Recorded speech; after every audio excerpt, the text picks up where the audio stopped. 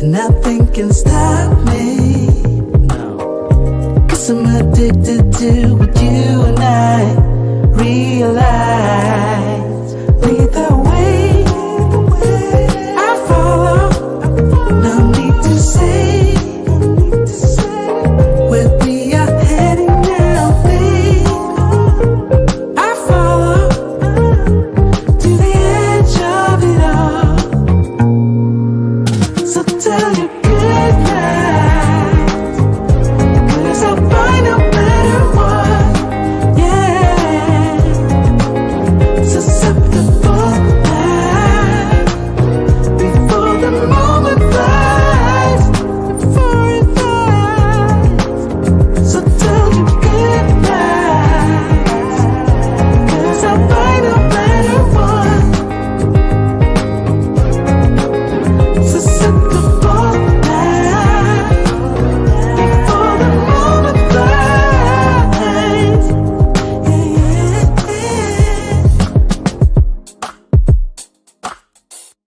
All right.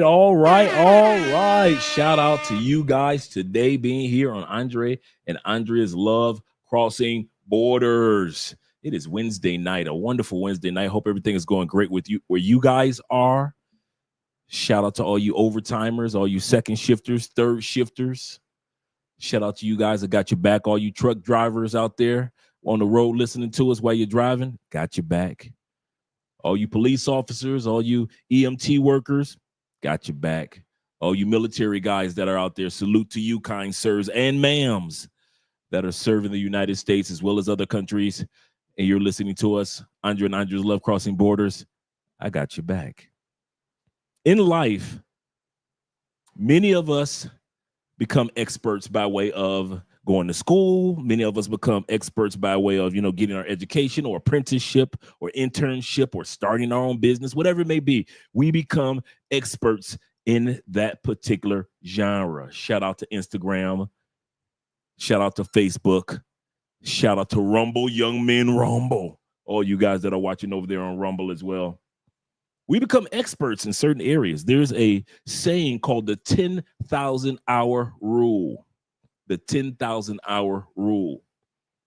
And what the 10,000 hour rule is, if you hadn't gone to school and got your master's degree, but if you do something, one thing, and you focus on it, you do it for at least 10,000 hours, it is considered to be as equivalent to a master's degree. If you do a particular type of study or a particular type of exercising and training or nutritionists, or you're a person, some people that are nutritionists that are experts in foods, they hadn't got a particular certification, but they can tell you everything about different foods around the world, why they've done it for at least 10,000 hours. So it is for Anton Daniels when it comes to being a father. He's done that for at least 10,000 hours. And he's one of our good brothers straight from Detroit. You better back the fuck up out my face, goddammit. I'm from Detroit, Michigan. Don't play with me. Don't play with that man, Anton Daniels. Make sure you subscribe to Anton Daniels' YouTube channel that comes on in the evening, as well as the Millionaire Morning Show. Moderators, if you can do me a favor and place the Millionaire Morning Show, as well as Anton Daniels' channel, into the chat line so everybody can subscribe to his channel. Great content creators. He's a good example of what not just a black man should be, but a man should be, a family man should be. He's put in his 10,000 hours. He's put in his 10,000 hours as an American. He's put in his 10,000 hours as a businessman. He's put in his 10,000 hours as a family man and a Christian.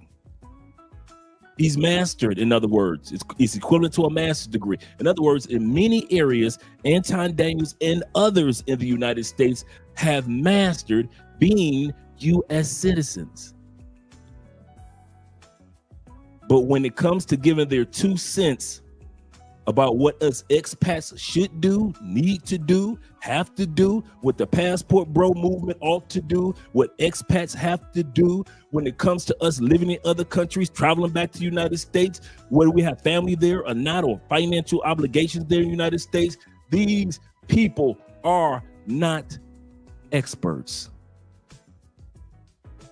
Many of us who have been living in other countries for 10 years, 5 years, 4 years, we have our master's degree in expatism.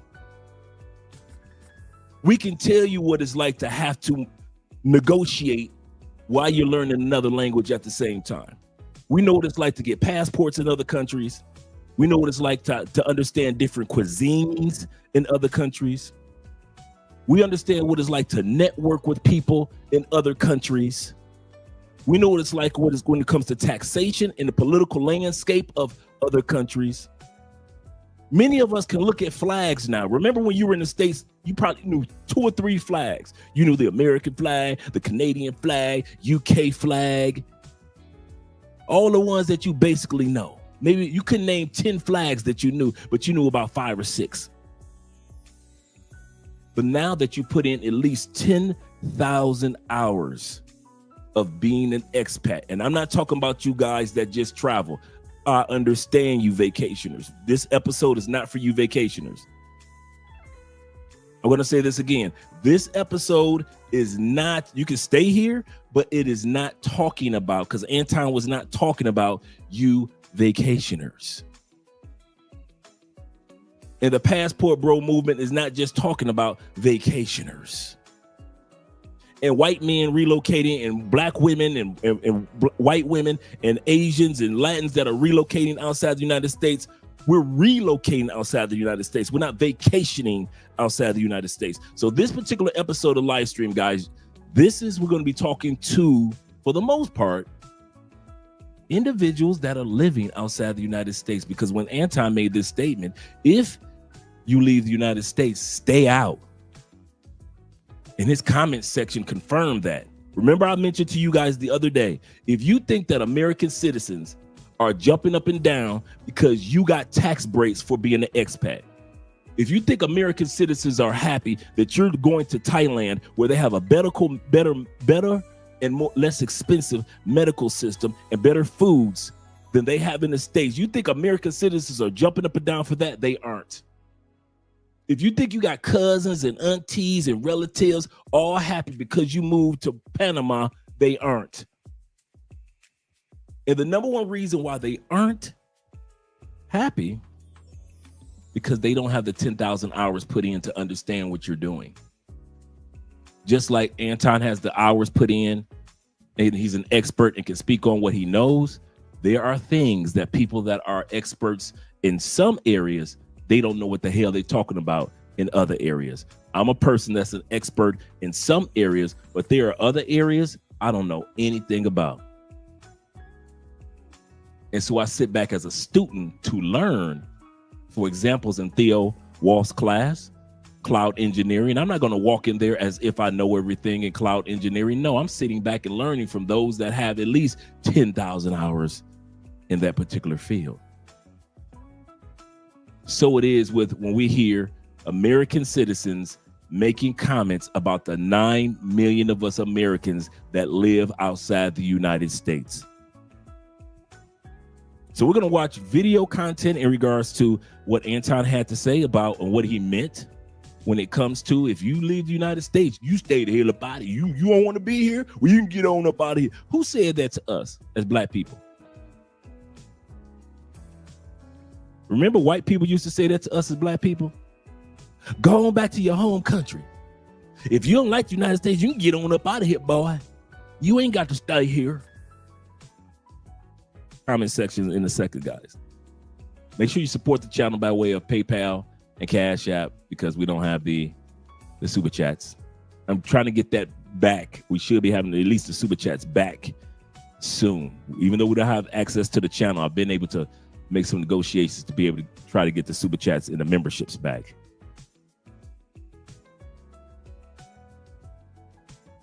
Same thing that white guys told us in the 60s.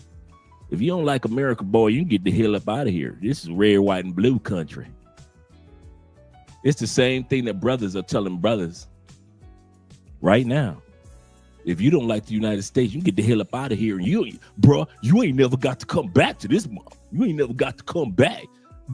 Either don't come back. That's what they're saying to us. We're going to talk about that in details. But before we go any further, we got to get these shout outs in. Get these shout outs to all you brothers that are here. Shout out to all you guys over there on Instagram. Let's get Instagram first. Shout out to my man OJ over there on Instagram. My man Chris James of the James family. Shout out to you. Shout out to Beach Bum in the building representing. Shout out to my man E. William 908. 908. Yes, sir. Shout out to Player with the passport doing big things, baby. I see what you're doing. Let's put our song on for you, brother. We're going to put our passport song on just for you.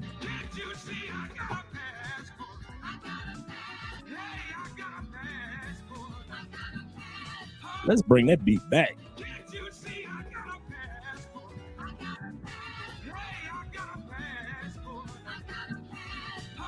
Shout out to you guys over there on Instagram with your passport. Shout out to my man Jamaican Rude Boy in the building. Shout out over there, my man Don over there. Shout out to you, Don Z Oliver. Shout out to you.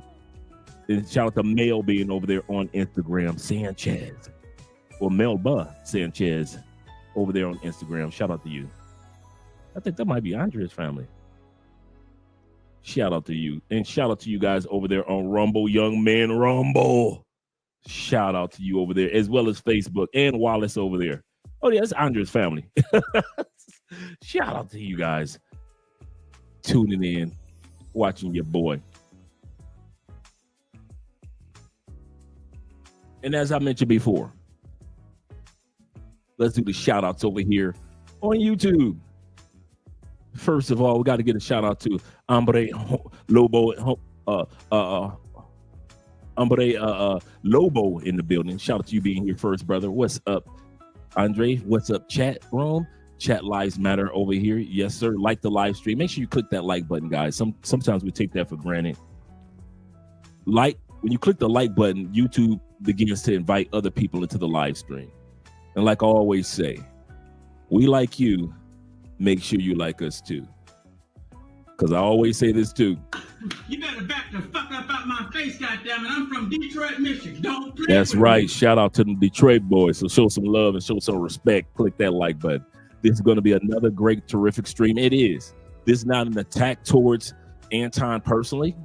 We've heard Anton for years talk about trying to understand the Passport Bro movement. He's never put down or degraded or did anti-Passport Bro videos. He's not even specifically talking about Passport Bros in his video, but he pulls all of us that are expats together, all 9 million of us that are deciding or have decided to relocate to other countries. And so we're going to hear what he has to say, because one of the things I have to say is when you have your passport, and I'm going to say this, and I'm going to emphasize on this before I go to the comment section. You go wherever the hell you want to go. That's the beauty of a passport. Because what white brothers was doing, shout out to my white brothers out there.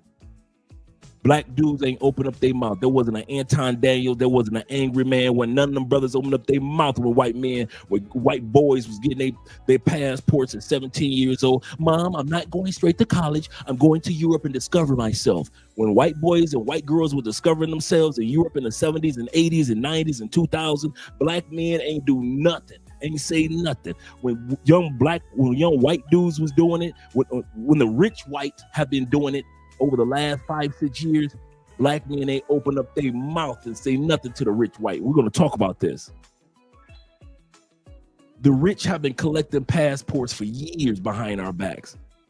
And you ain't seen one black YouTuber open up their mouth, nothing about it. Black women have been using their passports, and white women have been using their passports as digital nomads for years going to Bali. Ain't nobody open up their mouth and ain't said 2 words. You ain't seen no black YouTubers do a TikTok video, a YouTube video, nothing. When it came to black women and white women become digital nomads and traveling and working online. Enter the black man. Enter the black man.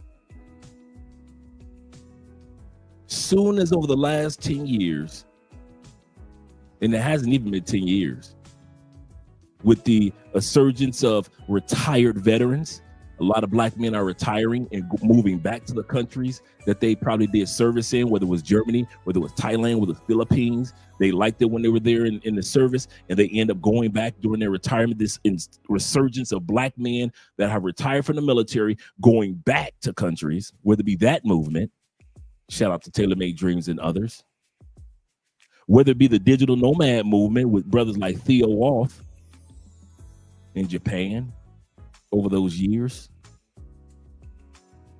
And then the Passport Bro movement with Aaron, the Black Men's Travel. Make sure you guys download the app of Black Men's Travel and the Black Men's Travel movement.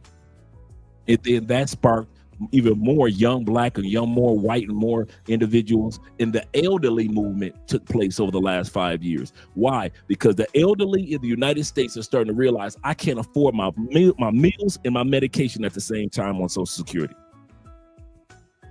I cannot afford my medication, how much it costs in the United States. And the average American retiree cannot afford meals at the same time in the United States. So a lot of retirees are starting to say, you know what? I'm out. I'm not about to use my wonder years. I either lose my health because I can't afford the medication or lose my healthy meals. And now I got to have the medication because I couldn't afford the meals. Once again, I'm going to say this once more. If you have not traveled at least 10,000 hours, if you have not lived in another country at least 10,000 hours, according to the 10,000 hour rule, in which it says that is equivalent to a master's degree, you still have learning to do when it comes to why Americans are relocating to other countries. I continue to say this, and I'm going to go to the comment section again. I see my boy Flyboy Way in the building. Shout out to Flyboy Way. Make sure you guys subscribe to his channel, and moderators, if you could, while you're looking up Anton Daniels channels, could anybody do me a favor and look up Flyboy Way's channel, because he's been an excellent example of not just a person that travels to different countries and different locations, but he also is showing guys an example of these are the steps that you want to take in order to start the process of slowly, and I purposely said that, slowly over time relocating to another location. So make sure you guys watch Flyboy Way's channel, because he show you the right way, the safe way on how to enjoy your journeys around the world. But my point in saying this is, again, when you hear somebody in the United States tell you, if you leave, stay out, your passport gives you access to all countries, including the United States. All 190 something, 190, I think it's 196 countries the United States have access, 191, even though we don't rank in the top 10 passports anymore. Once again, United States does not rank in the top 10 passports anymore. It's been years since we've ranked in the top 10 passports. You can look that one up. But even though we have our passport, we have access up to 196 countries. I think it's 191. But one of those countries we have access to still is the United States. And people in the United States still don't understand that we still have just as much access to our home country as they do. And they can't fathom the thoughts. They scratch the back of their head like they're Martin, like, wait a minute, you mean you are 100% American? You got all the rights that I have, but you can live outside of America? Yes. Most of America can't fathom the thought of being 100% American, but not living on the United Plantation of America. Because Mr. Osteen's plantation, they good white folk. Mr. Gilmore plantation, they good white folk. I'm not leaving this plantation known as the United Plantation of the United States. I'll never leave this plantation. It's the greatest plantation ever invented by man. Mr. Gilmore, good white folk, and his land is, America is good soil. Good soil. And we've been sold that as if there is no other place that you can go to. But we're going to look at some stats tonight as well as listen to what our brother Anton has to say. But let me continue on with these shout outs. And shout out to all you guys that are here. Like I said, we got a video that we're going to be watching in regards to our brother Anton and what he has to say to you, brothers and sisters and white women and everybody else. You want to leave the United States? Well, you keep your happy out the United States. And here's the crazy part. When you go into the comment section, there's a lot of Americans that feel the same way. If you leave the United States, then keep your happy out the United States. And you know who's saying it the most? Black people. Black people are just as loud as white people. But when it comes to talking to black men, black people are saying it loud. They never said this to black women. But when it comes to black men, keep your out.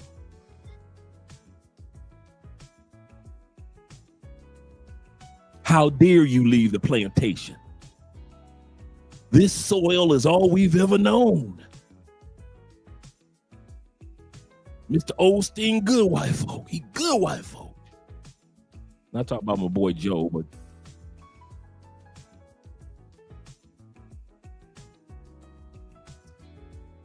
y'all gonna learn. Y'all gonna learn today.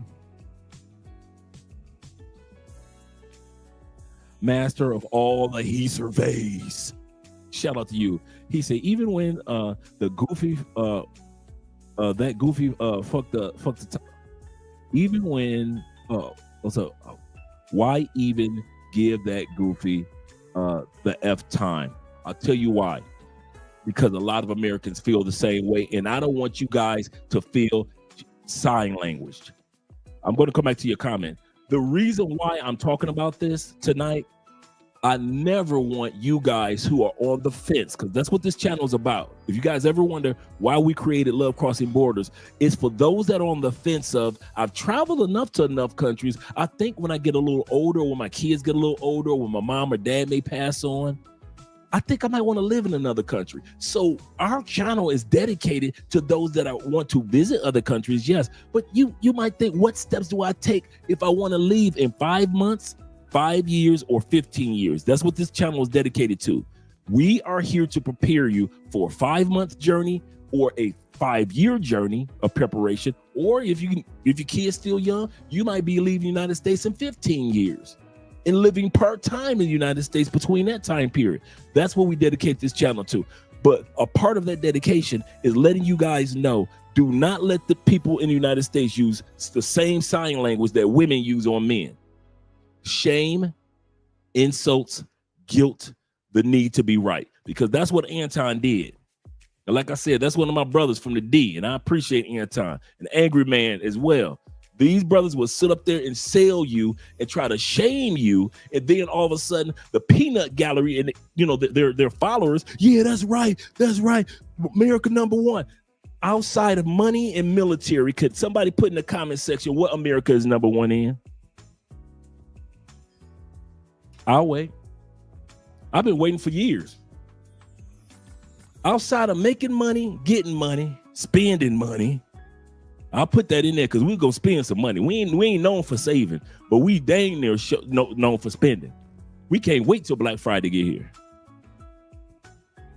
Outside of money and military, could y'all tell me what we #1 in? Education? Nope. Cost of living? Nope. Medical? Nope. Passport? Nope. Freedom of speech? Nope. You know how many times YouTube has shut us down? Nope. Food? Nope. Family values? Nope. Come on. I'll wait for you to put something in the comments that America outside of military and money is #1.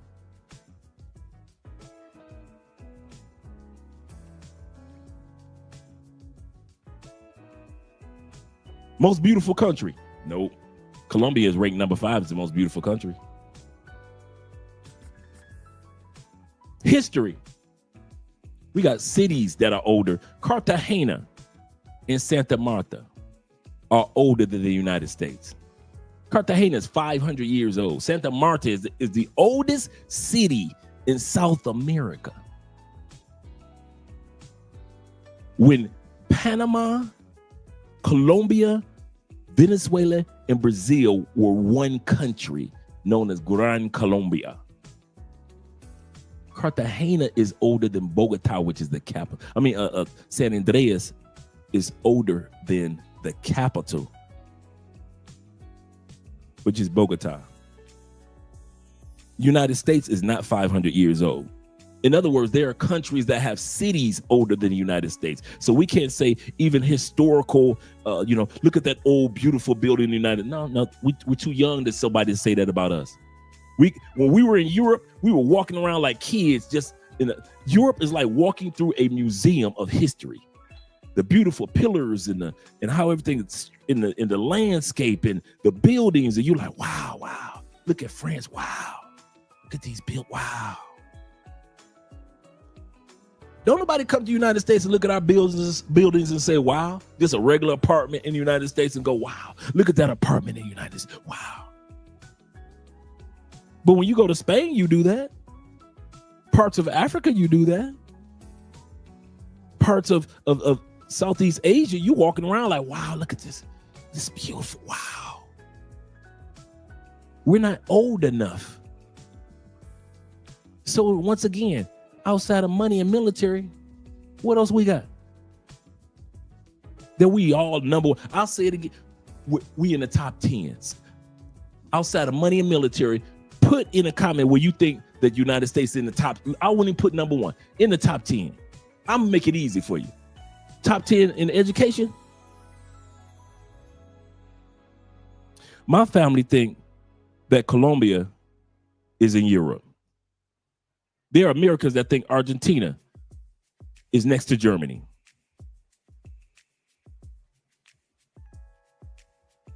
You got young American kids that if you show them a watch, tick, tick, tock, tock, tock, watch, just a regular watch with watch hands, they can't even tell time in the United States. If it's not digital, they don't know. And I've seen it several times on several TikTok videos where you take somebody that's under the age of 30 and you show them a watch and they don't know what the hell going on. A watch. We number one in education. Medical. We're going to look at that. Safety. We got to be in the top. We ain't even in the top 100 in safety. Top 100 countries.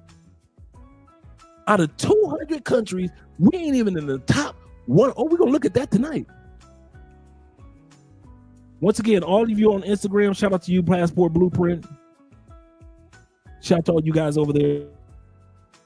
Instagram, all you guys. And I'm not saying this to put our country down, but what I'm saying is when you have a passport, you have access to all the positive things that all the countries offer you, at least 191. I'm going to say this again. Don't let people in the States shame you. Sign language, shame, like Kevin Samuels used to say, shame, insults, guilt need to be right. We're going to hear all this from Anton as well as his panel because they spoke about the passport, bro, and they talk about us that are traveling outside the United States. The panel talked about it last night. I'm just looking at them talking about us and trying to shame the one brother that wanted to live outside the United States. And before I go back to the comment section, I'm going to say this. You brothers and others in the United States, you better hope and pray the way that y'all acting, that this 4-year social experiment with President Trump works out the way that y'all acting.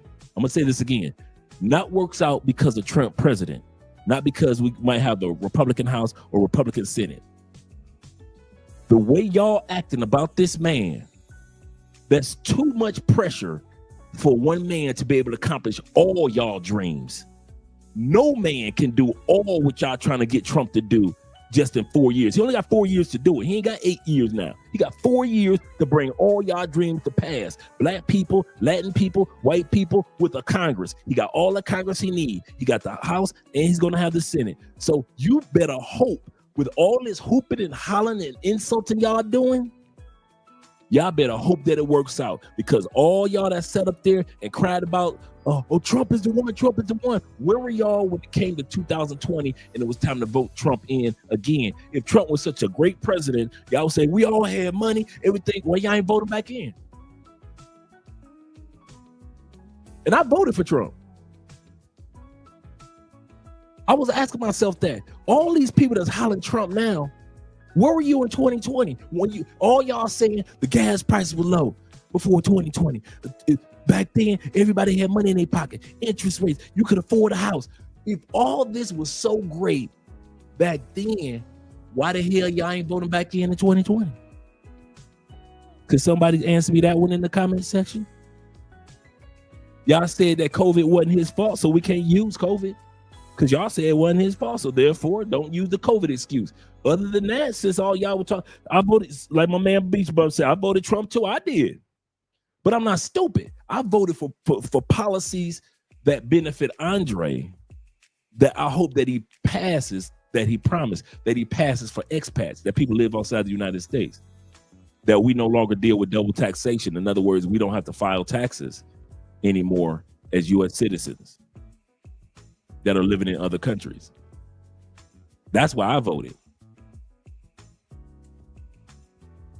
So, like I said, the way y'all jumping up and down and putting down the Democrats and laughing and giggling at the ladies for being online and being upset, and I hope and pray in 4 years none of this come bite y'all in the tail the way y'all acting.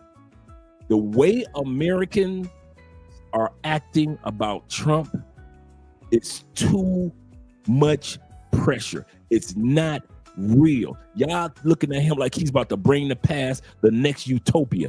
Name the president of all the presidents we've had. 40 plus presidents. We're about to have a 47th president. Name the president that brought a utopia to the United States. Closest one was Theodore Roosevelt after the during the time period of the Great Depression. I mean, Franklin Delano, FDR, did 4 terms, 16 years. That was the closest, but it took him 16 years of being the president. That was the last time we had a long term like that.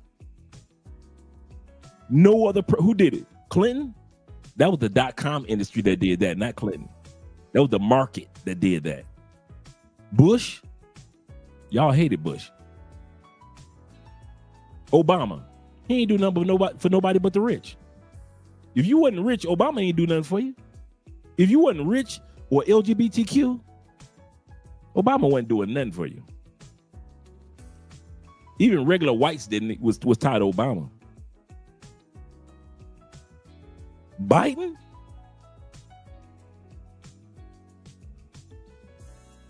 I think Theodore Roosevelt, who fought against big industry and fought for the rights for individuals to have workers' rights. He fought for workers' rights to where you couldn't put little kids in factories anymore and stuff like that, and you could form unions. Theodore Roosevelt did that. Yeah, that's what the closest that you could think. What was Abraham Lincoln?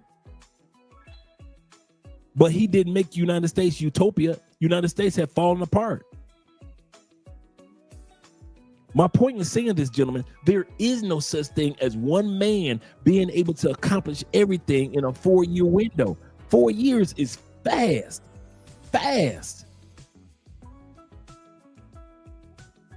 It feels like Biden was just inaugurated last year. So, like I said, I voted for Trump, but this little social experiment that y'all do in the United States, the way y'all running up and down the streets and shouting up and down, and I'm Trump this and I'm Trump, you better hope that it work out. Because if it don't, boy, you talking about those of us who got jokes, man, I'm gonna make so much content laughing at your ass in 4 years. Oh, I'm gonna be laughing at what? I'm coming for all of them that had something to say. You better hope this social experiment work out exactly the way y'all acting. Y'all just running around, Trump, Trumpity, Trump. I love you, Trump. I dedicate my kids. I'm gonna name my kids Donald just because I love Trump. Everything about you. You got men sitting up there crying about Trump like he Michael Jackson. I'm starting with the Trump in the mirror. I'm asking him to change the world. You see what Trump doing? He gonna be talking to Putin as if no more wars on the planet is gonna happen because Trump is president. As if those expensive eggs that you paying for in the United States ain't gonna be expensive no more. Oh, them prices ain't going down. They gonna go down a little bit, but not far, bro. Not far. Shout out to crypto. Shout out to Trump for crypto. Cryptocurrency on Bitcoin on its way to $100. I mean, 100,000. For those of us that got our Bitcoin, shout out to you guys. And shout out to you guys for supporting by way of Cash App and PayPal. Let's go back to my brother. He say, dude is fake as F. He say, as if he's some self-made dude. When dude had a bankruptcy. And we've all been economically, ups and downs. And Anton tells that I've heard Anton talk about that every day in his life is not perfect. We've all have learning curves. And that's why I respect him as a businessman, because we learn from our mistakes. Black Scorpion is in the building. We're doing something right. Shout out to you, brother. Shout out to my brother in the building. Peace to you as well, brethren. Peace to you as well for being here. Flyboy Wade is in the building as well as David. My man Beach Bum on Instagram says he can't do everything. Too many enemies. Absolutely correct. Can't do no one man. He's got even Ronald Reagan, who had 8 years. Ronald Reagan destroyed everything that Theodore Roosevelt set up for workers. You wonder why the unions aren't unioning anymore like they used to be in the 70s and 80s? Reagan administration. You wonder why trickle down theory never happened, where they made sure they got all the tax breaks from the rich. Remember, the rich had like a 40% taxes that they had to pay on, and corporates had to tax. They brought it all the way down like 27%, 21%. And they said, if you look out for the rich, then the money will trickle down to the average person. That theory never took place, ever. The economy turned around during the Reagan administration. Economists told Reagan that the economy would have turned around even if Carter would have became president again. It was the market that was going to change it, not Reagan's presidency. And Reagan ran on it. He talked to the economists and found out that the economy was going to turn around anyway. No matter who was president.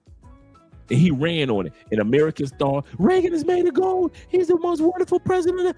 These white people right now that they got statues out there Reagan right now out there Reagan worshiping, when Reagan was the one that took away the unions to where you lost your job and your opportunities to get the same job that your grandpa and pawpaw had at the factories. But you Reagan worshiping. And so it is with the Trumpeteers.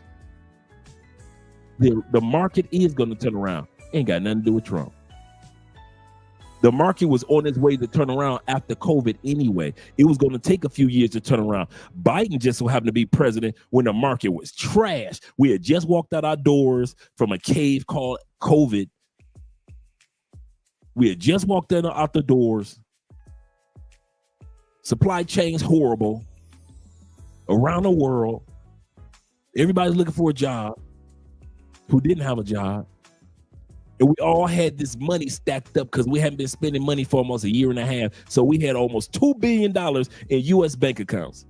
And it took us from when we walked out the door of 2021, September 2021, we had $2 billion saved in U.S. bank accounts. The average American, not corporations, nothing. Just the average everyday American sitting up in your house that long was $2 billion sitting in our bank accounts. By September 2023, all $2 billion was gone. We spent it all. We didn't invest it. We didn't sit back and say, hey, crypto coming down the line or this investment. Those who knew about investments did, but most Americans blew $2 billion by the end of September 2023. That had nothing to do with Biden. That was us spending our asses off. Now, Trump is going to come in and the economy is going to be better, but that's the market. And presidents play on the fact that most Americans don't know anything about the market.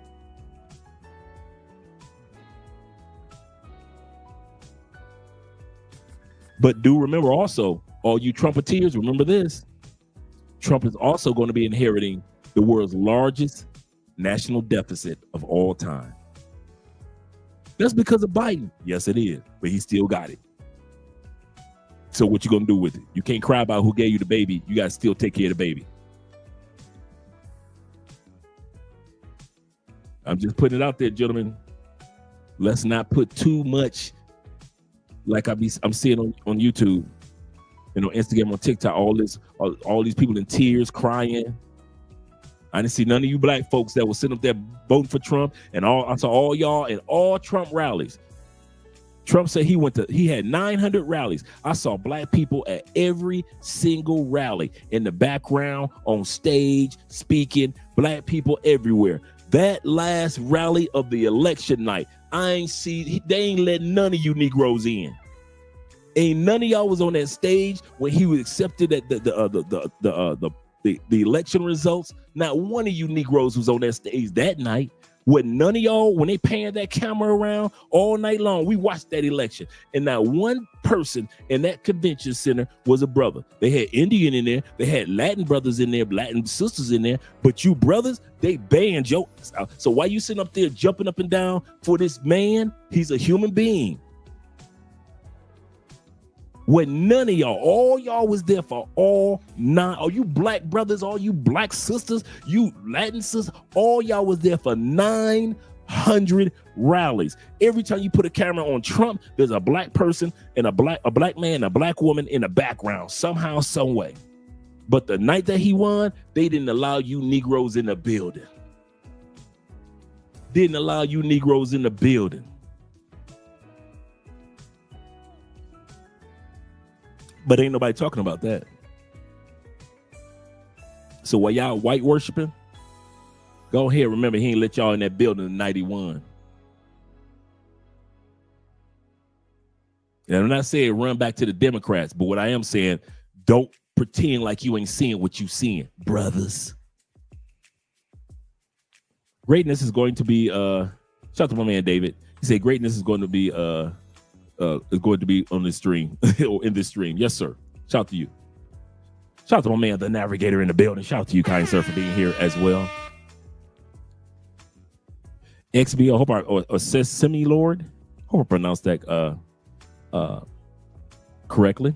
Andre, shout out to you for Medellin, Colombia. Them brothers down here doing big things in Medellin. Shout out to Medellin, beautiful city.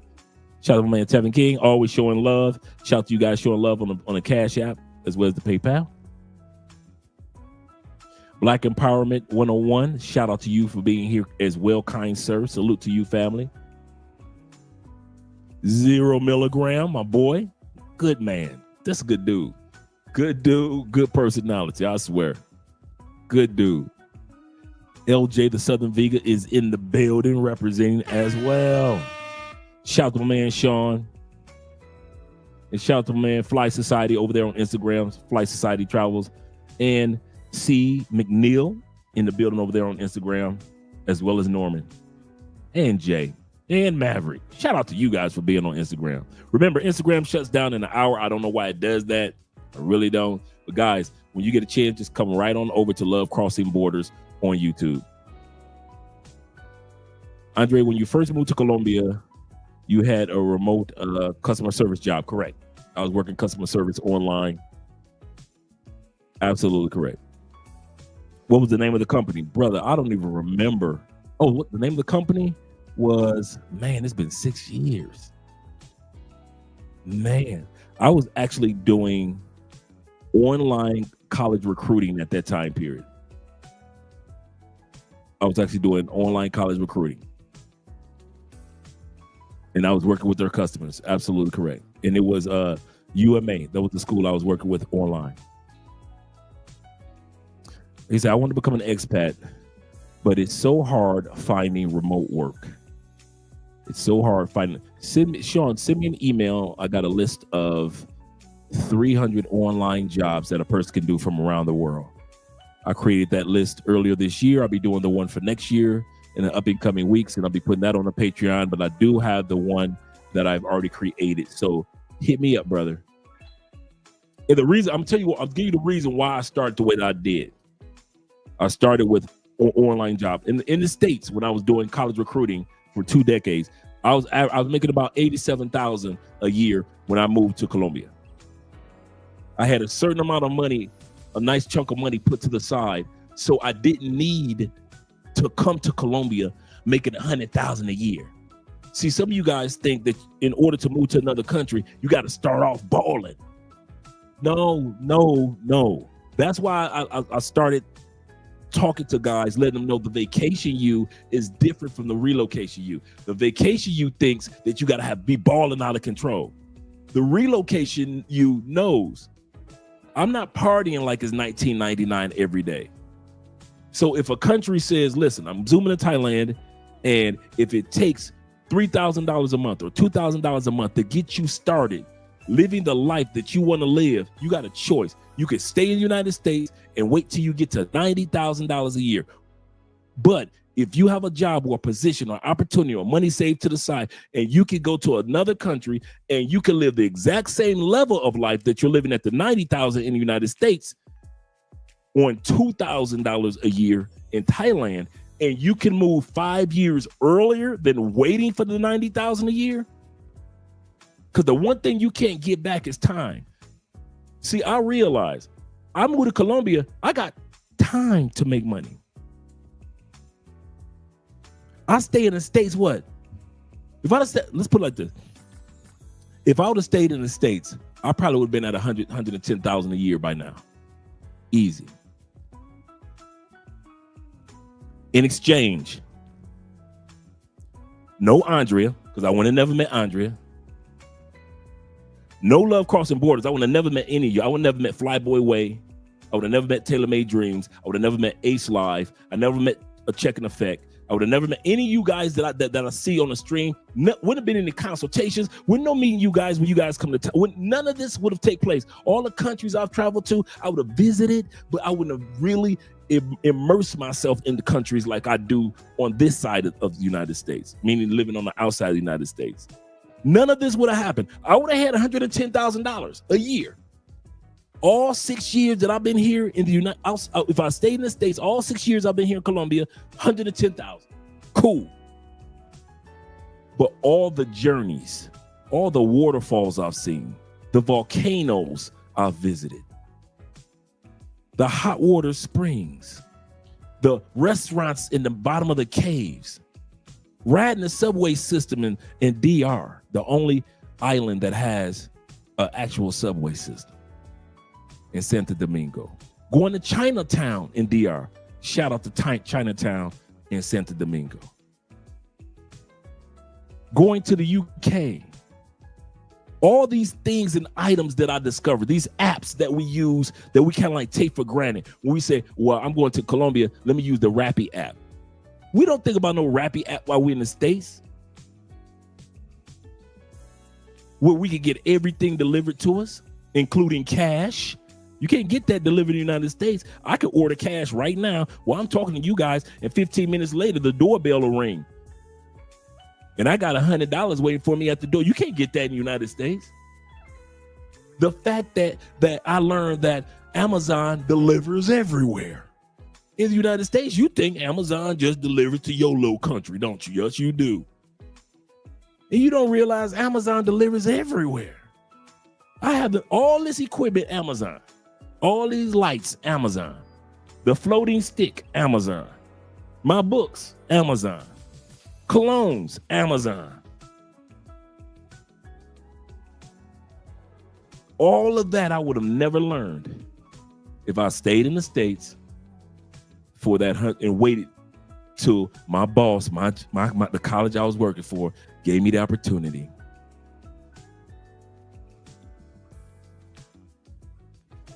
to make $100,000+ a year. The greatest commodity, I keep trying to emphasize this, and I hope that somebody picks this up eventually. The greatest commodity in your life, gentlemen, ladies, will never, ever be money. It will never, ever be money. It will never be things or items. The greatest commodity that you will have while you walk this universe is your time. What are you doing with your time? I would never exchange. If I was making $500,000 a year in the United States, I wouldn't exchange it for my 5 years or my 6 years living in Colombia. Keep it. All the adventures and the foods and the people and my health is so much. You know how tore my health would have been if I was still stuck in the States eating American foods that are illegal in other countries? Yeah, I'm making $500,000, but I need that $500,000 because now I got to get me a trainer because I'm fat and I'm overweight, because 70% of Americans are considered overweight or obese. I'll say that again. Yes, I make $500,000 a year, but yeah, you fat, you overweight, and you obese, and you make $500,000 a year and you live in the United States. All those tax breaks you get for living outside the United States, I don't get none of those. A single man, come on, all you dudes, all you single men in the United States with no kids. Is it not? Do you get any major tax breaks? Hell no. They come after you for every little penny they can get. You got to get you an accountant that can give you some super tax breaks of the tax breaks on top of the tax breaks. Because if you ain't got no kids and you single and you a man, they gonna come for that 500. So you ain't even walk away with 500,000. But just because I live outside the United States, I get all these major tax breaks that I never even knew existed. None of this would have happened, gentlemen. That's what my point is. Don't wait. Now, I'm not saying coming over here broke. Don't do like some brothers on YouTube do. But what I'm saying is stack your money, get your time right, and start living in another country part-time. Let's tell yourself, you know what? I got myself in a position to where I can live in Panama 2 months or 3 months out of the year. Started with the part-time, or started with like 2, 3, 4 trips a year. Like I said, my vacation, I had 10 vacation days. All you dudes that got vacation days, once again, you got 7 minutes Instagram. They're going to shut down. Make sure you Fly Society. Make sure you guys come over on YouTube. I had the same 10 vacation days that you guys had when I decided to move to Colombia. I came here and I got my first unfurnished apartment for 2-bedroom, 2-bathroom in the suburban area. Really nice. Not even a 5-minute drive from here. Didn't have a car or truck at that time period. No furniture. All utilities included. All Wi-Fi included. All cable included. $320 a month. Now, mind you, I only had 10 vacation days coming to Colombia. I didn't have, I wasn't here, yeah, I'm come and I'll be here for 4 months. No, I didn't have that. But I had $300 and some a month that I could spare. I say, so if I don't go to the cigar bar no more, and I kind of like stop it on going to the clubs with the ladies.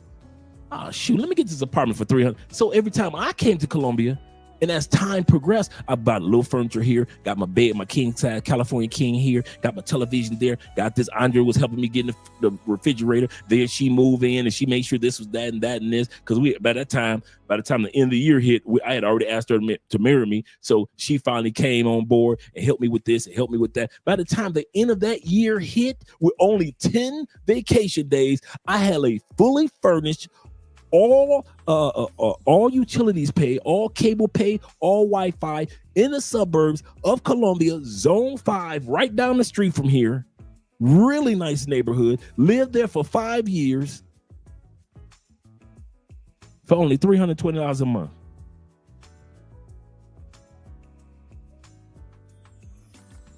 And while you eating turkey, I'm in Colombia, my apartment. While you eating ham on Christmas, I'm in Colombia in my apartment.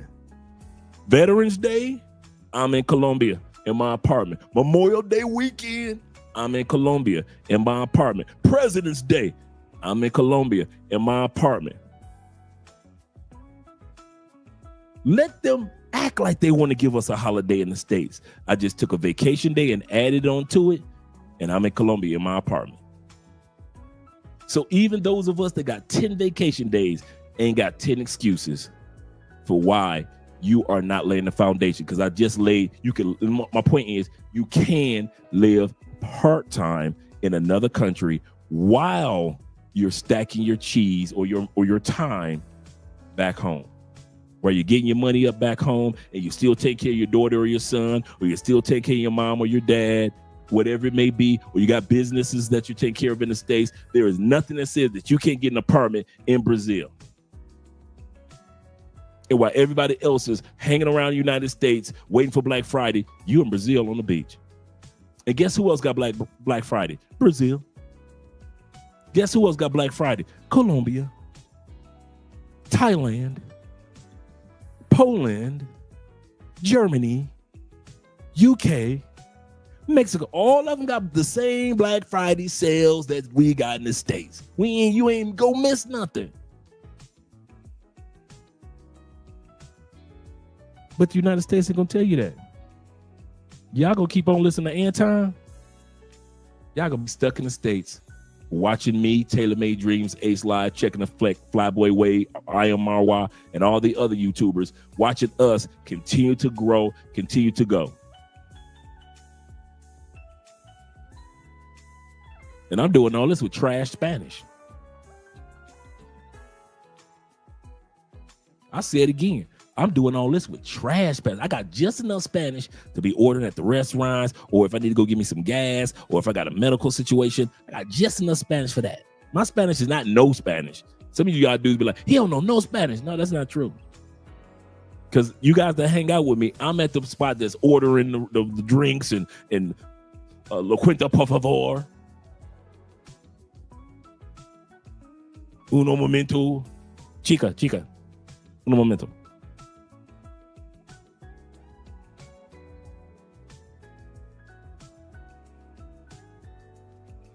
At the end of the day, you guys can do it. That's what my point is. Don't let anybody that hasn't done it try to convince you of something they haven't done. I'll say it again. Never let somebody that hasn't done it try to convince you not to do something that they themselves have never considered or ever done. Just like the Antons, just like the Angry Mans, just like a bunch of other brothers that want to stay in the States. I'm going to say this again. The best thing for expats is for all you Americans to keep y'all happy in the States. I need American citizens to continue to do me this favor. Don't save, because we ain't been saving for years. Spend all you got, because we famous for spending. That's what keeps the U.S. dollar strong. We're not backed by gold since 1972 with the Nixon administration.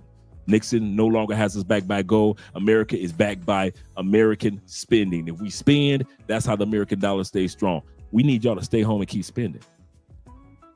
We need y'all to stay home and get jobs. We don't need y'all to come out here and get none of these tax breaks that we get. Keep your ass home, pay them U.S. taxes. You will never see me tell an American citizen to leave the United States. I'm the opposite. When I'm in the United States, I'm telling all the U.S. citizens I can find, stay your happy right here. You don't want to come out here with us. Stay right where you are. You think I'm going to talk down about what Anton said? This conversation is not to put Anton down. If anything, it's to encourage more Antons to multiply. I'm serious. Man, you will never see me talk about, man, they talk about, no. I need Americans to stay in America, pay your taxes, go to work, do your overtime, pay them high prices for food that nobody else in the world would dare eat. Go ahead and get a second job, third job. I don't care if you can't afford a house. do something, stay in America. I don't care if you got to sleep in your car in Walmart parking lot. You keep your tail in America. That's what Andre preached when I'm in the United States. You'll never see me tell American citizens to leave. Oh no, that'll never happen, brother. That'll never happen. Yeah, we don't want y'all out here with us. Hey, you crazy. You crazy. We don't want y'all out here with us. All this lovely life we got out here, all these fresh fruits and healthy drinking water out here in this world, learning all these different languages and cultures. Stay right where you at, Americans. I mean it from the bottom of my heart. Do not leave the United States. Keep your happy ass right on that plantation where you belong. You love it. We like it. I'm quiet as a church mouse when I'm in the United States. You'll never hear me talk about expat stuff in the barbershop. Yeah, y'all should leave and move to DR. I talk expat stuff to expats. I talk digital nomads to digital nomads. I talk passport bro stuff and blue book gym and passport king stuff to passport kings. I talk to travel YouTubers about travel YouTube stuff. To the average American, when this camera goes off, I don't talk to y'all. Y'all crazy. Any of y'all that's trying to convince Americans to leave America, y'all correct. I need y'all to keep y'all happy. That's right where tomorrow morning, you got to get up in the morning, don't you? I need you to drive through that 45-minute, hour and a half traffic. Drop the kids off. Go and pay for gas. A lot of that gas is coming from South America as well as North America. I need you to go ahead when the holidays come, somebody pass on. When the holidays come, buy some flowers. Your girlfriend birthday coming up, buy some flowers. Funeral, buy some flowers. The Kentucky Derby, buy some flowers for the horse. Why? 99% of all flowers that are shipped into the United States come from Colombia. All those flowers you see in Walmart, Colombia. All those flowers that you see for funerals, Colombia. That big horseshoe flower at the Kentucky Derby they put on the horse, Colombia. 99% of the flowers that you see in floral shops, Colombia. You can look it up. That's what I need y'all to do. Keep your butt in the States, pay your taxes, spend your money, because you make my passport strong. And while you paying taxes, they gonna keep giving us these tax breaks. We got right now we're at $126,000. The first $126,000 that we make as expats is tax free through the tax excursion process. 98% of all expats don't pay taxes. We file tax forms. Most Americans in the States and most Americans outside the States don't make $126,000. Name at any point in time, all you men, have you ever seen a tax break of $126,000 for the average American living in America? I'm gonna say this again. When was the last time you saw a tax break? And when I first moved out of America, it was $102,000. Then it moved up to $108,000. And then the next year it moved up to $112,000. And now this year it is a $126,000 tax break. That's not including all the other tax breaks we get. It's just a right off the gate tax break for whatever we bring in. I'm not talking about corporate tax. I'm talking about individual tax break if you're a sole proprietor or you're just an individual contractor or you're a person that's an employee. I'll say this again. If you're sole proprietor, if you're doing contract work, or you're just an employee for a company and you live outside the United States, your first $126,000 is tax free. You think I'm gonna try to get Anton and all them brothers out here to take advantage of that? Nope. Y'all stay y'all happy right where you at. I ain't trying to convince y'all none of that. You will never see me do one live stream trying to convince you American citizens to leave America. Hell no. The reason I get these tax breaks is because y'all got to pay taxes. Say this again. Reason why expats get all these deals, because y'all got to pay taxes. We just got to file taxes. We just got to file taxes. I keep telling y'all the story of the lady I talked to not even 2 months ago on Reddit. We started having a conversation together. She said, Andre, I hadn't filed taxes in 20 years. And the reason why I wanted to interview her is because I'm on Reddit in the expat groups, and it's thousands upon thousands of Americans that say, man, I don't file no damn taxes. I'm like, man, y'all don't file taxes. Y'all crazy. That's why I asked one lady, and so we pulled to the side, and I just had a private conversation with her back and forth. She said, I haven't filed in 20 years. I said, what? That's crazy. And then she said, and then when I went back to the States and filed taxes, they only go back 6 years. I said, they only go back 6 years? She said, yes, for expats, they only go back 6 years. She said, and because I get all these tax breaks as an expat, she said, those 20 years of taxes that everybody else would have been crying about if I still lived in the States, she said, I only owe them $500. How many of y'all live in the United States if you didn't pay 20 years of taxes will only owe $500? All these reasons are why I said if I was making $500,000 in the United States, if you offered me $500,000 in 2017 when I left it, we're gonna give you $500,000 a year to come. No, you keep it, because the experiences of life that I have in the last 6 years can't be purchased. The type of woman I have, the type of family that I have here, the friends and you that I have, the friends that I have in Colombia, the networking that I have around the world could never be measured in money. So you can keep that little rag $500,000 a year that you would have paid me. Now a lot of I went back to the States for those 6 years with the $500,000, and all the experience that you would have gathered like I did would have never happened. That's what my point is. If I would have went back to the States for $500,000 a year, yes, I'd have been balling. But all the global experience that I've acquired for the last 6 years, washed away like fireworks, blown away like fireworks.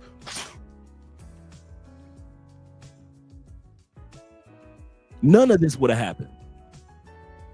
None of it. None of the things that I've seen, none of the things that I've experienced, all you great guys and ladies that I've met, interviewed, talked to, none of that would have happened for measly at $500,000 a year that they would have destroyed with taxes and high inflation. I'd have been making $500,000 stuck in the States with your inflation, with your high gas prices, with your living in Florida, with all those people that were coming into Florida over the last 5 years. I would have been there for that. The high cost of medical in the United States, I would have been there for that. The Biden administration, I'd have been stuck there for that. All y'all that's been talking about the pains I don't know the pains of the Biden administration, but for $500,000, I would have been stuck in the States. I would never experience what I've experienced. And at the same time, I would have been stuck in the States for 4 years during the Biden administration. And I'd have been stuck there during the COVID. And I would have been stuck there during the Trump administration for $500,000. My point in saying that is, if you get to the point where you like, you know what, I got me an online job, but I only bring in like $3,000 a month, $2,000 a month. If the country that you want to move to gives you a really comfortable life as a starting point, and I mean this, as a starting point, take it. If zoom into Thailand or Philippines and it's only $2,000 a month to live in a really nice high rise in a beautiful city for $2,000 a month with your food, your utilities, your medical, everything included is $2,000 a month. Everything on top of that $2,000 is you're having fun or you're partying or whatever it is. That's over the $2,000. But I'm talking about your basic needs is $2,000 a month. And you trying to get out the United States and you trying to wait until you get to $20,000 a month, you out your rabbit mind. You keep on waiting, and the rest of us gonna live our lives around the world. You gonna keep on waiting. There's a part in the Bible, true story. Jesus says this: man busts his tail his whole life. He had 5 barns full of grain, and the man said, "Now it's time for me to retire." And Jesus looked at the crowd and said, then death came to the man and said, "Today your soul is required of you." I never forgot that story. Today, your soul is required of you. Some of y'all gonna make that money. I ain't mad at you. And by the time you really get ready to get settled in whatever country you want to live in, death gonna come knocking on your door and say, you made the money. I ain't mad at you. But player, today, your soul is required of you.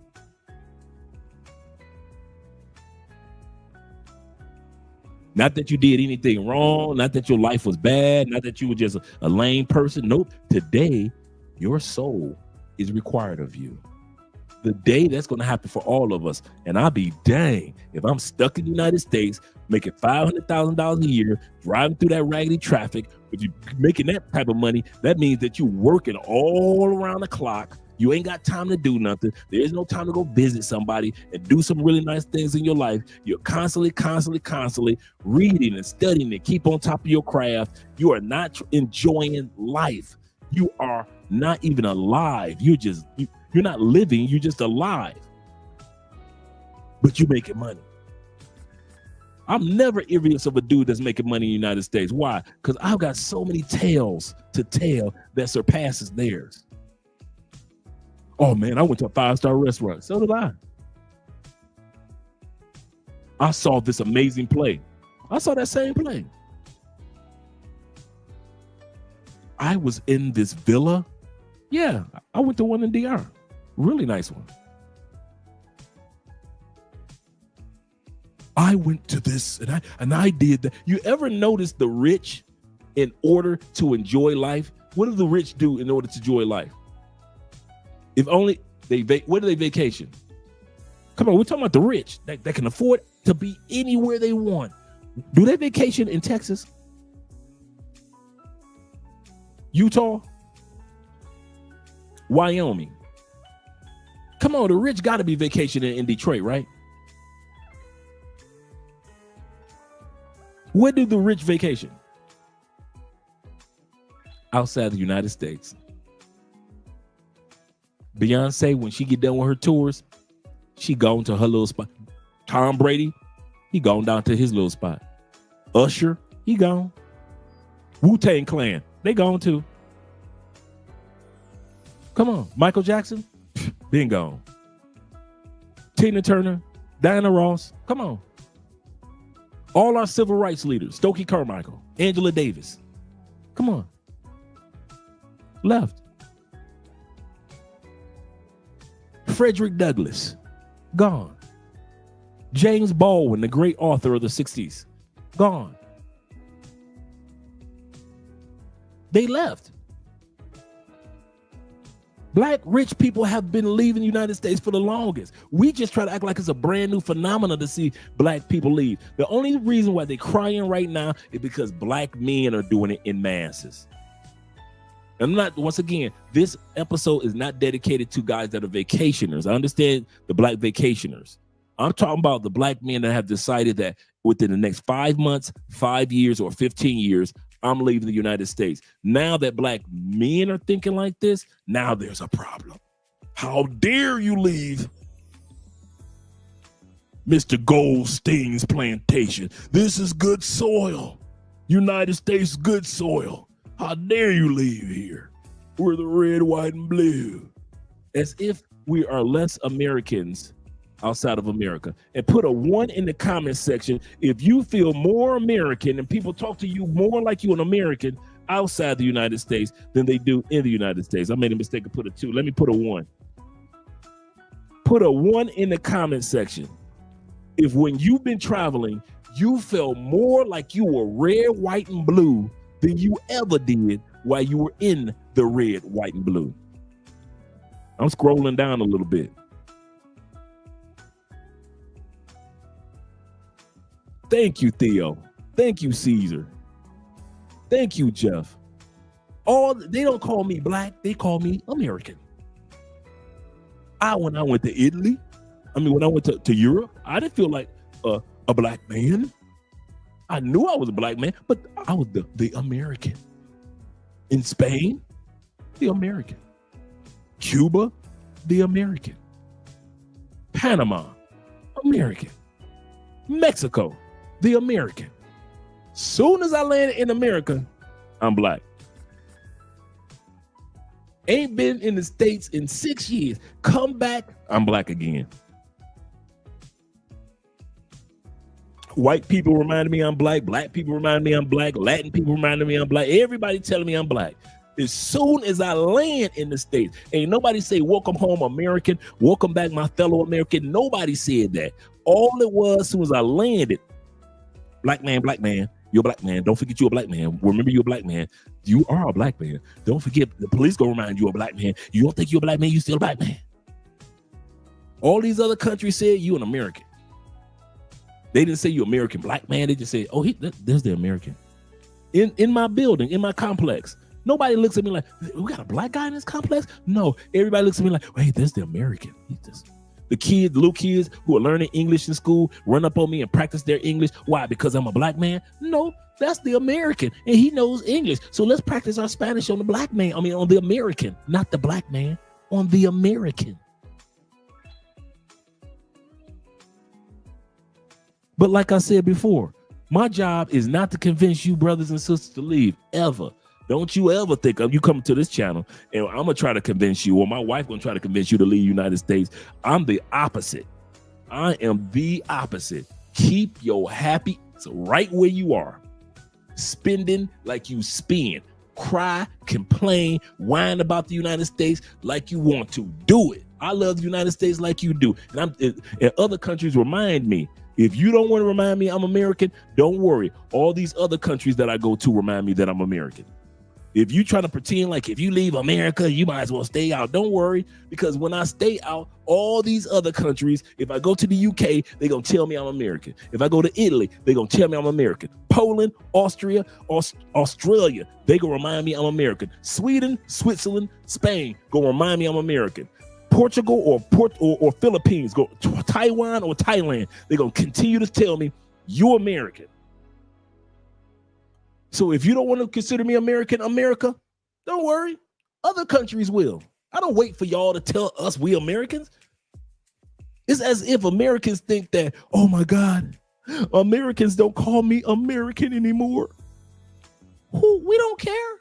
Bro, these cameras go off as soon as I walk out the door. Somebody looking at me, that's the American dude. I go into the club, I get special treatment. Why? Because they know Americans gonna spend.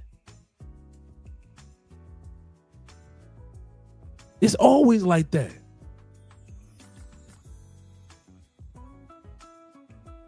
Man, please. Seriously. But let's get ready to get started with the video. I didn't get a chance to do all the shout outs and all the comments and things like that. I'm going to come back to that. And thank you guys for all 104 people being in here. Shout out to Beach Bum in the building. He said, giving you roses right now. Rep for the passport movement. Yes, sir. Yes, sir. And we're going to come back to the comment section in a second. But I want to get started with the video with Anton Daniels. Shout out to Anton. Good guy. Really good brother. But like I said, if you haven't put in a time or if you haven't lived in other countries, there's things that Anton has mastered I can't even open my mouth to. This man has mastered YouTube on a level that I haven't, social media on the level I haven't. All I can do is open my mouth and ask questions on how'd you do it, Anton. Same thing with Andy, with Angry Man. These men have been in it for so long and have mastered the art of content creating and things like that. My job is to sit back and listen, not to act like I know everything. But I say to them, bruh, when it comes to this living outside the United States, sit back with a pen and paper. Learn from us that have mastered the life of living outside the United States. Because I tell my brothers who are in the United States, including Anton, Angry Man, and others, you don't know what the hell you're talking about. And I mean that from the bottom of my heart. You do not know. Just because you visit a bunch of countries, there's completely different. Like I continue to say before I go to the video, it is completely different visiting other countries than living in other countries. Let's get started with the videos. Okay, so since Trump won the election, we're cooked. Yup. I'm gonna be leaving the U.S. and I'm gonna be moving to Hawaii. So we'll see. Now, This video you guys are going to watch, the guy just said, I'm leaving the United States and I'm moving to Hawaii. Young brother just said, I'm leaving the United States and I'm moving to Hawaii. Remember what I said, America's not number one in education? Is this not proof America's not number one in education? See how it goes, and I'll update you guys. What's going on is Anton from AntonDaniels.com. I appreciate you guys for continuing to rock with us. Not the sharpest knife in the tool shed, but there's people obviously that don't even realize that Hawaii is a part of the United States. Neither here nor there, but the fallout continues. I want to have a conversation about moving abroad, right?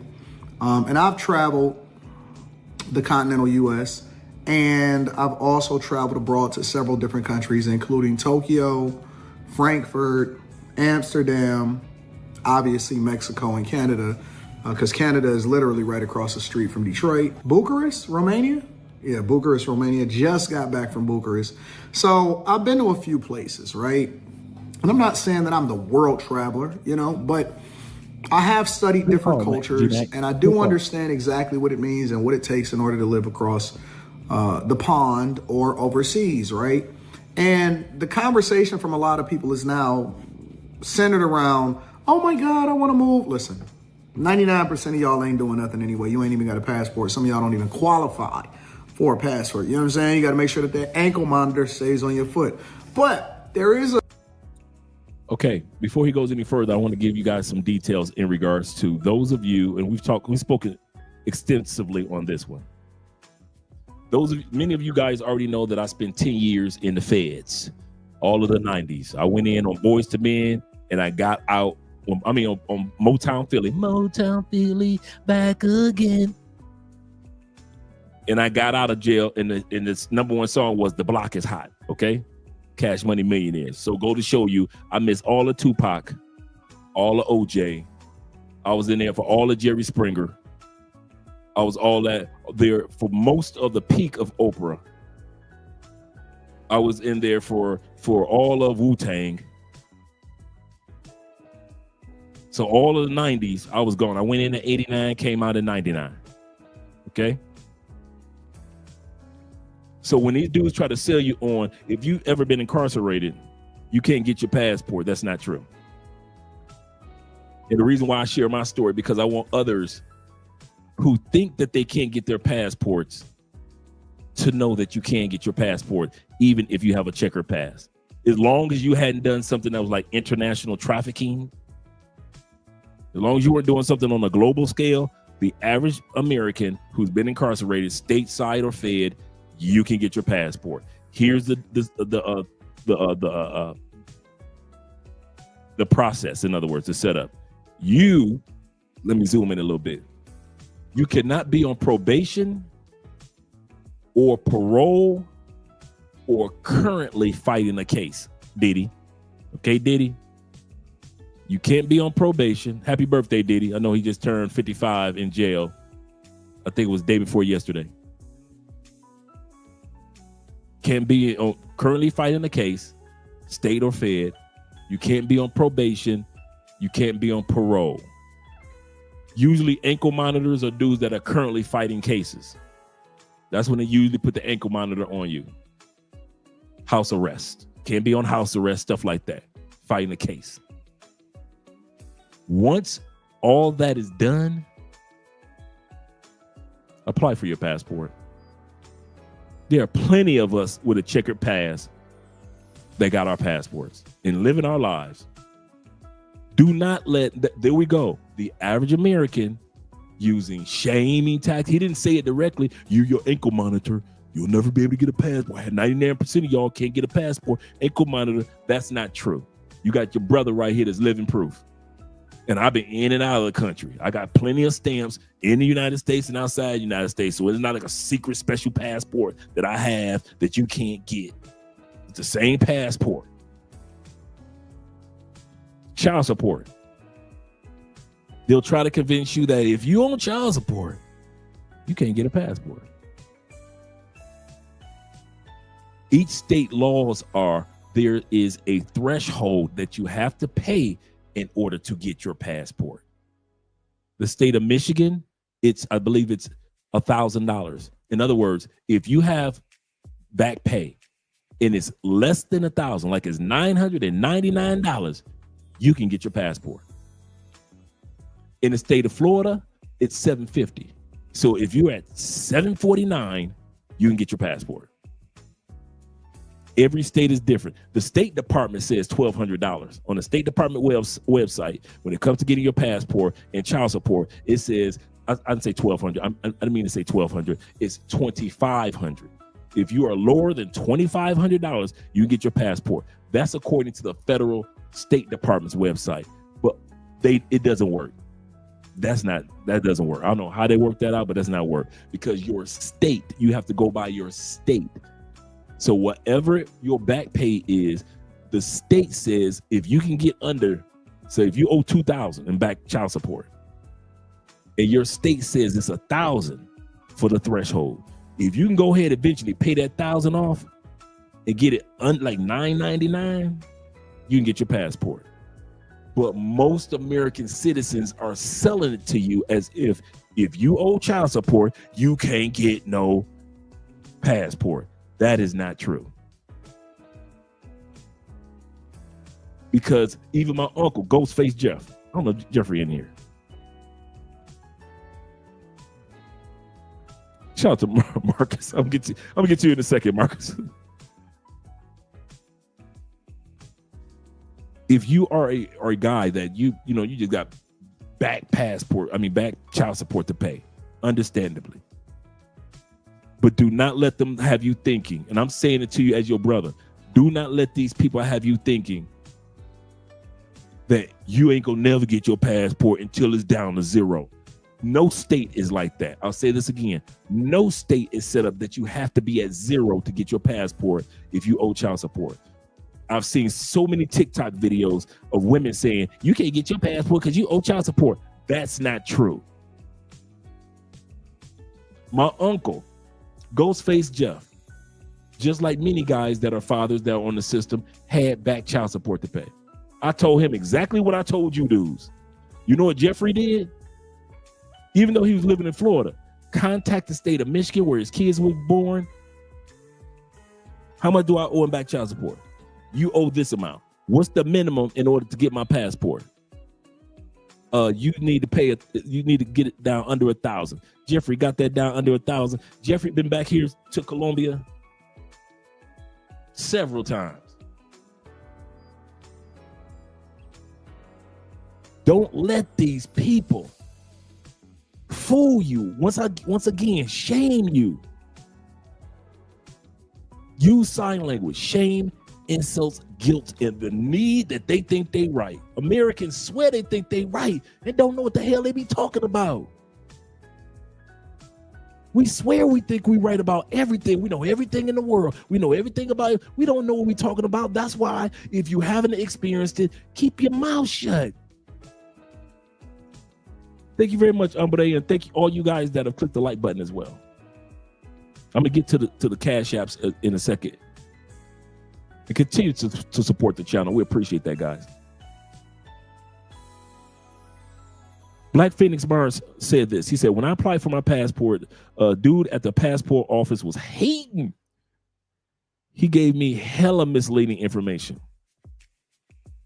That's why I say the only people, when it comes to this travel movement, that's got your back are people in this travel movement. I don't care if they black, white, I don't care who it is. I don't care if they male or female. Ain't nobody got our backs like we got our backs. We might look at the sisters side eye, but in all sincerity, ain't nobody got your back or understanding your traveling journeys like sisters or white women or any other woman. Ain't nobody on it. You might look at white men like as a white man, but at the end of the day, don't nobody understand your journey as a traveler like your fellow white man or your fellow Latin man or your fellow whoever it may be, East Indian. Nobody understands what it's like to use a passport to change your life, except for those that are using their passport to change their lives. Nobody. And so you're going to get some misleading information. My brother said, "In his attempt failed." Shout out to you, brother. Donna says this. Shout out to Donna being in the building. And Donna said, you should take pictures of your baby mama on the internet acting a fool so you can get proof and get custody of your child and take them with you. This is true. But the only thing that's different with that, Donna, is this. That's the only thing. Until a child turns 16, you have to have the fellow parents okay in order to travel internationally. Or if they can't like catch up with the parent, Donna, like that parent just disappeared. If they can't catch up with the parent, there's like a special form that you fill out.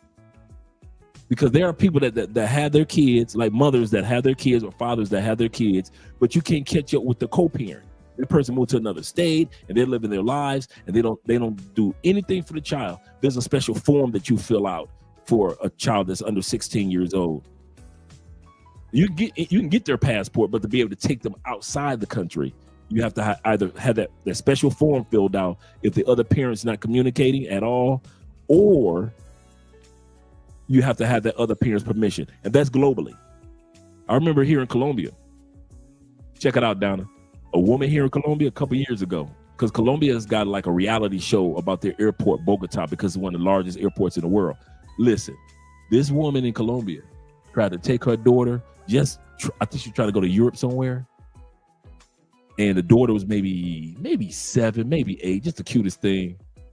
And she faked the father's thumbprint on the verification form or the authorization form.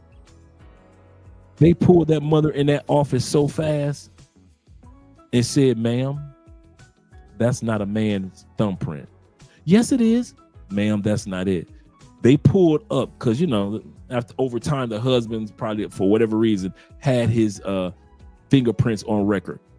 Or not the husband, but the father of the little girl had his fingerprints on record somewhere. They pulled his records up so fast.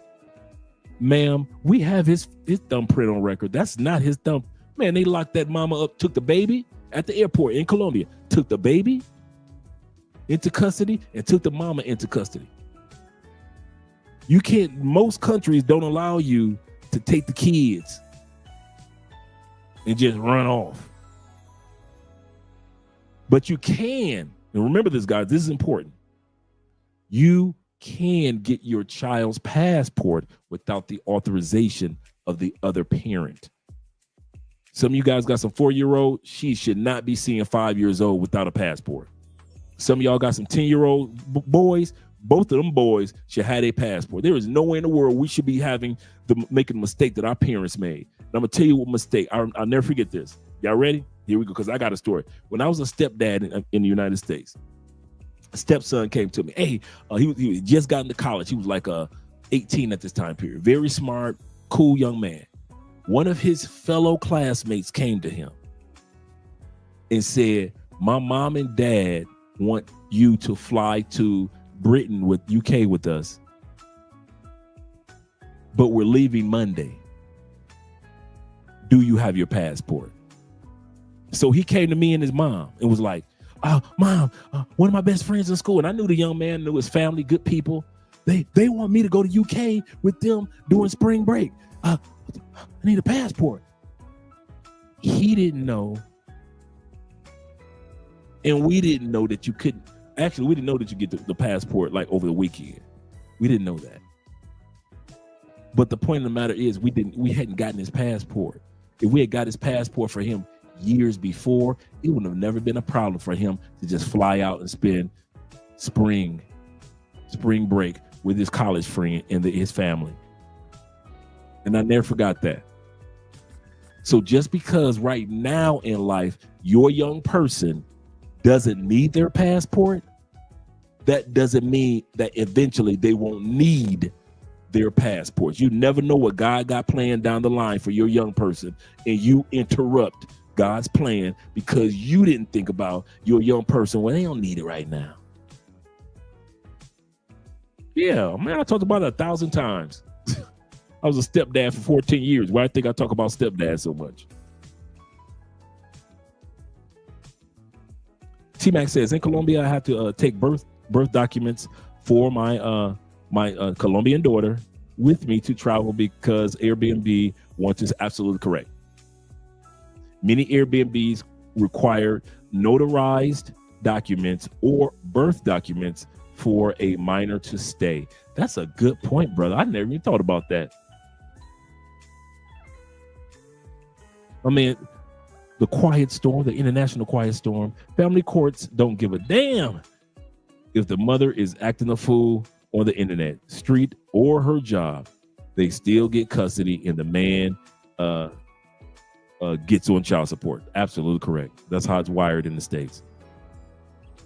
That's why I always say the 3 reasons why Americans are leaving the United States, the 3 reasons why Americans are leaving the United States, the 3 reasons why Americans leave the United States. Number 1, lifestyle.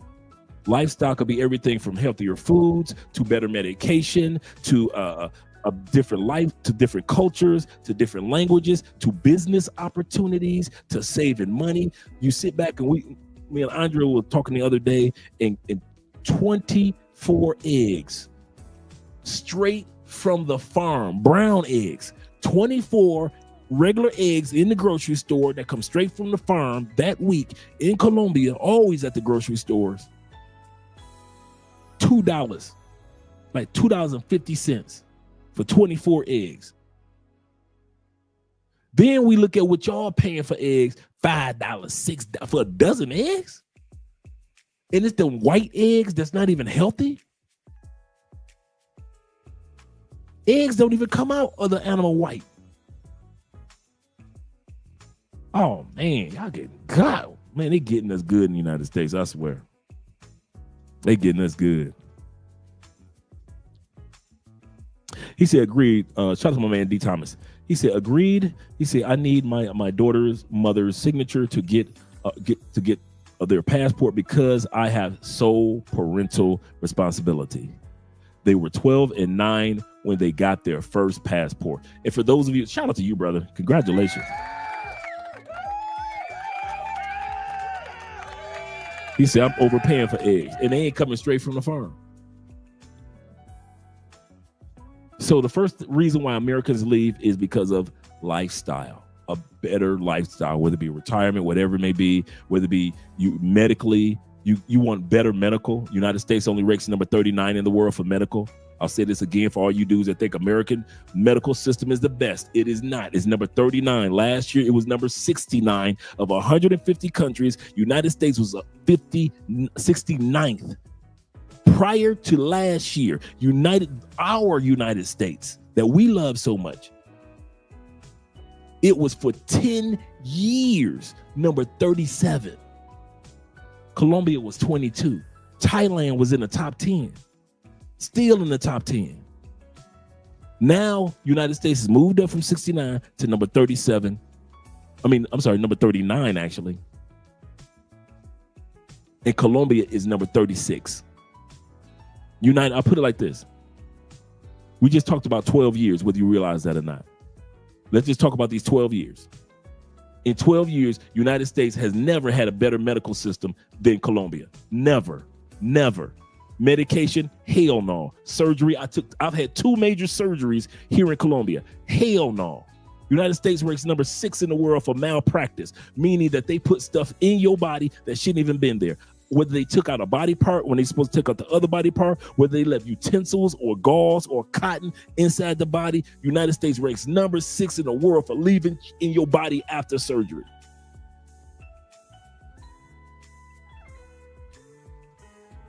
Oh, United States got the prettiest buildings.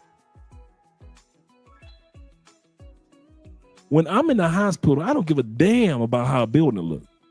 I'm trying to get out that hospital.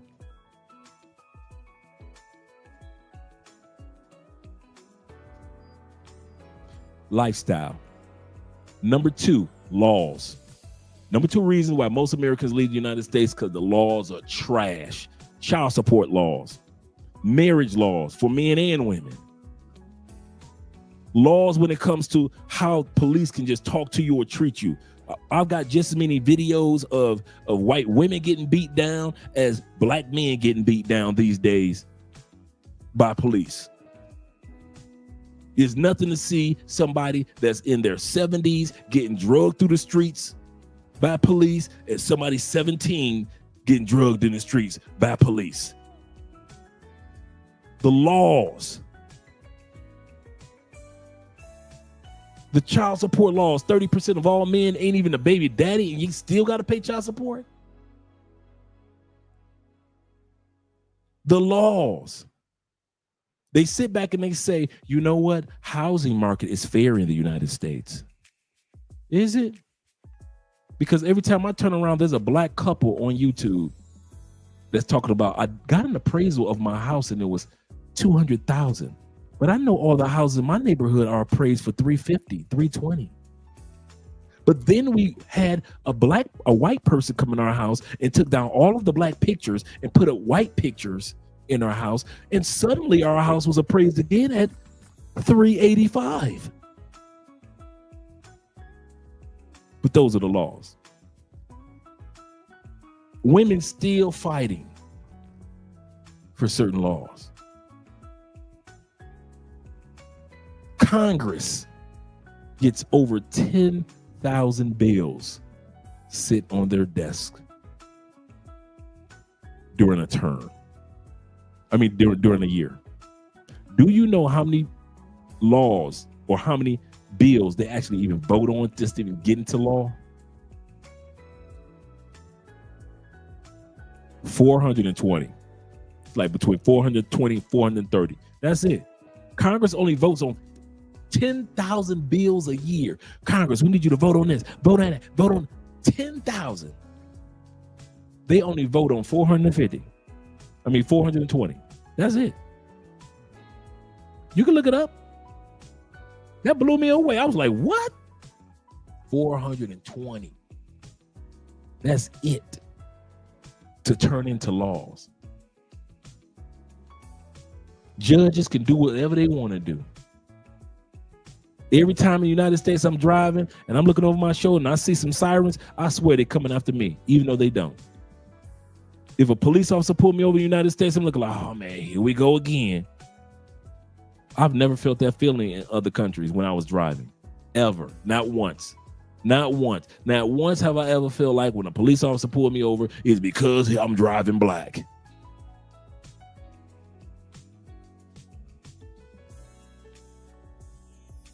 And it's, the funny part is, you want to hear the funny part? When they walk up to the door and they realize I'm American, they're like, American now here driving? You got a driver's license? American? You what? All right, brother, I see you. I see what you're doing, brother. They as surprised about the American part as they are the black part. They don't care nothing about me being black. They just surprised this American in Colombia with a driver's license and legally doing what he needs to do. Oh, okay. I'm telling y'all, man. Let's go to these super chats.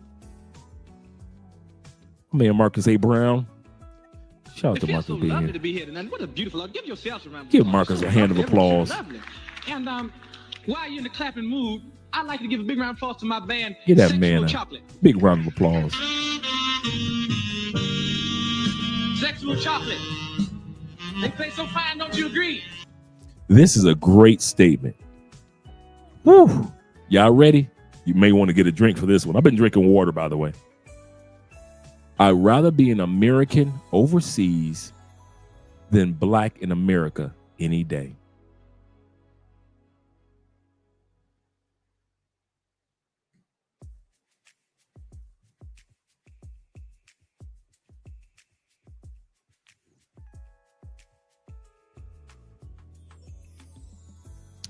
I'd rather be an American overseas than black in America any day. And most people will run to Well, we make money. Make it. Black Americans are making money. I ain't gonna lie to you. No other country that I've gone to where there, as a large group, black people are making the money that we're making. But we're talking about racism for a split second. I would rather be treated as an American in other countries than how black people are treated in the United States any day. Any day. The way that y'all get treated, the way they treat us in the United States, man, please, please, please. If you have ever been to another country and you got treated like an American, you got a choice of being treated like an American in another country or treated how black people get treated in the United States. Hands down, give me treated like an American while I'm in Timbuktu, while I'm in Egypt, Mesopotamia. I don't care if I'm in Turkey. I don't care if I'm in Morocco. They treat me as an American.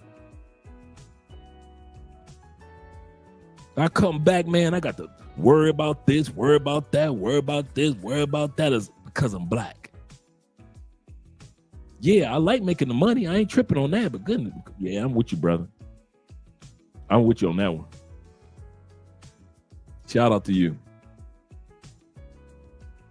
Why? Because I've experienced it. Yeah, Donna said, if you know, you know. Black women have been doing it for years, traveling. Black women and white women, shh, please. Y'all better do y'all homework. Black women and white women have been traveling for years. Digital nomads, going to other countries, got their online job or little online business for years. Anybody say none of them? Soon as you brothers start doing something, all hell break loose. Let's finish listening to what Brother Anton got to say. Enough of Andre's rambling. A misconception of what it takes. And I think that a lot of people that visit most of these countries, they visit the tourist areas. That's not you. You know what I'm saying? You're going to be living in the regular areas with everybody else. And so it's a little bit different. As a matter of fact, let me show you this video really quickly of somebody that actually speaks on his experience, because there's good and bad. Living abroad ain't a flex. Let me tell you why. First, me and many of the other expats that live here are here for one reason and one reason only. We have smaller salaries and our money goes a lot longer here. If I could pay $2,000-$3,000 in rent comfortably in the United States, I probably would still be there. The thing that makes the United States, and what makes it nice is it's polished. This place is very unpolished. It's a little janky sometimes, but let's pause for a second. The brother is in DR, just in case you guys are wondering where he is. He's on a Caribbean island. I'll say this again. You cannot compare a Caribbean island to the United States. He's not in a country. He's not on a continent. He's on a Caribbean island. A. B. Remember this. Don't ever forget this. Most Americans, this is the bad part about Americans when we become expats. We don't realize that there's a J curve of living in other countries. You know how I always talk about the J curve, a J. When you first start a goal, you drop down to the bottom of your J. You're learning the language, you're learning where you want to stay, you're learning the customs, the cultures. You're at the bottom of your J. Most Americans never expected that. You thought when you left your home country, America, that you would go automatically be at the top of your J. No, none of us are like that. None of us. Nobody in any endeavor ever stops at the top of a J. You start on this side of a J and you drop down. You learn in the neighborhoods, you learn in the streets, you learn in the hospitals, you learn the medical, you learn the insurance of that country, you learn in what countries are next to that country that you might want to visit, you learn the food, you learn the prices. You're on learner mode. One of the things that disappoints a lot of dudes like my brother, and I would love to bring him on for an interview, that they had such a good time in DR as a vacationer.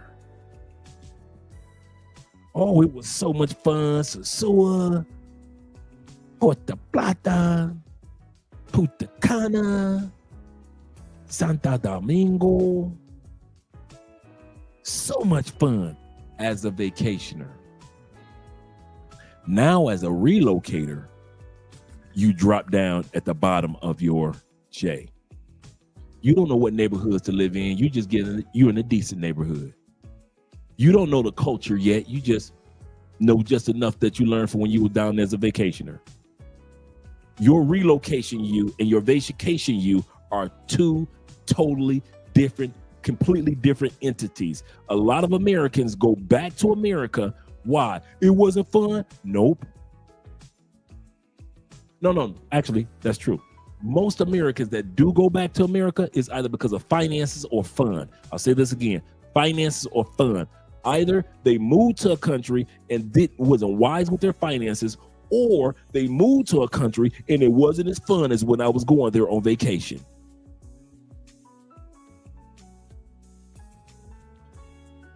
Every day in Colombia is not fun. I got responsibilities. Just like every day in the United States is not fun. I had responsibilities.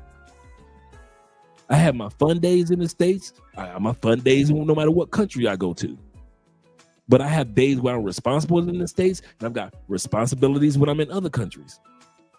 And a lot of people, when they go to other countries like DR, they living on the island, living the island life, and they think that every day was supposed to be fun because it was fun when I first moved here. And they start to realize you got to drop down to the bottom of your J. There's too much to learn about that country, that culture, the politics, the laws, the food, the everything. How you going to maneuver. You like this city when you was on vacation, but now you moved to this other city because you lived there. You didn't know about that. For example, I was King Medellin. I thought Medellin, Colombia was everything as a vacationer. I moved to Colombia and I was like, hell no, I don't want to live in Medellin. Why? Too many tourists. It's made for tourists. I'm coming from Orlando, Tampa. If anything, I'm used to is tourists. And the last thing I want to see and live in is around tourists. I could have stayed in Orlando and Tampa for that. So when I decided to move to Colombia, Medellin was off the list. Cartagena was off the list. Why? Too many tourists. I don't want to be around y'all. I love y'all, but I ain't trying to be around y'all. Why? I was around tourists in Orlando and Tampa for 14 years. I don't want to be around no more tourists. I did that tourist life. So I started looking around Colombia and other countries, and I discovered Cali. And it's real down-to-earth people. It's the third largest city. But I had to go through my J curve. And guess what? I'm still in the middle of at the bottom of my J curve. I've been living in Colombia for 6 years, going on 7 years. It's still stuff to learn. I'm not at the top of my J yet. I'm still down here working my way up. Now I'm not at the bottom, but I'm working my way up my J. I'm probably like where I started. Let's put it like this. You start right here and you drop down and you learn it so much. And I'm probably at the starting point, like right across from here. But then I'm getting up my J. But in life, there's always a J curve in everything. Whether you go to the gym for the first time, you got to learn the equipment. You got to learn what your workout days are. You got to learn how your body responds to cardio compared to heavy weights. You got to go through your J curve. Nobody goes to the gym and 3 weeks later, they're at the top of a J. No. Parenting, same thing. When you first had that kid is not like the other kids. So now you down at the bottom of your J. This kid you got to learn the kid's sleeping patterns, the eating habits, the attitudes, the moves, and then you work your way up your J as a parent with that particular child. But nobody just automatically, well, I had a child before, so I'm a parent. I know everything about parenting. No, you all in everything you do. In everything you do, all of us in Theo's class that are studying cloud engineering. You don't just walk in and 4 weeks later you got your certification. No, you drop down in the bottom of the J, you scratching your head, you studying, you're talking to your classmates, you're talking to Theo, you're trying to learn, you're trying not to give up, you continue to go on, and you start to move your way up your J. As you listen to this brother that I'm going to show you guys, after I just explained the J curve to you, you're going to ask yourself, this brother doesn't know that he's in the middle of his J curve. And I'm going to end it with this. Y'all ready? Before I moved to Colombia, I told myself, I moved to Colombia right around 50 years old. My job was not to make my life perfect for any part of 50. My job is to make life great for Andre at 60, 70, 80. I'm spending 10 years at the bottom of the J curve, learning this, that, this, that, this, that. I'm spending 10. I'm already 7 years in. I have no problem understanding my J curve. I have no problem with understanding that. Good days, bad days. Wonderful weeks, sad weeks. My job is not to make all of my 50s great. But if God gives me the life, I want to make all of my 60s great. I said, okay, Andre, you're going to spend 10 years at the bottom of a J, learning all you need to learn. But a lot of Americans don't want to do that. And so they run back home because they didn't make it to the top of their J in 2 years, or they feel so sad and lonely and they didn't make no friends in 3 years. They didn't find the love of their life in 6 months. You don't want to spend the time at the bottom of your J. So you run back home to the United States because I'm so comfortable there. Bruh, anybody that runs back home to the United States, do it, bruh. We ain't hating. Take your butt back to Mr. Gilmore's plantation. There's good soil on Mr. He's good white folk. Mr. Gilmore, good white folk. Going right on back to the United Plantation of America. Get you a regular job, pay them taxes that we need, keep the U.S. currency strong for us that live outside the United States, keep putting individuals in office like Trump that's going to take care of us expats, pay your taxes in the United States, do all you're going to do, enjoy. We ain't hating. Go on back home. I mean it. Ain't nobody hating. Ain't nobody mad. Nobody's upset. But we don't think that we don't recognize why you going back home. Because you're not willing to ride the bottom of your J out. All of us gonna go through a J curve when you move into a new country. You ain't gonna have no friends like you thought you would. See, when you was partying and you were paying for friends, I'm gonna say this again. Some of you dudes were coming down here to Colombia, and half the people you was partying with, were you paying for friends, whether you went to that club and met people, or whether you were paying for play, meaning that the ladies that was always around you were party girls and pay for play women. Now you live in this country and you ain't giving money to the clubs and partying like that and the pay for play women no more. Now you all lonely. And you think that it's horrible here. Why? Because you ain't willing to ride out your J curve, and when you're in the bottom of the J curve, you meet new friends. You meet people that have the same, you like to go fishing, there's plenty of people down here that like to go fishing. You like to golf, there's plenty of people in Colombia that love to golf. You like to go bowling, there's a bowling alley down the street. In every city, they got at least 5-10 bowling alleys. But since you want to be stuck in your spot, you don't realize there's people that like to bowl just like you do. But you're at the bottom of your J. And if you just waited while you were in the bottom of your J, you would have met more people. And then your experience in your new country would have got better, and then better, and then better. And now all of a sudden you're at the top of your J. And you're like, wow. And now you can encourage other individuals that feel like they're at the bottom of their J and they want to go back to the States because it's so boring and I'm so sad and I ain't got no friends and I only hang out with expats when they come to the country. Ride your J curve, ladies and gentlemen. I ain't going back. I'll go to another country before I go back to the States to live. That ain't never happened. So number one we talked about was laws. Number two we talked about was lifestyle. Number two we talked about was laws was the reason why most Americans leave the United States. Numero tres is love. Third reason why Americans leave the United States because we are tired of the mind games that Americans play with each other. We're tired of the court systems where it be 50% divorce. We're tired of the 61% of men that are stepfathers that file divorce when they're in a step parenting situation. We're tired of having to be the ones that file for divorce. Women tired of being the ones that's in regular situations. 80% of them are filing for divorce. The United States is the most divorced country. We love filing for a divorce. We're tired of being used. Women use their beauty. Men use their money. We're all tired of being used. We got American citizens now that's not even having sex with each other anymore. The birth rate in America has plummeted. You think Japan and China birth rate has plummeted. You need to study the birth rate drop in the United States. It will blow you away. Y'all think y'all effing? Y'all really ain't having sex with each other. Y'all serious about that.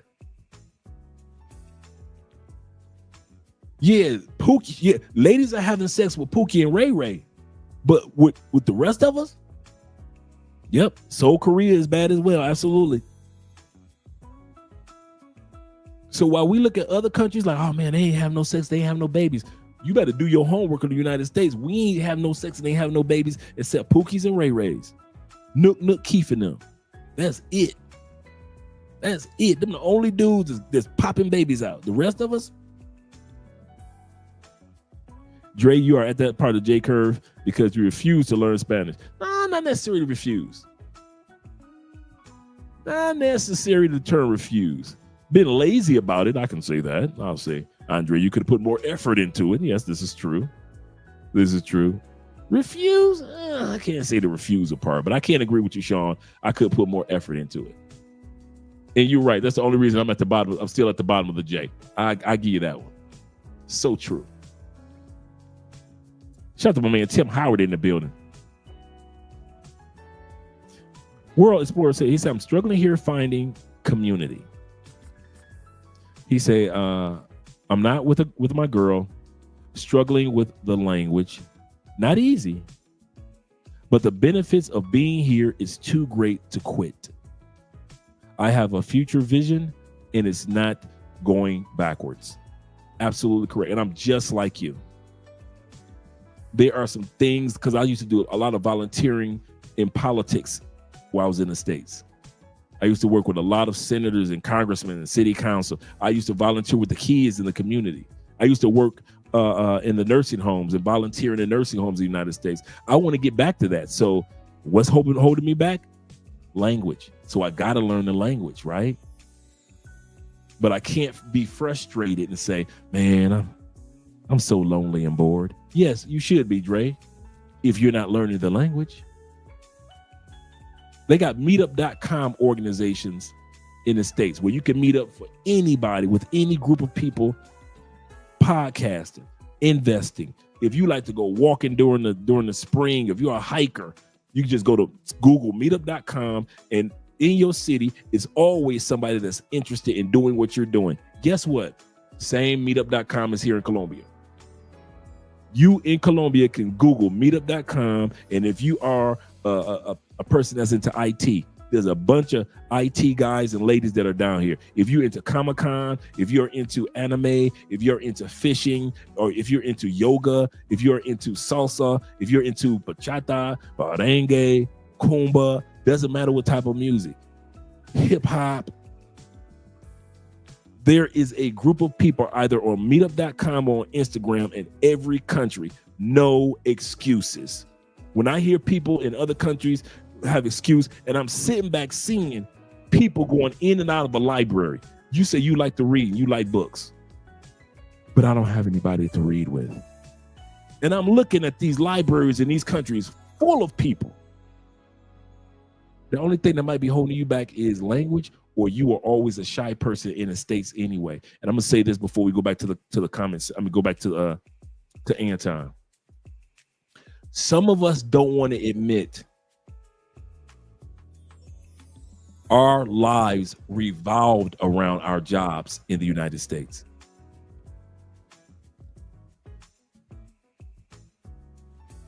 I'm coming to your Esco. I'm coming to your question. Our lives evolved around our jobs in the United States. You got up in the morning, 6 o'clock, 4:30, 8 o'clock, got the kids ready, or you just got yourself ready. You dealt with that 30-minute to 45-minute to an hour traffic. You went to work those 8 hours, many times overtime to 10 hours to 12 hours. Then you had to drive that 45 minutes back home. You probably spend maybe 4 hours awake, going to the gym and things like that. Then the weekend came, you probably hung out with a few family members and friends, but it wasn't really nothing. But now you live in DR. That hour of driving is yours now. No, you don't have to worry about using this driving. It's your gift. That getting up at 6 o'clock in the morning, those hours, it's yours now. And now you've got a bucket full of hours. Somebody just start putting all the hours that you had to give away and use. Now it's somebody gave you a bucket, and you move to another country. You move with a bucket full of all these hours, like Easter eggs. All these hours are yours now. Only one problem: you don't know what to do with them. Some Americans are lonely in other countries because now you've got time to live life, and you've never lived life since you were 15. You've been working and grinding and busting your butt and dealing with relationships in and out and ups and downs of life and trying to make life better and trying to be like Elon Musk and do all the things that you want to do. And now you're living in a country where you got hours upon hours upon hours. We're not talking about you're 65 and retiring. We're talking about you're 39 and you got hours. You're 37 and you got this whole big bucket full of hours like Easter eggs. Just fill a bucket full of hours. And you've never had a bucket full of hours. It's been so long, you can't fathom the last time you had a bucket full of hours to yourself. And I'm talking about even people that work online still have hours. And you're lonely because you don't know what to do with those hours. Even if you got a boo, you still don't have a hobby. You still not something that you haven't found anything that you into in DR. You live in a beach area. You haven't learned deep sea fishing. You in DR. You haven't learned golf or tennis. You don't go to the basketball courts. You don't go to the gym.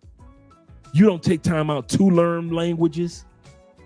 You don't take time out to write that book that you always talk about you want to write that course that you always want to write, start that YouTube channel you always want to start. Even if it blows up or doesn't do anything, it's yours and you're doing something with that bucket full of hours.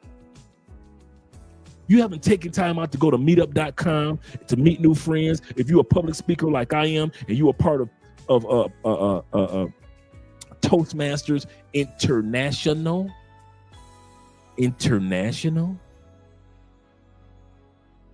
and then you come to a country and they've got Toastmasters. You never even joined the Toastmasters in that country. And now you're like, I'm going back to the United States. It's more comfortable in the United States. I'm going back to I ain't going back. I expect to be at the bottom of my J curve, the learning time. And a lot of dudes and a lot of ladies don't want to learn. You got all the hours now, and now you're lonely. You're by yourself. You thought that, ladies, you thought that you go come to DR and automatically meet Mr. Handsome in the first year. Wait a minute. You've been looking for a good man since you started dating 20 years ago. What makes you think that you could just come to another country like Ireland or Italy, and the first white dude that run up on you, that's your husband for life? The first white dude, that's supposed to be your husband. And then when it don't work out, you think, see, so all the Italians racist. No. Life just telling you, sisters, take your time. All you sisters is going to Africa, I'm gonna give me an African brother. Okay, cool.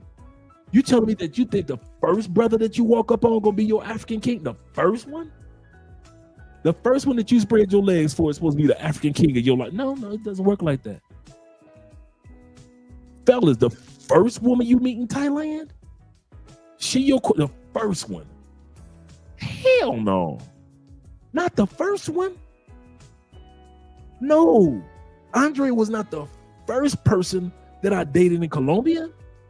I was not the first American that she ever dated in her life. Not the first one. So let's not put that pressure on us to think that if I don't have the first person or I don't have the queen of my life within the first 5 months, something is wrong with DR. No, it ain't. Be patient with life. You ain't find a queen in your life 20 years of dating in the States. Take your time in these. You're in Germany and you think you're gonna find a queen in your life in 9 months. If you do, cool. But if you don't, take your time. Get some hobbies in, man. Enjoy. So if you were into soccer before, get into soccer. That country is into that. If you're in a country where that they're into nature, Enjoy nature. You didn't do that in this thing. Now you got a bucket full of hours to do all the things that you wish that you could have done in the States. You got time now. You've got the gift of time. Americans ain't got that. We ain't never been known. We've known for houses, cars, music, money, military. Americans ain't never been known for time. We ain't never been known for time. Nobody comes to America and said, I went to America. I had time to do this, that. Now I got time to this. Now I got time. I'm so glad I came to America because now I got time for this. I got time for that. I got time to do this too. Boy, if I didn't come to America, I wouldn't have had time. No, nobody says that about our country. They say the opposite when they come to America. Man, I ain't got no time for this. I used to have time for that. I don't know how Americans keep up. I ain't got no time for this. I'm going to bed. The only thing we got time for in America is sex and sleep, and half of us ain't even have sex no more.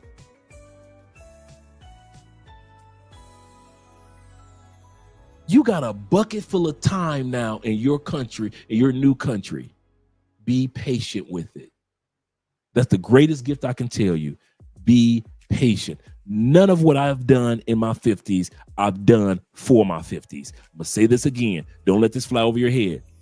None of what I've done in my 50s, moved here at 50, I'm 57.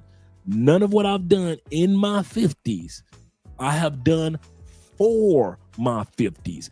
All of these years, I told myself I'm doing this for the enjoyment of my 60s, 70s, God willing, 80s. I knew my first 10 years in a new country and using a passport like I do for the first time. Now, I've used my passport before, but I haven't used it on this scale before. It's there. I'm at the bottom. There's a learning curve. I'm at the bottom of my J. I didn't want to be, I knew I wouldn't be at the top of my J at 52. I went crazy. I knew I wasn't going to come from the bottom of my J and move to the top of my J at 54. No, not in 4 years. There's too much to learn. I knew by 57, I would not be at the top of a J. No. My dream is to at least be, I came in at 50, dropped down for 9 years, and when I turn 60, I'm right around here. Here's the top of my J. I'm right around here. I'm easing up. My J started here. I came around. I'm easing on up. I'm 60 years old, and I'm about right here. And the top of my J is way up there, but I'm nowhere near the bottom anymore. That's my goal for 10 years. So anything that happens, my good days, my bad days, my lonely days, my sad days, my happy days, my great days, I expect it because I'm at the bottom of a J. In the bottom of a J in any endeavor is lonely. When you first learn how to go to the gym, you aren't walking up in there like you know everything. There's so much to learn about each one of those equipments that they're coming out with. How to eat nutritionally correct now, what water to drink, when to drink, when to get your checkups. You in the dark part. The bottom of the J is cold, is lonely. You're supposed to feel that. It's not supposed to be comfortable. I don't know why men, you know what I don't like about us American men? I'm gonna tell you this. And I'm gonna come to the Cash App in a second. You know what I don't like about us American men? When it comes to life, we want too many things comfortable. As it was in the United States. It's you going to a whole new country, a whole new continent. It's not supposed to be comfortable in the first 5 years. What the hell are we thinking? You telling me you know all the language, all the culture, you done met your queen, you got your driver's license, your citizen, you got everything in 5 years? Everything's supposed to be done and life's supposed to be perfect. And you're supposed to own 3 businesses and 5 Airbnbs, and you're supposed to have 9 passports, and all that's supposed to happen in 5 years. Because Americans, we want everything comfortable. We want everything with a little bit of lemonade to it. Just a little bit of lemonade in there. That's what we want. Lemonade, some honey. But that's not how life works for men. Life has always been unfair for men. That's another reason why men always go back to the States because we expect, because life was unfair in the States, that if I move to another country, life's supposed to suddenly be fair to men. It's not. You are a freaking man. No matter what continent you on, it's going to be always some stuff that you need to suck it up and ride it out for the benefit. I'll say it again. As a man, we suck stuff up and ride it out for the long-term benefit. That's being a man. We all know that. Some stuff that kids and old people and women can get away with, we can't. No matter what continent you go to, suck that up. Stop waiting for DR to be comfortable. It ain't going to be comfortable in the first 5 years. Colombia ain't gonna be comfortable for you in the first 5 years. Thailand ain't gonna be comfortable for you in the first 5 years. If you live there, if you're a vacationer and you partying for 5 years, that's one thing. But when you living in a new country, it's gonna take you a while to get out the bottom of your J. So stop running back to the United States as if it was something wrong with the country or something wrong with you. No, all it was that you was at the bottom of your J and life was dark, lonely, and uncomfortable. It was supposed to be like that. I'll say it again. Even though I got Andrea, I have my dark, lonely, cold days. Why? I'm at the bottom of a J. And I come to peace with that. I'm supposed to be at the bottom of a J, working my way up. Working my way up. Sean says, he says, not only do they not want to learn, Dre, he said they also don't think at all. This is true. This is true. Shout out to you, brother, in regards to that. And Sean also said, he said they need to be patient. Vetting takes time. Vetting a country. What do I always say? When you get ready to move to a new country, look for the country that you want. Check. Look for the city in that country you want. Check. Look for the neighborhood that you want. Check. Look for a furnished apartment first for your first 6 months to a year. Why? Because you might change your mind about the country, the city, or the side of the city that you want to live in. And you don't want to get unfurnished and buying all this furniture, and all of a sudden you change your mind on the country, the city, or the side of the city that you want to live in. So your first 6 months to a year, get you an Airbnb that allows you to rent 4 months, or get you a rented apartment that has furniture already. Then after year one, and you lived on that side of the city, you love that country, you love being in that city, then start looking for an unfurnished apartment after your first year. I had been here to Cali before, even though I hadn't moved here yet. I had been to Cali here several times. So when I decided to get an unfurnished apartment, I knew Colombia was my country. I knew Cali was my city. I knew North Cali was the side of the city. And I had been here for a year off and on in Airbnbs to where I was comfortable enough to say, okay, now I could get me an unfurnished. And that's when I got the unfurnished apartment for $320 a month for a 2-bedroom, 2-bathroom, everything included. That's the pattern. I tell everybody, no matter what country, use that pattern. The guys that I see that don't use that pattern end up back in the States.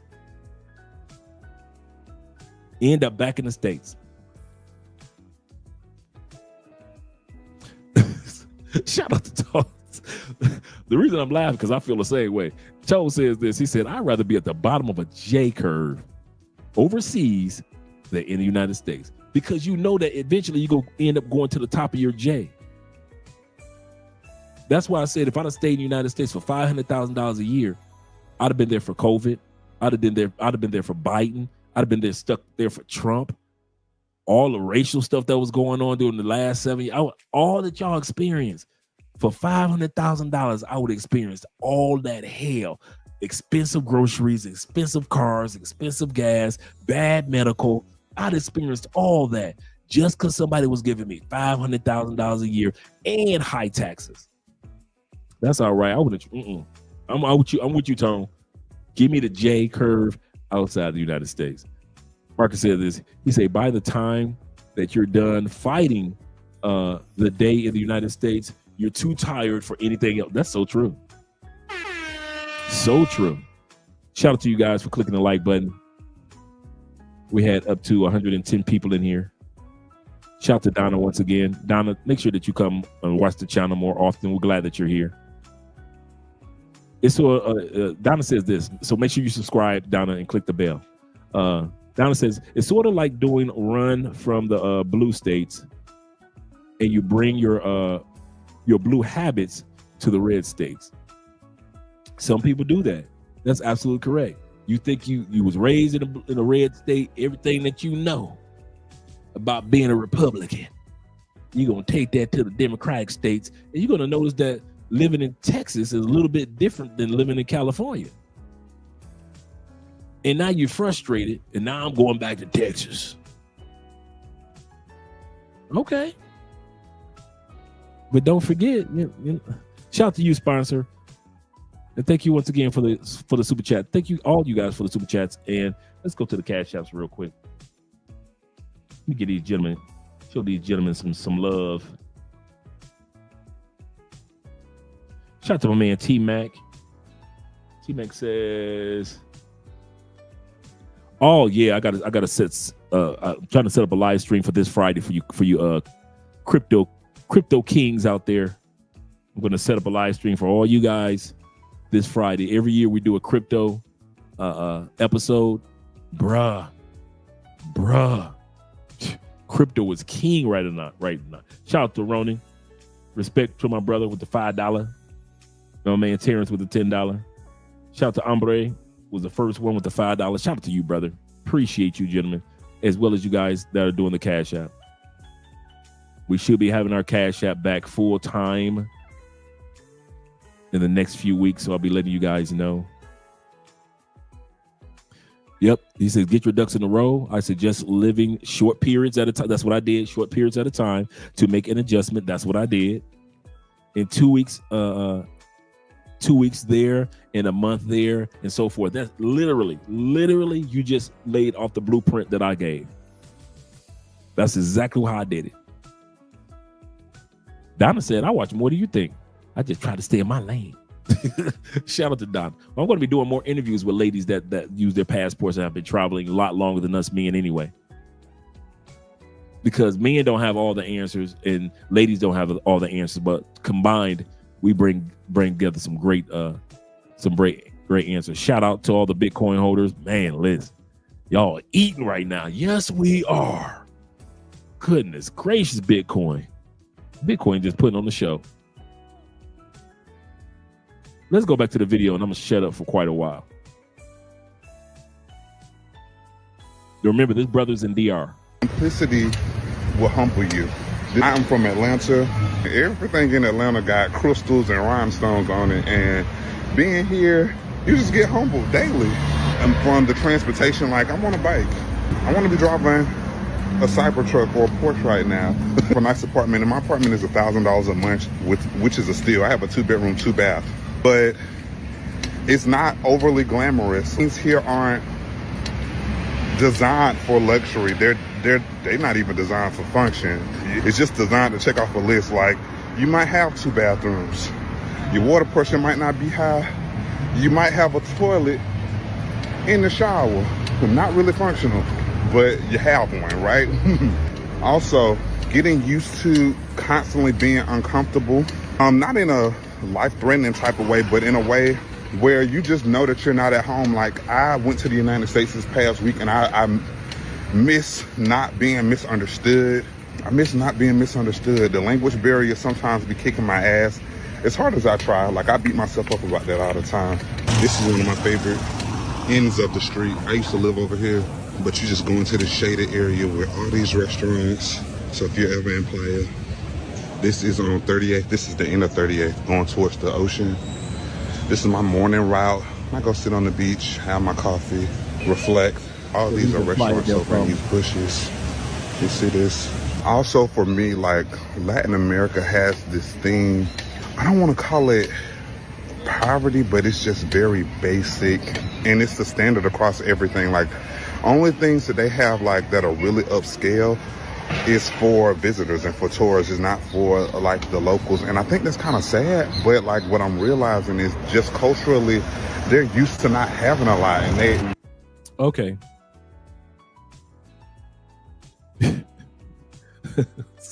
Brother said in Latin America, they ain't used to having them a lot. He said, Andre, is there a big difference in chewing with veneers versus chewing before veneers? He said, do you save your did you shave your no, I didn't shave my teeth down. I still got my regular teeth. I still have my regular teeth. I'll probably pull up the picture of when I got my veneers. And the only difference is, like, I'll give you a perfect example. If you were like me and you had gaps between your teeth, so you would find it a little bit more of a learning curve to learn to chew and to talk without gaps between your teeth. I'll say that again. That's the only difference, is I had to realize I no longer had gaps between my teeth. Let me see if I can pull the photo up real quick of my before veneers and after. But other than that, and so now, oh, here we go. Perfect.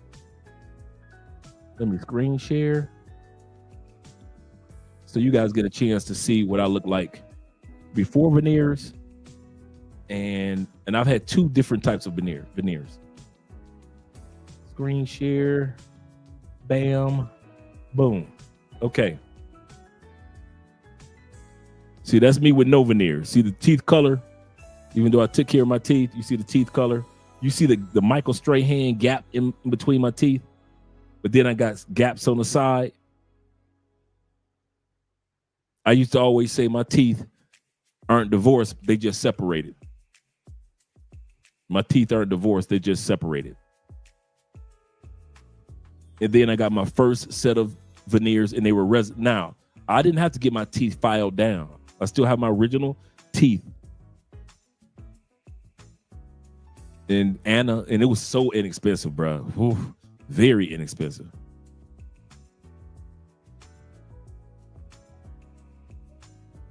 And so got my teeth done.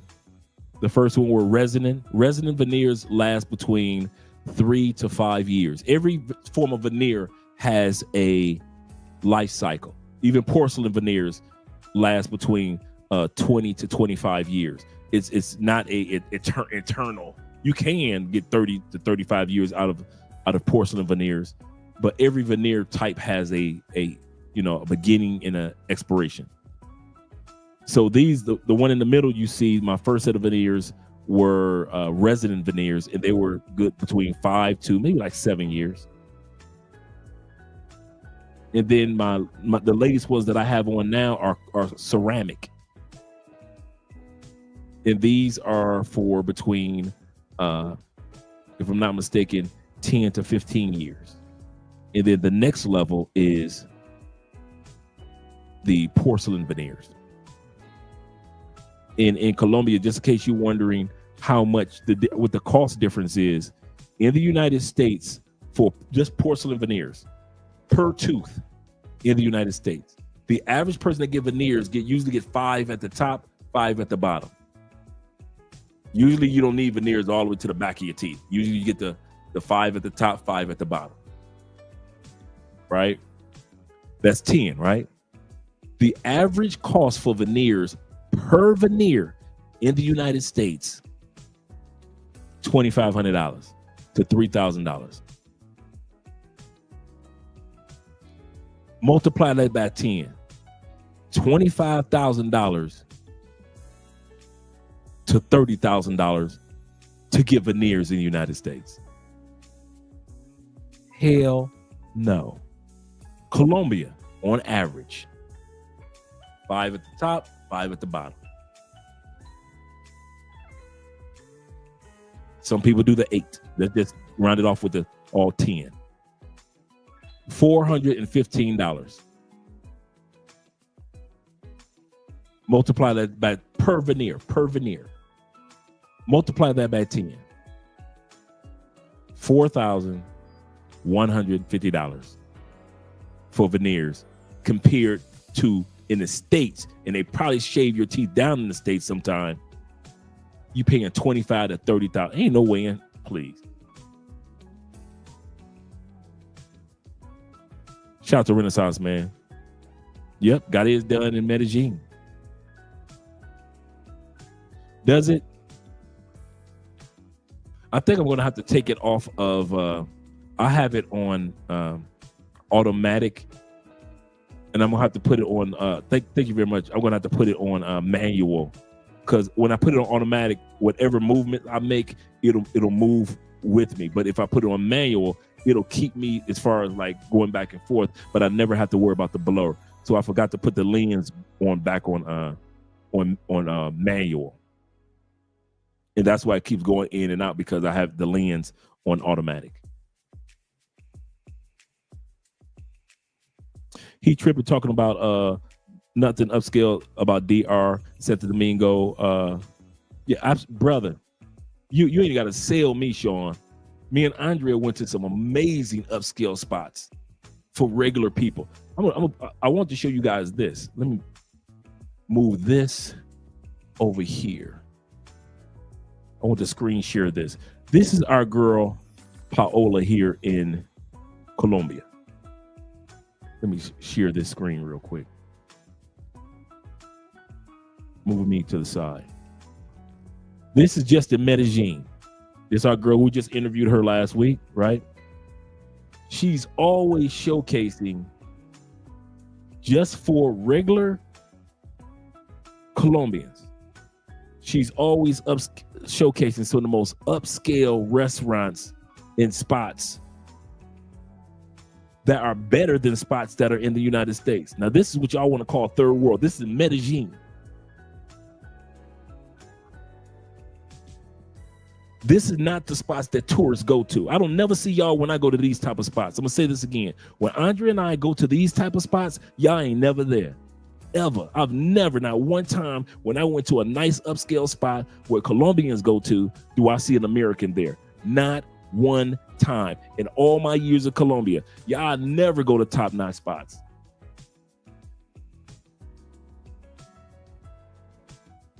Never go there. Shout out to my girl. Let's see, we got another video with her. In this video, she's talking about a villa. Let me see if I can find another restaurant.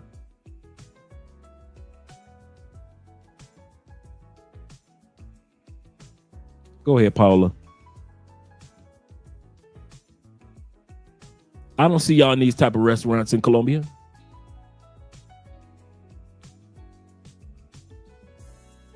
When this brother said, and we don't see y'all, I'm gonna tell y'all again. He is in Puerto Plata, if I'm not Punta Cana. I forget which one that he said he's in DR. I don't see y'all. When me and Andrea was there, we don't see y'all. We didn't see none of y'all in none of them top-notch restaurants that we were going to in DR. We were there for a month, all over the island. We ain't see none of y'all. None of the spots that Dominicans go to, the top rest. We ain't see y'all in Camp David. Oh, y'all think Camp David is only in the United States? Look it up. We ain't never see y'all in Camp David. So when I hear this brother say they only do top restaurants for the tourists, dude, the restaurants for the tourists ain't nothing compared to the other restaurants. This is one of Paola's best friends. I always see her in the videos. Really nice looking young lady.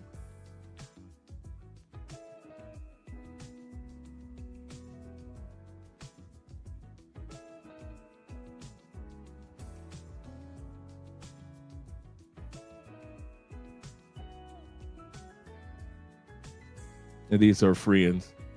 These are ladies enjoying themselves. I don't be seeing y'all at these spots. All the ladies, these are regular, everyday Colombian women. I'll never see you guys at these spots. Same thing in DR. The top spots in DR, and I didn't see y'all. So when I hear dudes crying, my point in saying this and showing this, I pulled Paola's page up on purpose.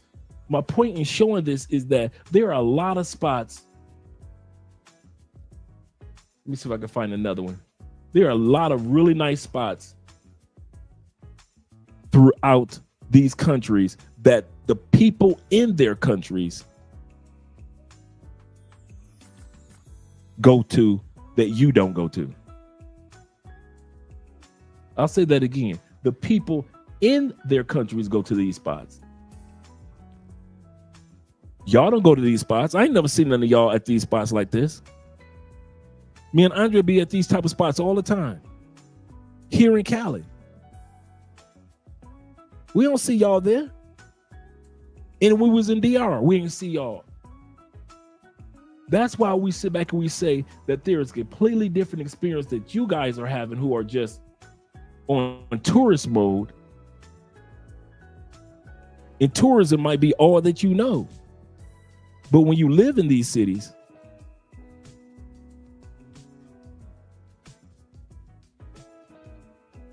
Black Phoenix said they just be yapping.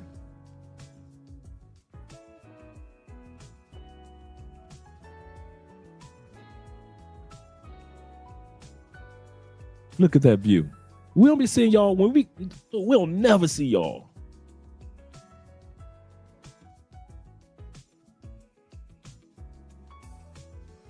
Shout out to my girl.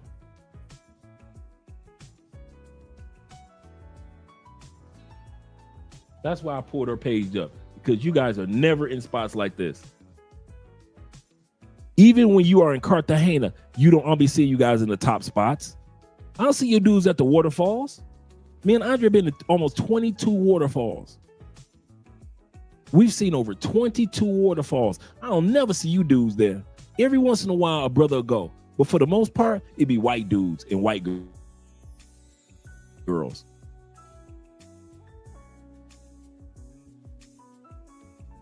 Y'all don't never go to these spots. I know y'all don't be there. I don't never see y'all there. Me and Andre are always at these spots. Shout out to Paula.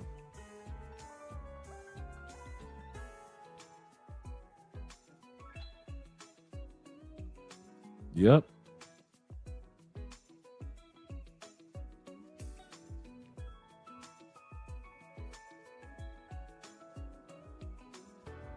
Here's another one. This in Medellin. I don't see y'all at these spots. This brunch time.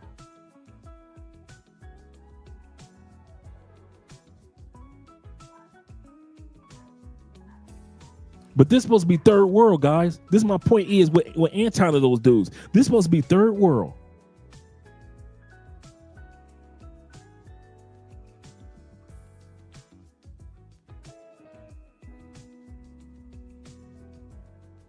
We be going to these spots that we know that in the United States, it'll be like $300, $400, $500 a plate. You come to Colombia, you can feed everybody. Everything that Paula is showing, you can feed everybody for $80, 5 people. But y'all don't be there. I'll never see y'all at these spots ever, ever, ever. Not one time. 6 years of being in Colombia, and I never saw y'all at some of the nice or high class spots. Ever see y'all ever. Ain't never ran across one American, not one sister, none of that. Every once in a while, I'll see a white boy. Every once in a while, I'll see a white girl. But y'all only hang out in the touristy area. So you'll never go and eat where Colombians eat. Or you'll never eat in DR where people from DR eat.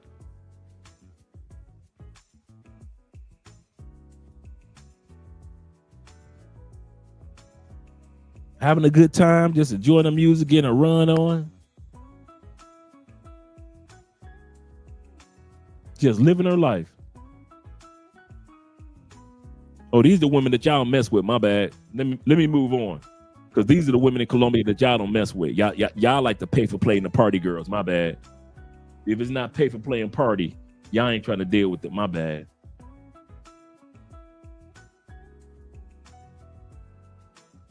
Here's another restaurant in Medellin. I ain't never seen you do. Me and Andrea stay in these type of spots. I don't never see you dudes. Okay, y'all think I'm kidding. Ever.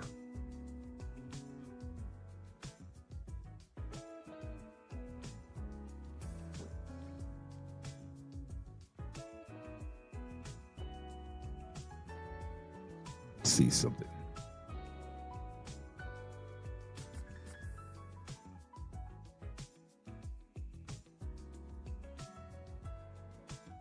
Let's see something.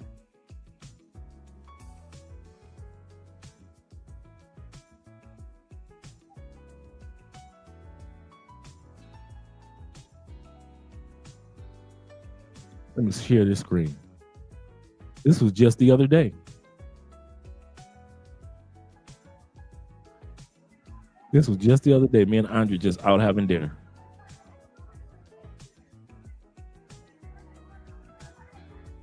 Just the other day.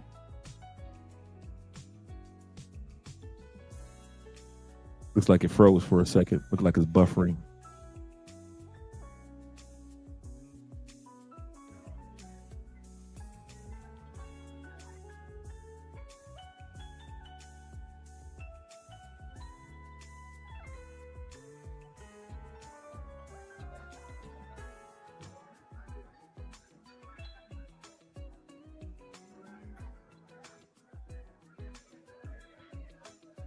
That was a coffee martini I ordered. We had ordered the appetizer, the salads, and everything.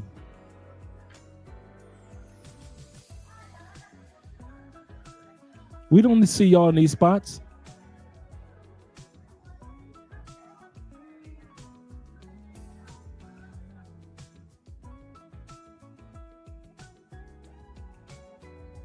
Let's see what else I can find for us.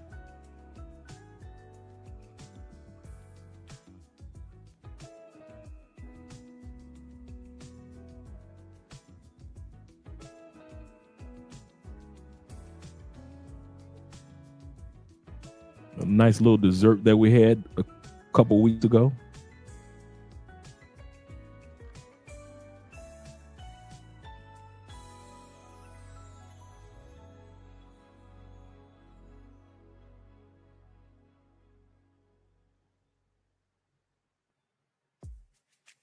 Let's see.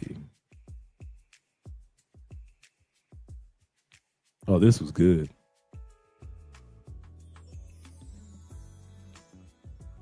This was a beautiful restaurant. I don't know why it keeps buffering on me.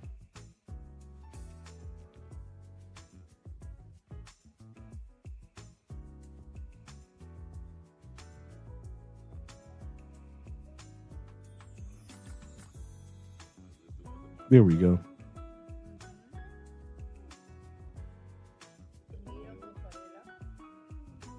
We don't never see y'all at any of these type of spots. Ever.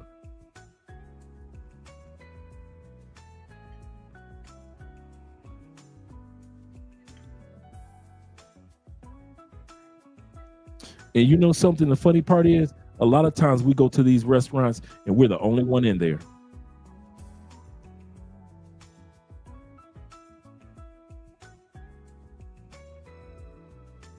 We go to these restaurants all around Colombia.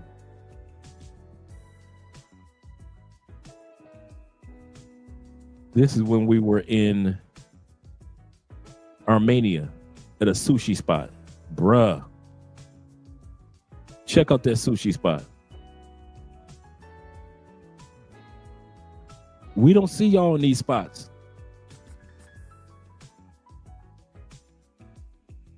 Man, that sushi was amazing.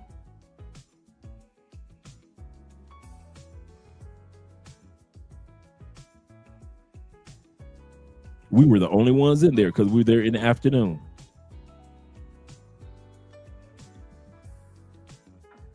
This is in Armenia, in the coffee region. This is not in the major city. This is in a small city.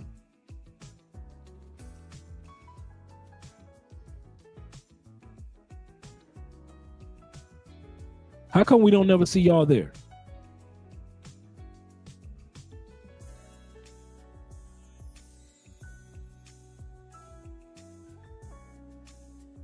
So that's what my point is. So when dudes be talking about something, there is no, everything is set up for tourists. I'm like, where?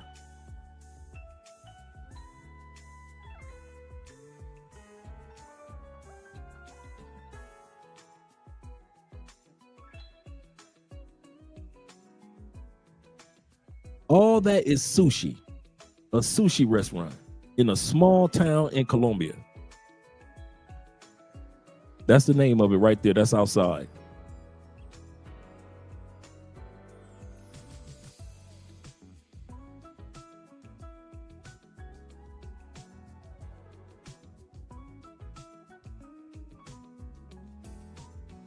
We're about to go back to the Anton video, but I was trying to make a point when the brother was saying, shout out to my man Marcus, he said, once you've experienced this for yourself, all of that talk in the matrix is just noise. Absolutely correct. He said, goes to show not everyone is educated on things. This is true, brother. He said, not everyone is educated on things. The guy in the video didn't do his research. Man, we right.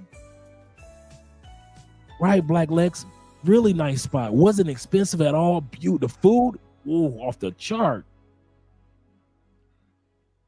Let me bring that video back to you guys. Let me get out of the way. Let you guys see the rest of it.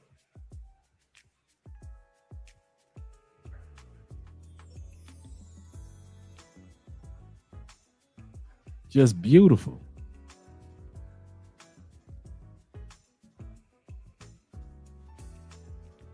Oh man, you'll love the Super Bowl in Medellin. You'll really like that. Oh yeah.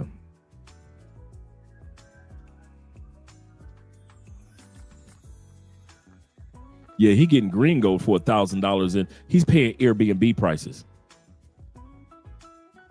Yep. In Armenia. Armenia is in a coffee region, which is like right outside of Pareda, which is by the, it's the small, these are the spots where Colombians go on vacation.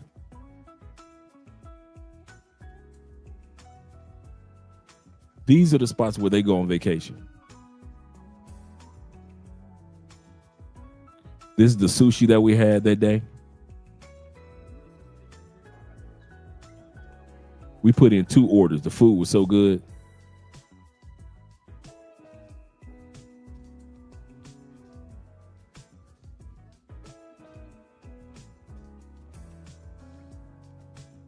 Chulipi said, I have reservations at a restaurant for 8-course meal. That's what's up, brother.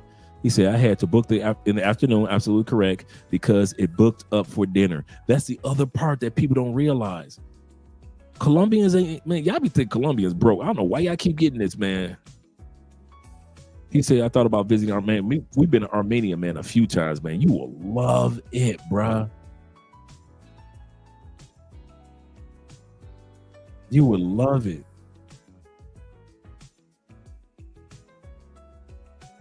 So there are a lot of really nice restaurants that we go to. This is it. This one right here is in Bogota.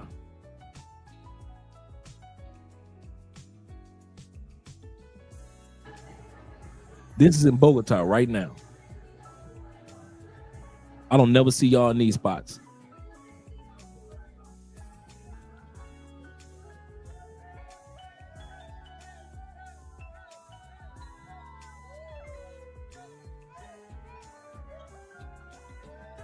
Come on, expats. Come on, all you people that talk about y'all know Medellin. Y'all know Colombia. Y'all know Cartagena. Me and Andre don't never see y'all in these spots. The DJ was jamming too, man. My man was bringing the hits. I ain't gonna even lie. He was bringing the hits. That's in Bogota.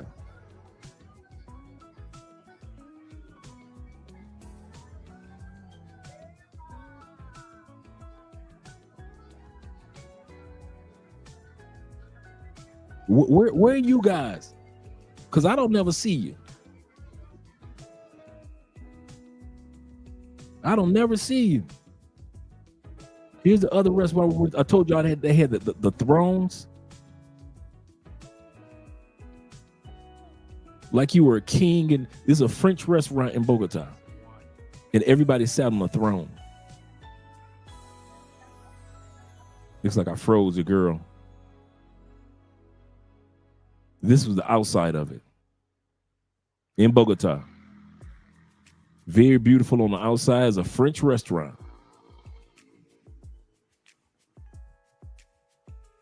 Let's let that buffer for a minute. because I got a lot of windows open.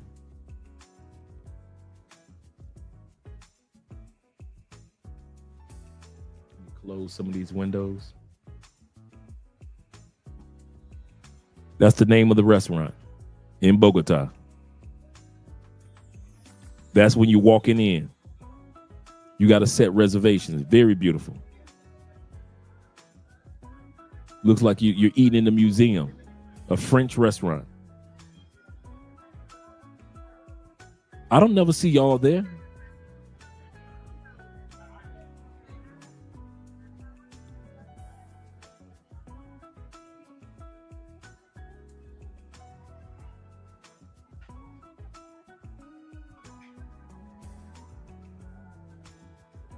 Ever.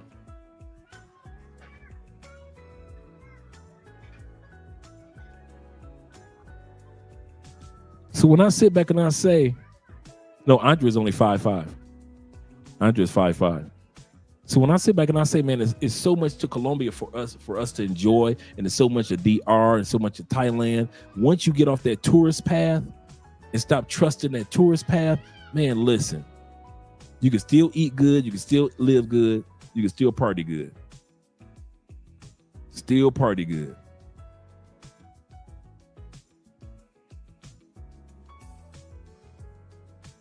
I'm telling you guys, there's a lot of really nice spots around the world for us to really enjoy.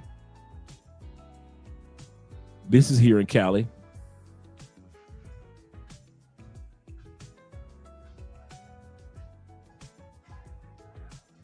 That we went here for our anniversary last year, or Andre's birthday.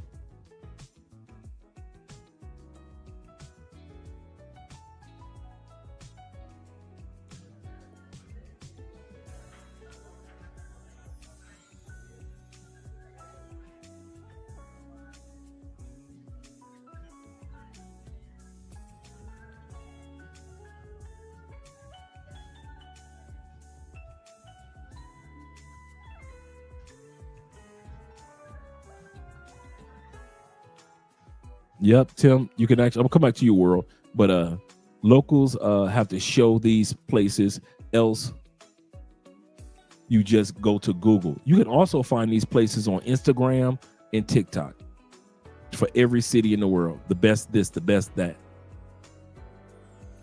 He said, I think most of these places are a couple places. Nobody's going to be there single. Actually, you can go there with a group of your dudes and just go to some of these places for drinks or for sushi or just for whatever. So even if you got a group of dudes, you ain't got no excuse. No excuse.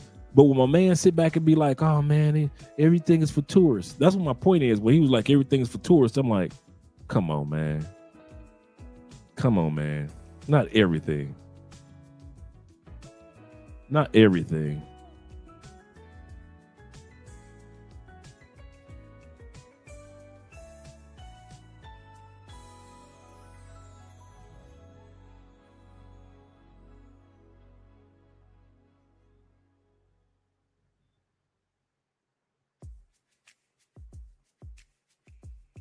Let's see. This here is in Cali.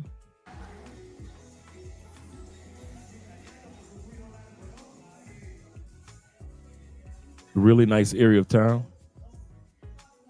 It's actually right. It's got kind of funny that this spot right here is right around the corner from us. That's just one club. That whole area is nothing but clubs.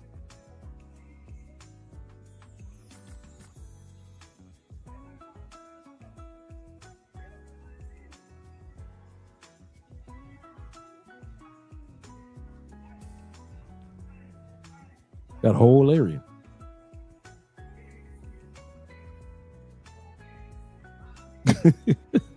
Shout out to Theo. Theo says, he said that they ain't at them high-end restaurants because they scared I give them homework if they eat sushi better than me.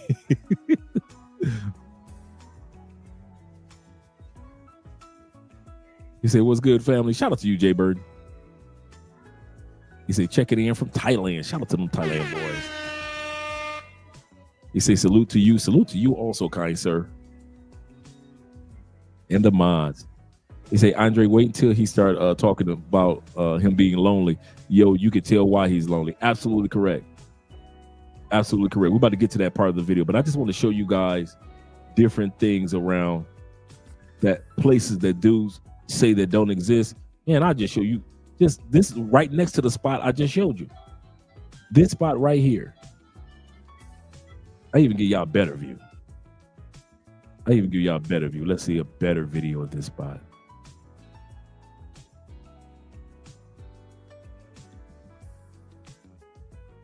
Let's see.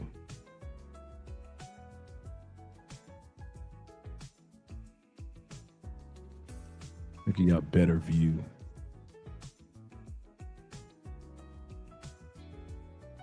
Of this spot. I think I got it.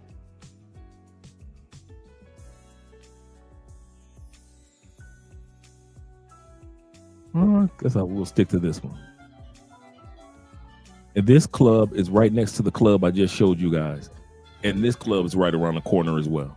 Literally around the corner, like the next block behind us.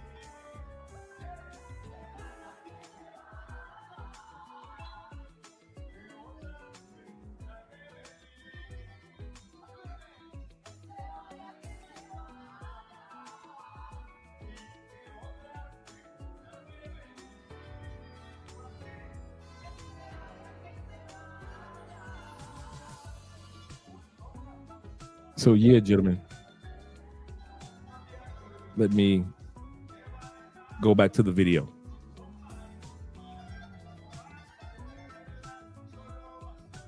So when I say there's a lot to see and a lot to do in Colombia that many of us aren't doing, yeah. They're comfortable with it. Everything is very just basic. I call it mid, like mid food, mid. Now, what I just showed you, he said everything in South America is basic. Did I just show you a bunch of basic spots? Everything I just showed you from the clubs to the restaurants, was that just basic? Living conditions, mid, just mid. It's just very mid. Nothing against the people. Like, I guess it gives you like this air of humility that you don't get in the States where everything is extremely gaudy, hotty, big, sparkly, shiny, and overpriced. Some of us live abroad for the experience. For me, it's a mixture of the experience and the pricing. Like, I was closing my business or taking a break from my business and I needed to live somewhere where I could live affordably and comfortably. So this is the thing, but you definitely have to make some sacrifices. Like, it's not as glamorous as it seems. Okay, so I finally made it to the ocean. So the next thing is you do get very lonely here. Granted, there are a lot of other people like me who are here, right? I think everybody came here because they were just mentally exhausted at some point in time. So it's connected but very disconnected, or maybe it's just me, but a couple of friends that I have talked to here have just discussed how hard it is to build like community around things that you're actually into, or you know what you have going on, besides the fact that you are black and abroad. Like, we all have that in common, but outside of that, sometimes there aren't a lot of common intersectors. So that has been something for me. Like, I get lonely. You know, I'm good with being by myself for periods of time, but it does get lonely sometimes. And I think it's a mixture of the being lonely and the mid things to do. Like, outside of restaurants, beach, rooftops, pools, there's not tons of stuff to do here. I would say a lot of people who come here come with their partners or their kids. So if you got your kids and your man or your girl, I caught that, David. It's a little different. But I caught us that, single David. people, I caught that too. we just be out here trying to link with each other and just figure it out. Look at the ocean, y'all. It's beautiful this morning. This is definitely a plus. It's officially fall. There's no seaweed in the water. Another thing that is difficult for me is living out of a suitcase. So coming here can get costly when you have more things. And if you are the type of person who plans on moving around and bouncing around from country to country, you don't want to have too much stuff. So accumulating stuff is an issue if you are the type that likes to shop, which I am, or if you're the type that likes to get dressed, which I am. You don't really get dressed here often, one, because it's so hot, but two, it's really not tons of places to be dressed to the nines for. but you have to keep your load light. So that means no accumulating unnecessary things. So you really have it in the back of your head to not to leave here with more stuff than you came with. And also for me, I'm a big person, I'm a big guy. So shopping just ain't it here. Like the largest size shoe they have here is like an 11. And in clothes, you might get a large, extra large, but you definitely not getting anything with no length on it at all. And it's Remember, gentlemen and ladies, Amazon delivers everywhere. But that the problem that he's having is that he lives on an island. See, a lot of dudes had so much fun on DR as vacationers. Now that they live on the island, it's like, oh, this island life. Like things are slow, laid back, relaxed. Ain't no sports team every other weekend coming in and out of DR, except for baseball. If you ain't into baseball, you can forget about it in DR as far as sports. He may not have a girlfriend there or lady friends. He probably had women he was smashing. Now he trying to find somebody serious. So it's a complete difference. We're gonna come back to him in a second. He said, "Can you share who did your veneers?" Yes, sir. Anna does excellent work. Let's pull up her channel. Pull up her information. I'm gonna let you guys see Anna's dental. So let me pull this up. Let me put this on pause for a second.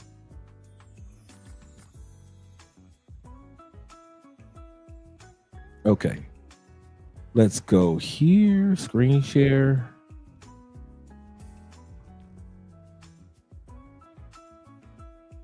Give me a second. Let me share the screen with you guys.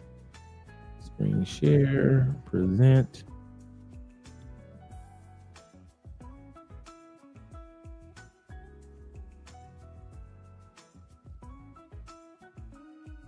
Okay.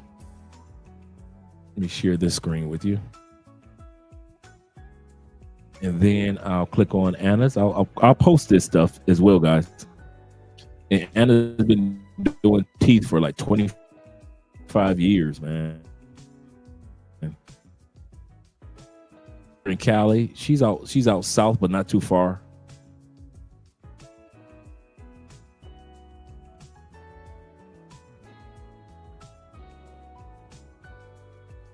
And if I scroll down, these are all her clients that she's had. She works with people from Colombia, from the United States all the time, stateside. We've actually recommended at least 50 people to go there already that have gotten their teeth done. Really nice, her and her husband. So if you're an English speaker, you don't have to feel uncomfortable. Just go right in there with your English. That's Anna right there, sweetheart. Before and after photos.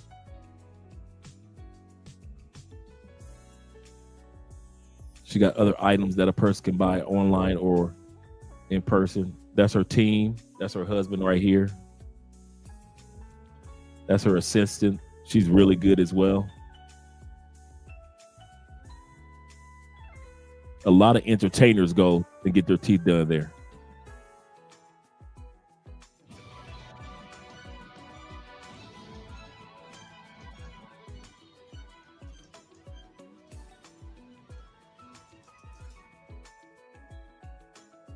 And her husband is a marketing director.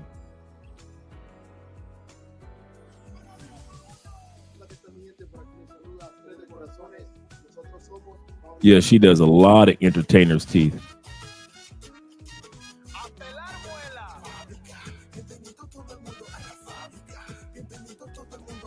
Oh, they did a video, a song for her. That's what's up.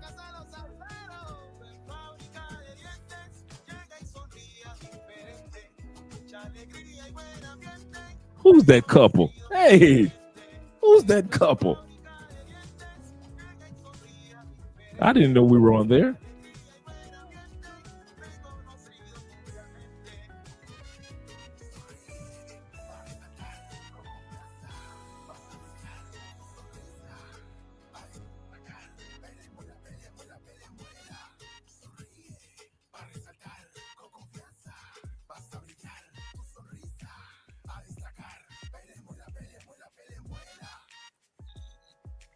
That's what's up.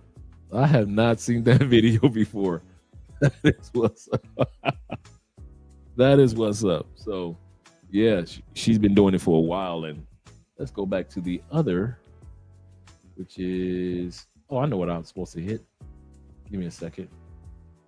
Pull this back up. No. Close that.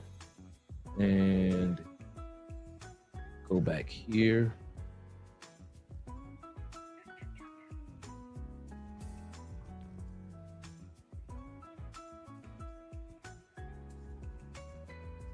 Well, I'll just go back here.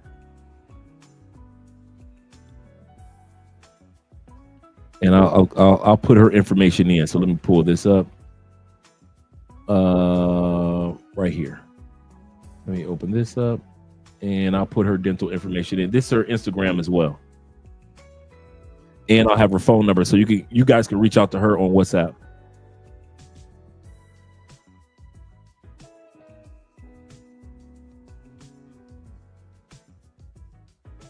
So let me log into the Instagram.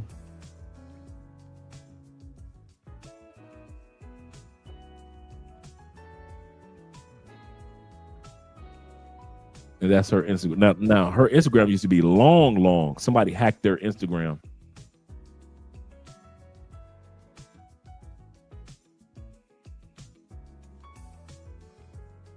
So they had to rebuild their Instagram this year.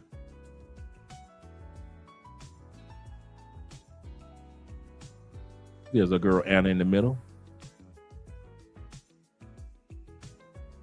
And they always do short videos for everybody.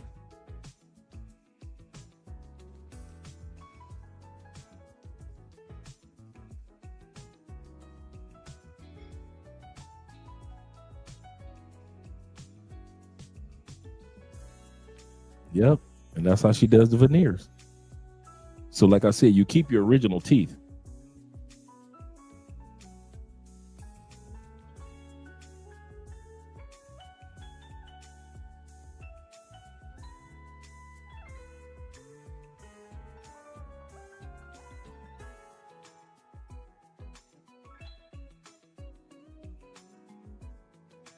There you go. And notice it's not the big chiclets that they do to you in the United States where your teeth look like you just got a giant yuck mouth. She doesn't do that to your mouth.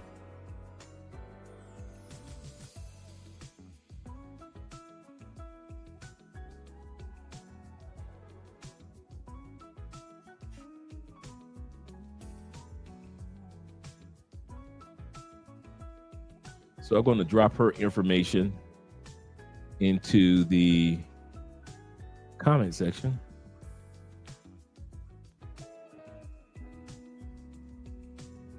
So her phone number and her other information will be in the comment. Let me copy. Let me paste, and we can get back to the video.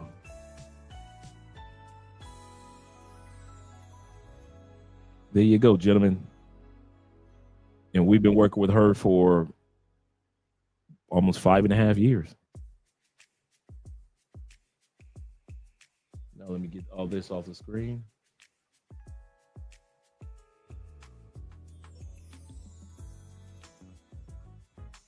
Because I wanted to show you guys something real quick. This is not the one I wanted to show you. This is the one I want to show you. I just came across these the other day. Shout out to my brother. He said, a wise man once said that the most important decision that you will make in your life is who you choose to make. Absolutely correct. And I hope that information that I just shared, I'm going to share the link one more time for her Instagram and her WhatsApp. Just reach out to her and her team. Her name is Anna. Reach out to her and her team on WhatsApp. But I want to show you guys just family income needed to raise a family in the United States. While Anton and them are saying stay in the United States, okay, cool. On average, this is what you need to make in the United States to raise a family. Kevin Samuels used to talk about this. I'm not just talking about as an individual. I'm talking about to raise a family. Yeah, a couple of you guys have worked with Anna as well already. My Uncle Jeffrey, my man Horace, who's here, Abraham, father of many nations, he has. So here we go. This is United States. To live comfortably in the U.S. that you need to make per year for a family. For a family per year. Washington State, you need just for a family. You better be bringing in $256,000 a year if you want your family to be comfortable. In the state of Florida, let's see what Florida is. $206,000 a year for your family to be comfortable. Now we know most people ain't bringing that. We're talking about as a couple. Now mind you, not as an individual, as a couple with a couple kids in the United States. This is what you need to be bringing in as a household. New York, 200. You better be bringing in $279,000 if you want a whole family to be comfortable in the United States. And y'all wonder why the lowest is Mississippi. Most people ain't trying to move to Mississippi. And that's $178,000 a year in Mississippi as a whole family. It better be $178,000 come through that door if you want that family to be comfortable.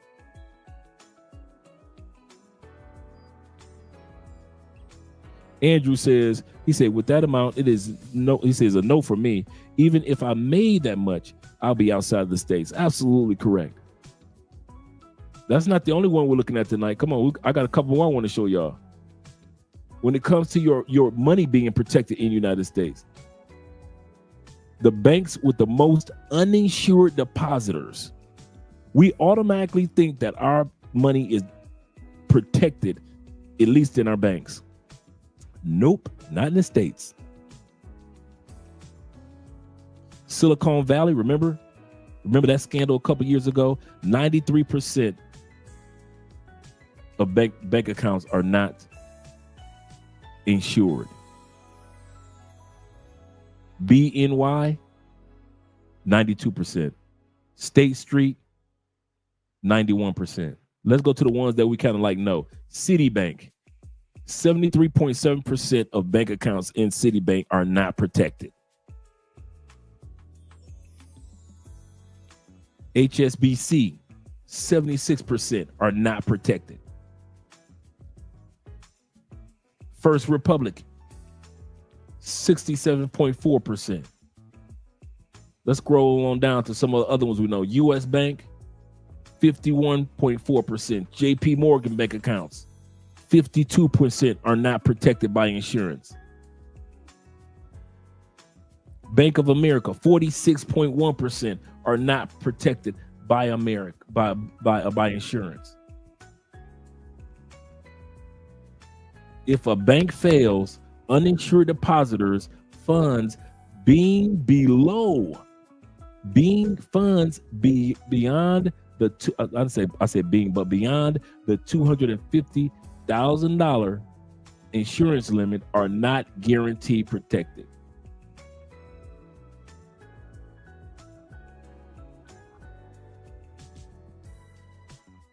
So if your money is beyond, if you're a person that's making that money and you leave your money in the bank, you're making good crypto money, and you beyond $250,000, which most Americans aren't, but if you're beyond $250,000, these banks aren't covering you.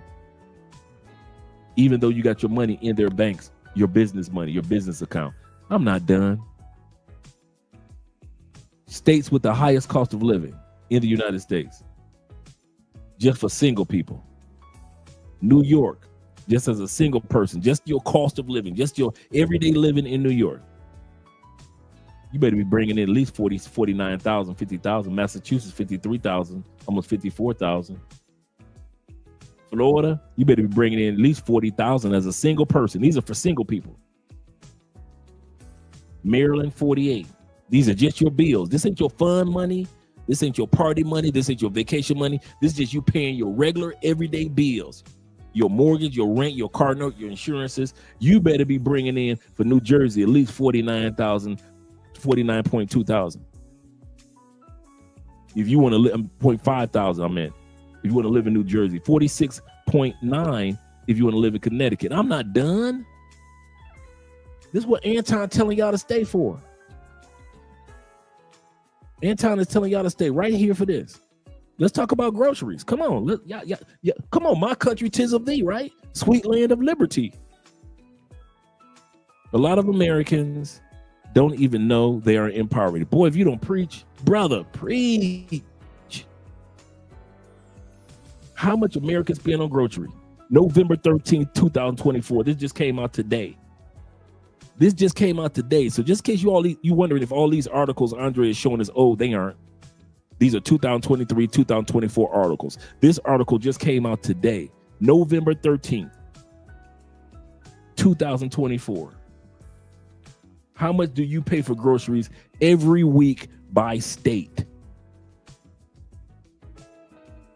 Texas, for groceries by the week, $286 per week. I didn't say for the month in the States. New York, y'all coming out of $266 per week. This article is not about the average weekly grocery bill by state. Weekly. Y'all sit back thinking I'm talking about the month. This is week. This is what Anton telling y'all about.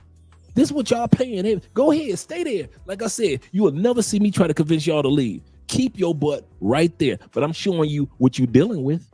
I'll do that. I'll show you what you're dealing with. So this is your monthly amount. The lowest is Wisconsin at $226 a week.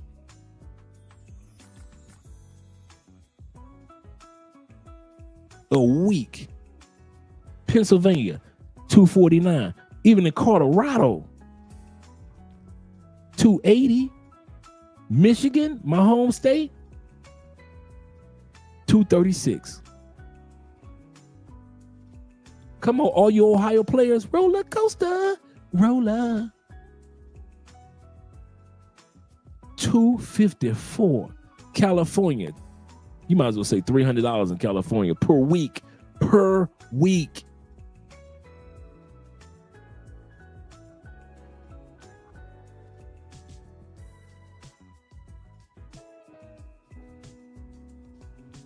And y'all paying for trash groceries.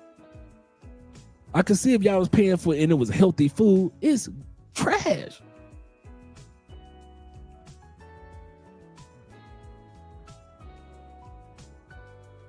Yep, you need to have your money in multiple banks. Absolutely. That's exactly what I do. You ain't never lie. In multiple banks, bank accounts, once you get over a certain amount. Absolutely correct. No. Did it get that high? Bruh, Andre didn't even tell me this. Babe, I don't think she can hear me. The dollar is at $4.40. Dang. You know what? The other thing that I love about living in another country, where the US dollar gets stronger in that country, your rent, your insurance, your anything that you pay, your bills, all that goes down just because the US dollar gets stronger. I'll tell y'all what I mean by that. Remember I said we had the apartment for 5 years for $330 a month.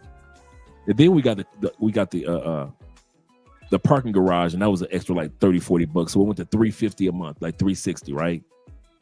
Because the US dollar got so strong during COVID, our rent dropped down to like $280 a month. Wasn't like we moved into a new place, wasn't like nothing happened, but the dollar got stronger. Our rent here, we've only been here like 6 months. Our rent here has gone from $640 a month to $600 so far. Now with this right here, bruh. I don't know what happened. Looks like I froze for a second.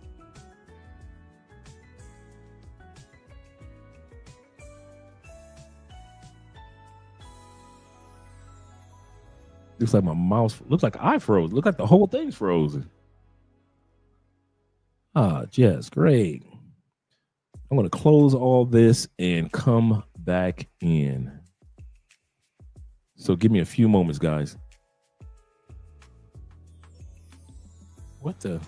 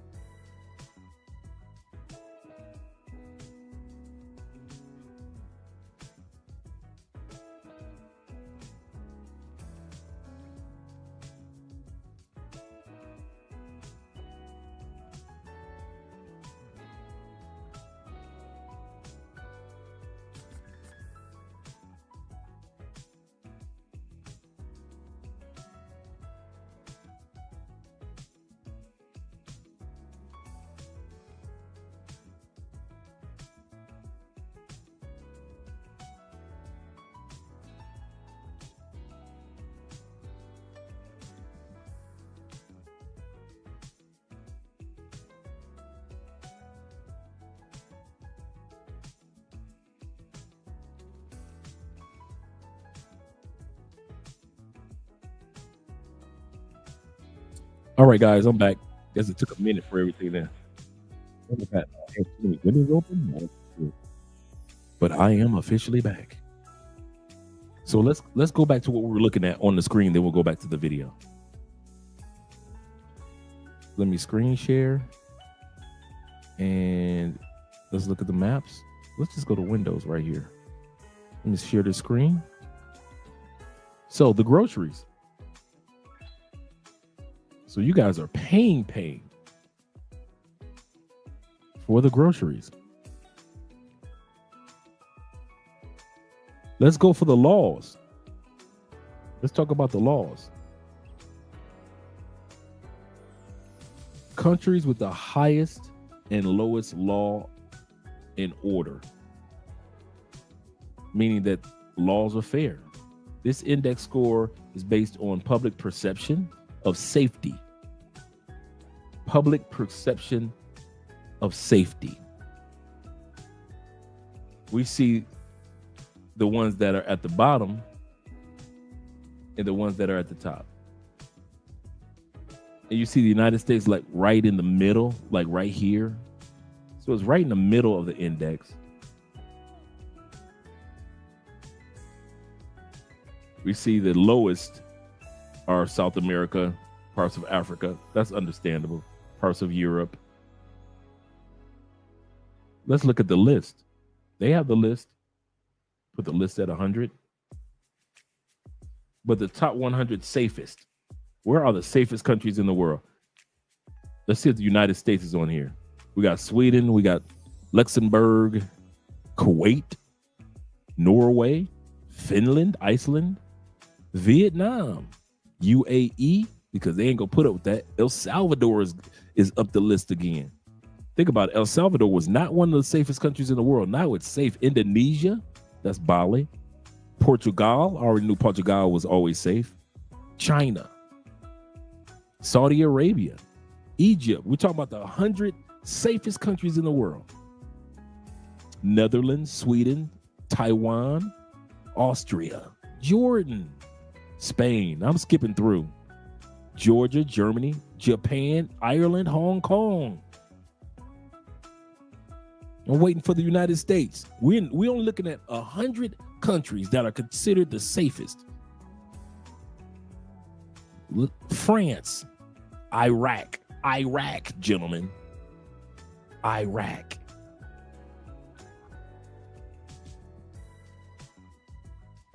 Israel, Malta, Philippines, Canada, Belgium, Hungary, India. Come on, the United States got to be at least in the top 100 safest countries when it comes to law and order, right?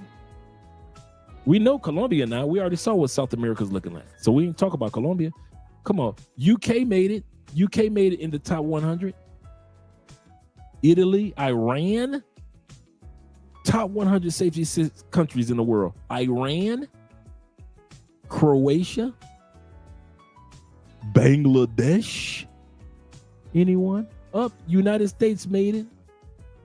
Tied for 81. Out of 100 countries, United States is tied with other countries, with Iran, Italy, Poland, Russian, as well as Russian Federation in the United States. Number 81.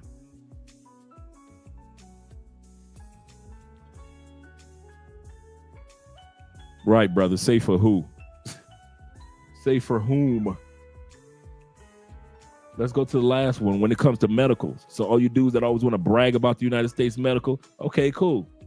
This article just came out September 19th, 2024. September 19th, 2024. We're talking about America ranks worst in the world for health. In the world. This is about Fortune magazine. This is American magazine, right? They should be biased toward America. This is Fortune Well or Wellness magazine. America ranks worst in the world for health despite spending trillions. The highest countries with the high income countries. Now, these are the baller countries. These are countries that's making good money like the United States. The high income countries with the best healthcare system. Australia, Netherlands, UK, New Zealand, France. Of the top economic countries, the high income countries with the worst healthcare: Sweden, Canada, Switzerland, Germany, the United States. And that's up from 11. It used to be number 11 in the top developed countries. They're not talking about all the countries in the world. They're talking about the countries that have the GDP, the countries that's balling, the countries that's making billions, the countries that with multimillionaires and billionaires. These type of countries, United States don't even rank in the top 10. Other healthcare rankings. Best access to healthcare, Netherlands. Worst access to healthcare, the United States. Best administrative efficiency, UK. Worst administrative efficiency, Switzerland. It used to be the United States. Best care process, New Zealand. Worst care process, Sweden. Best quality, Australia. The worst quality of healthcare, the United States. Best healthcare outcomes, Australia. The worst healthcare outcomes after you've been to the doctor's office or surgery, the United States.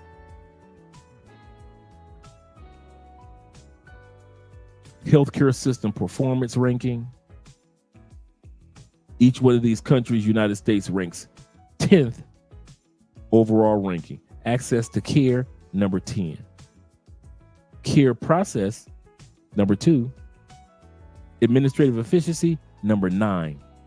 Equality when it comes to healthcare. Equality between races and genders. United States is number 9. Ain't no equality. Health outcomes, United States ranks number 10. how much the United States spends in healthcare is crazy. Beginning in 1980, United States healthcare spending was up 8.2% for your healthcare. The average American, if its gross domestic product GDP, and the UK was the lowest spending on healthcare at 5.1. But by 2020, the United States spending had climbed to a high of 18.6%. For the average person, you're going to be spending 18.6%.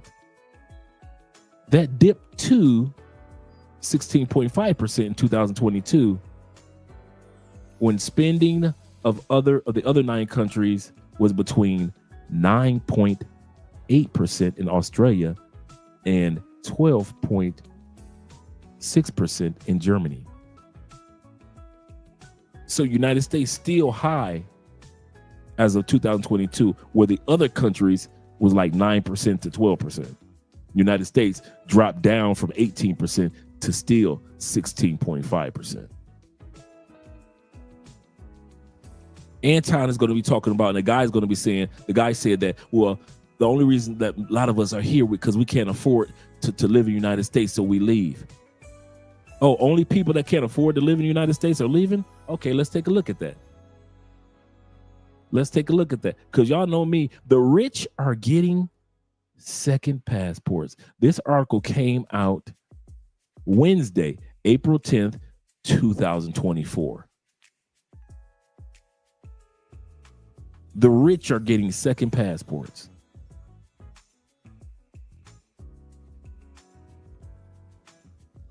Let's wait for the commercial to go by. And we're going to watch this for a second. So this is the commercial, but the rich are getting their passports. And I've read several articles where the rich are collecting passports like baseball cards. So if America was just so my country 'tis of thee, why are even the rich collecting passports in other countries? But they'll try to make it seem like, well, only guys that can't afford to live, or people that can't afford to live in the United States. Here we go.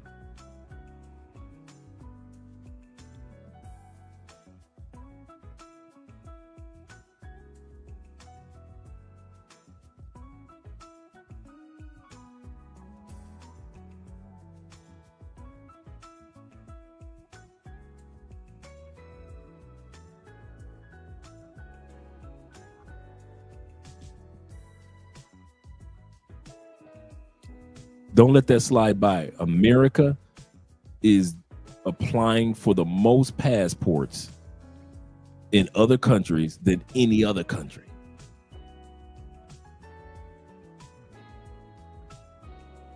Let's look at this. Let's not let this go by. It said the high global net worth migration. It ain't just black dudes, Anton. It ain't just average dudes. Angry man. The rich are leaving too. Number of millionaires who relocated to new countries. Number of millionaires who relocated to new countries. The number of millionaires. 54,000 millionaires, 2013. That at least got another passport. 2014, 57,000. Let's move on. 219, 110,000 millionaires said, I need a second passport, or they just left up out of here. It dropped down 2020, 2021, 2022. What was this era? The pandemic. Wasn't nobody going nowhere anyway.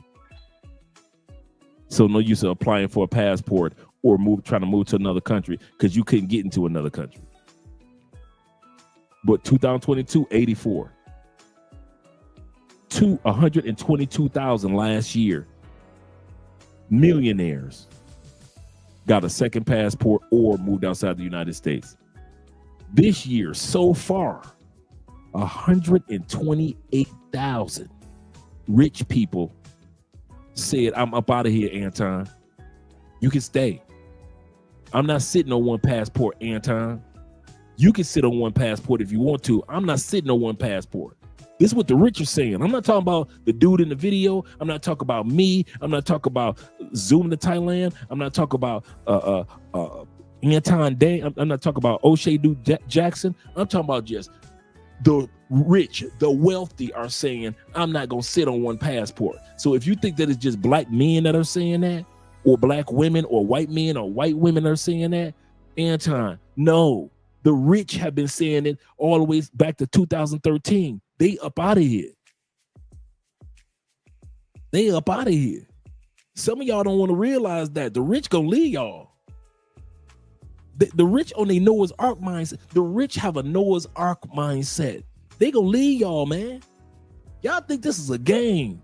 Y'all think it's all about patriotism. These dudes are just, notice, all these people that left are just as American as all of you that stayed. I'm gonna say that again.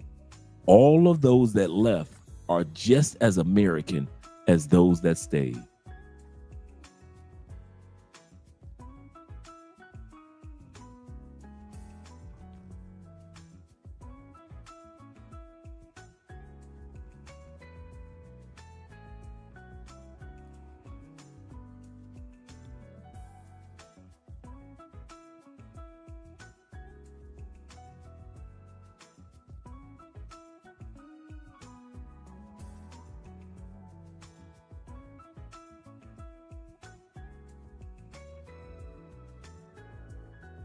Portugal. Don't let that slide by. Where are the rich going? Whether it be rich black, rich white, and so many black people. That, bruh, if you want to be in a Facebook group with a bunch of brothers and sisters, Facebook Black in Portugal. It's so many black families and black women that have moved to Portugal and Italy.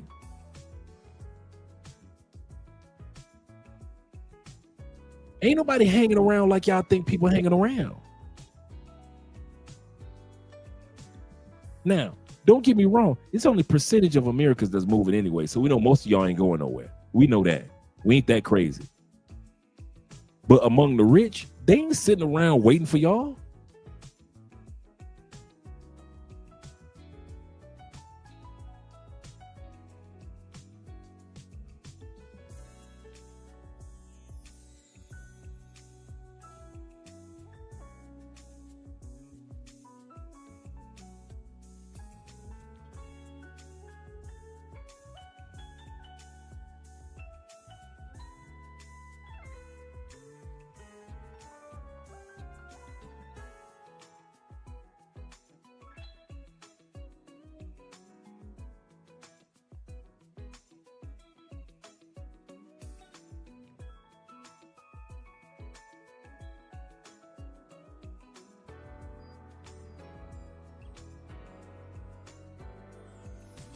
Shout out to Law Dog. You're crazy. That's funny.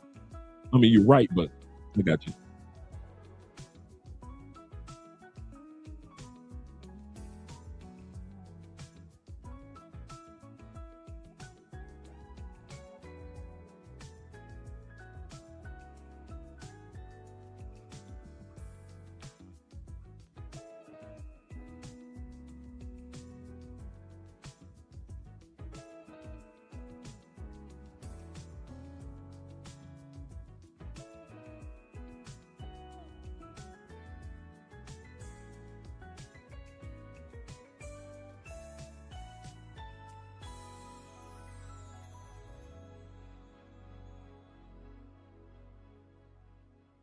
There we go.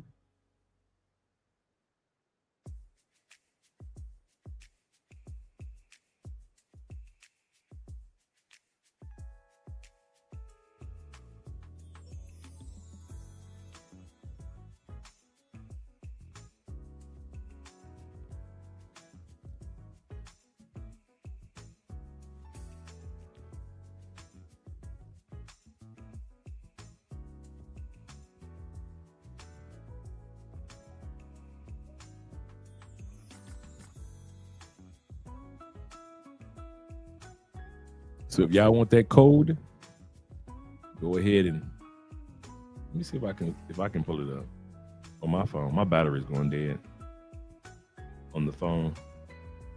Let's see if I can pull that up.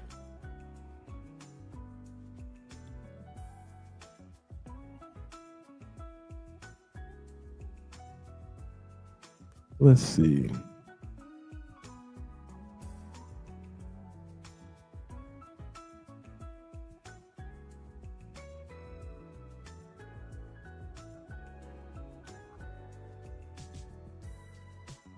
Nope, I can't pull it up. But let's go back to the video, our original video. But I wanted you guys to see that all the myths that you hear from the banking industry to U.S. health to law and order in the United States to how much it costs per week for your groceries. I'm going to drop these. I'm going to drop the link to each one of these. Some of you guys might want to do a video on it. So here's the one for the groceries. Here's the one for cost of living per family. I'm going to drop that for you. Here's the one with the law and order. Dropping that one for you. It's one thing for me to pull all this up. Here is America being the worst healthcare system in the world.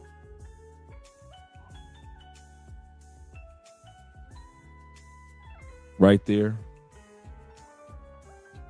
Here's the one with the rich in their portfolio. Right here. And maps on income per state. Copy that. I'm going to send that one to you guys as well. So I don't just tell you the stats. I share. I'm a share bear in regards to this information. Let me close all this one out.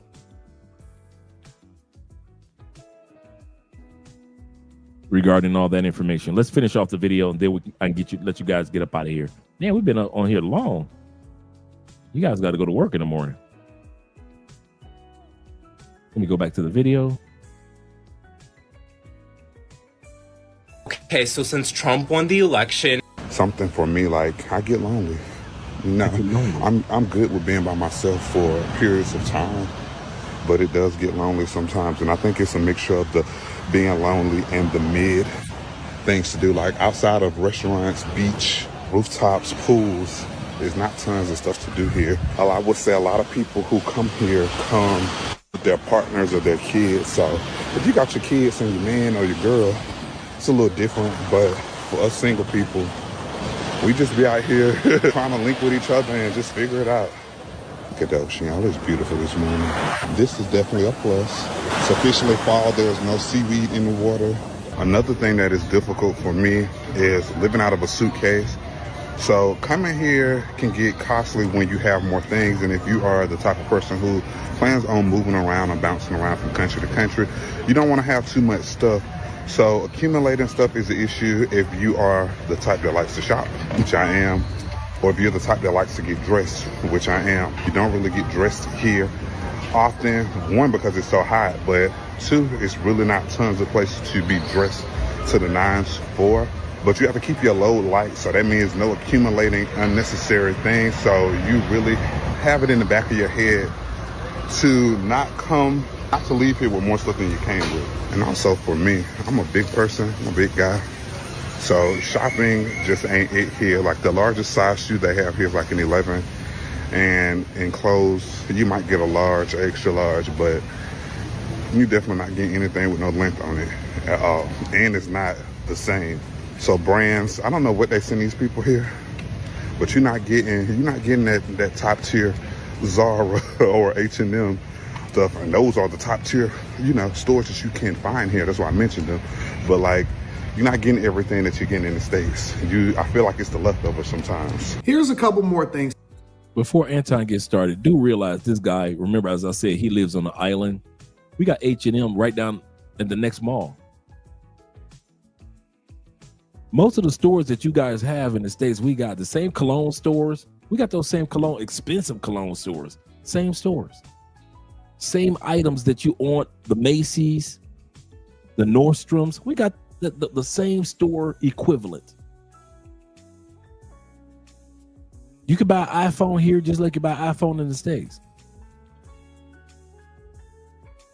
When I showed you the videos of Andre and I going out, were we in the t-shirts and jeans, or were we dressed real nice when we went out in what I just showed you of me and Andrea? Were we dressed nice? So when the dudes sit back and say, well, we ain't got no reason to dress nice here, we don't, because, well, you on an island, bruh. And even when we were on the island in DR, we dressed nice. We went out to nice spots and we got dressed up and dressed really nice. I see so many Americans don't take advantage of stuff. Yeah, he should have booked a consultation. And I know couples down there where he is that could have helped him out. All right, man. Enjoy your flight. Fly safe, brother. Fly safe. But let's finish off this video real quick. I don't want to be rambling. You heard me talk enough.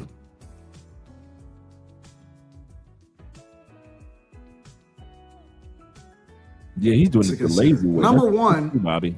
If you poor here, but you're doing okay there, then that means that you're displacing other people there and you're regentrifying some of these areas. Now, that doesn't apply to everywhere because a lot of places actually want you there.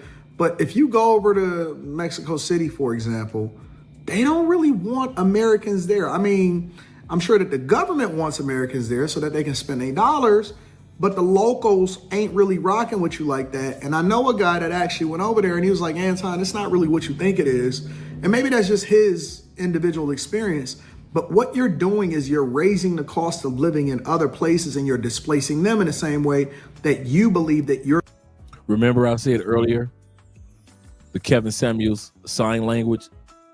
Look, as Anton speaks, look for shaming, trying to make you feel guilty, insults, and the need to be right. And I'll tell you what I mean by that. We live in the suburbs of Cali, right? Most Colombians make less than $500 a month. Our rent is $630, right? $600 to $630, depending on how strong the US dollar is, right?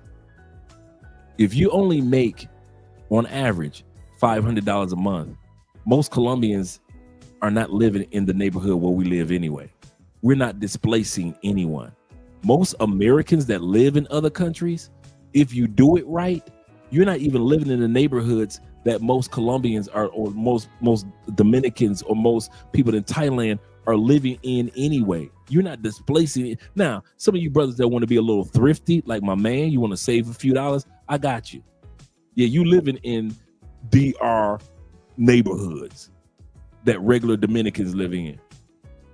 Me, even when we were visiting, we weren't in regular locations. No.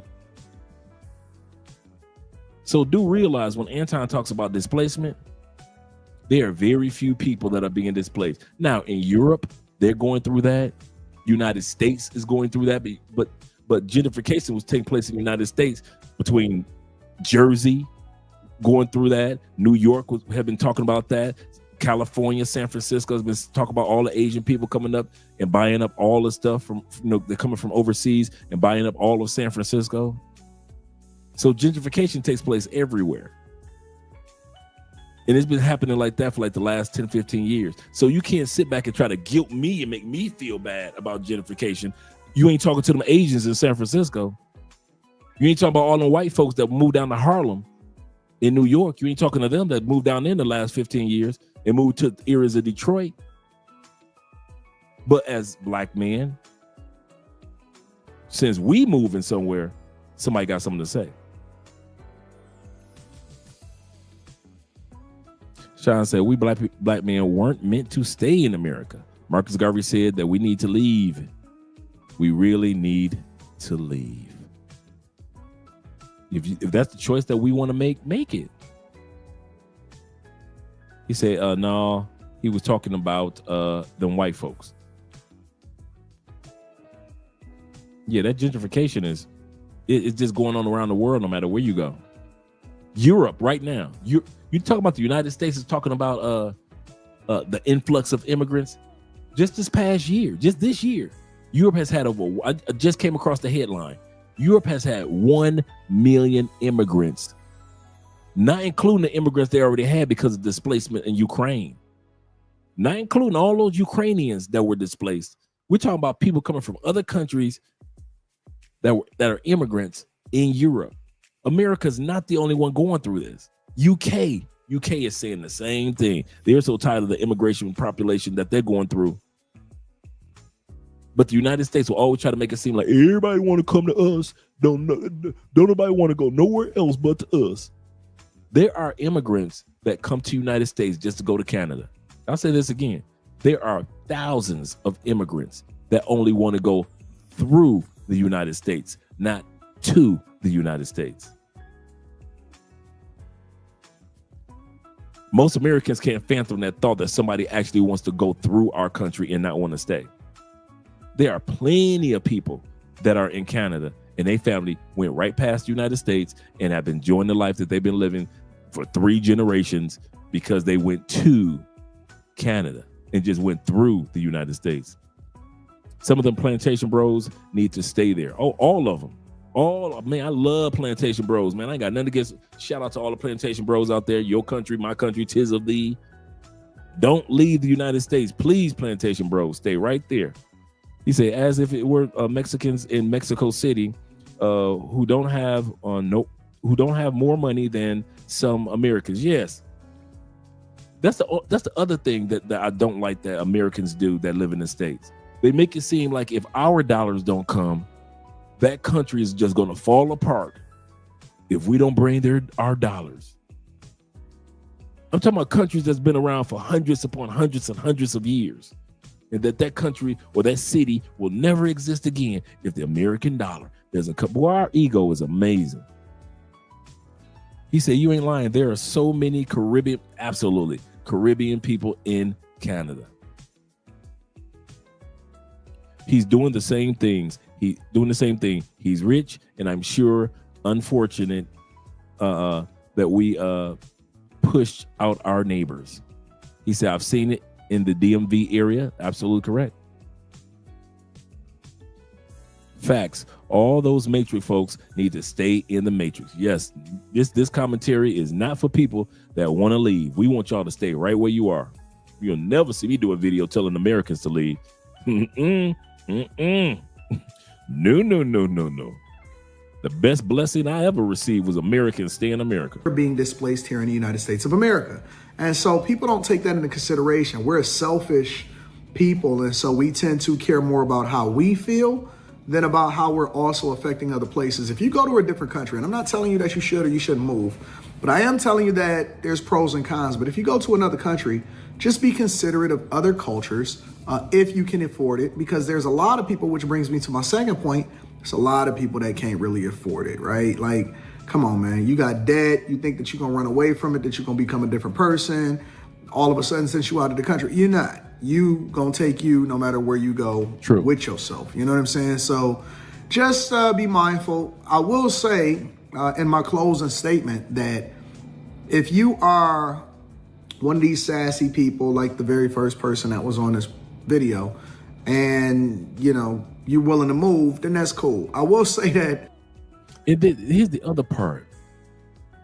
The shaming tactics. If you're one of these sassy people, you know, one of the things I love about men in other countries, they don't talk about men like that.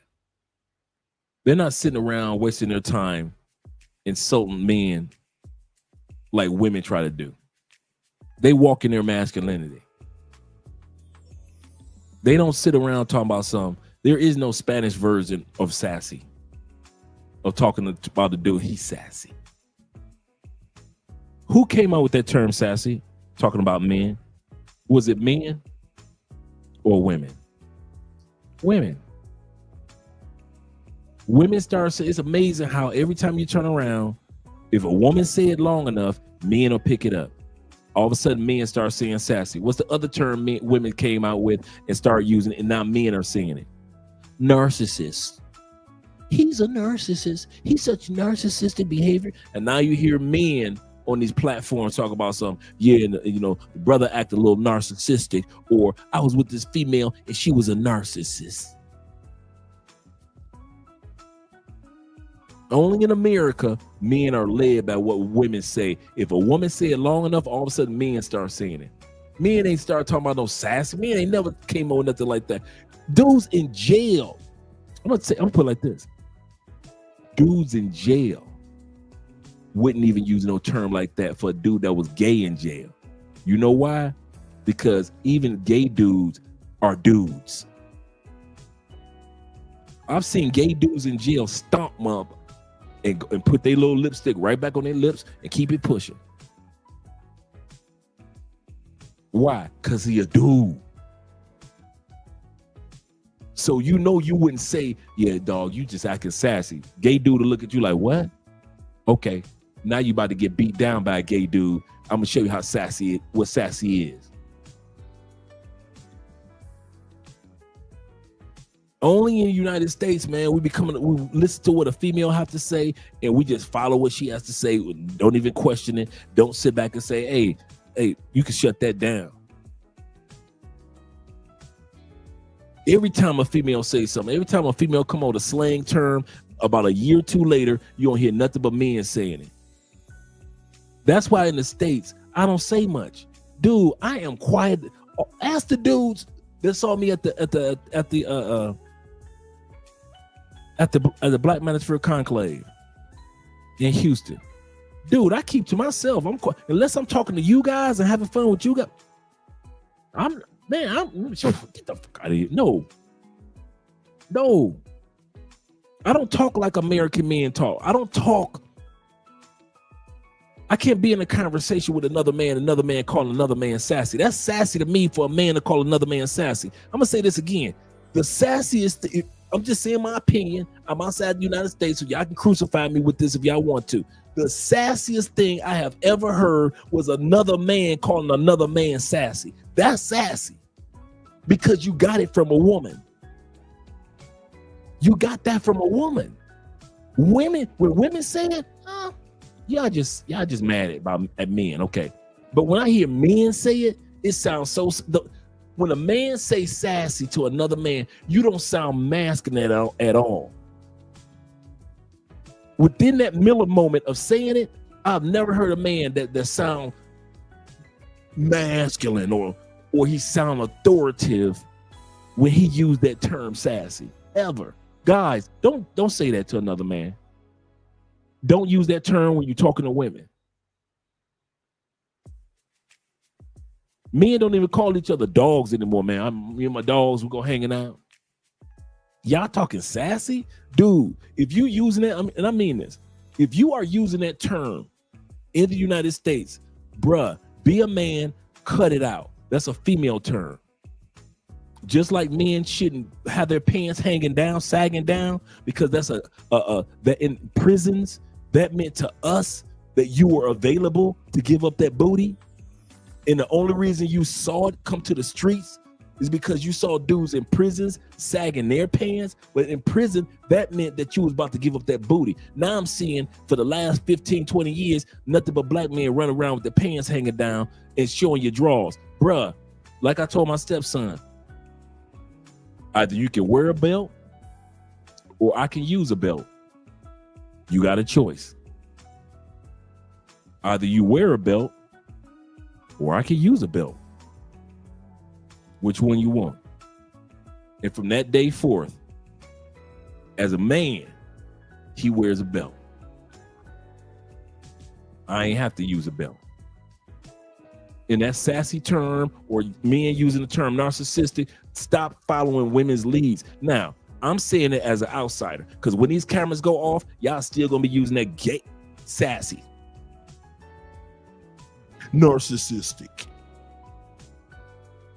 Here's the other one. Y'all ready? Partner. What part of the Bible did God say, for this reason does a man leave his mother and father and he become husband and partner? What part in the Bible does it says Adam and Eve was partners? King David had partners. King Solomon had 800 partners and 300 concubines.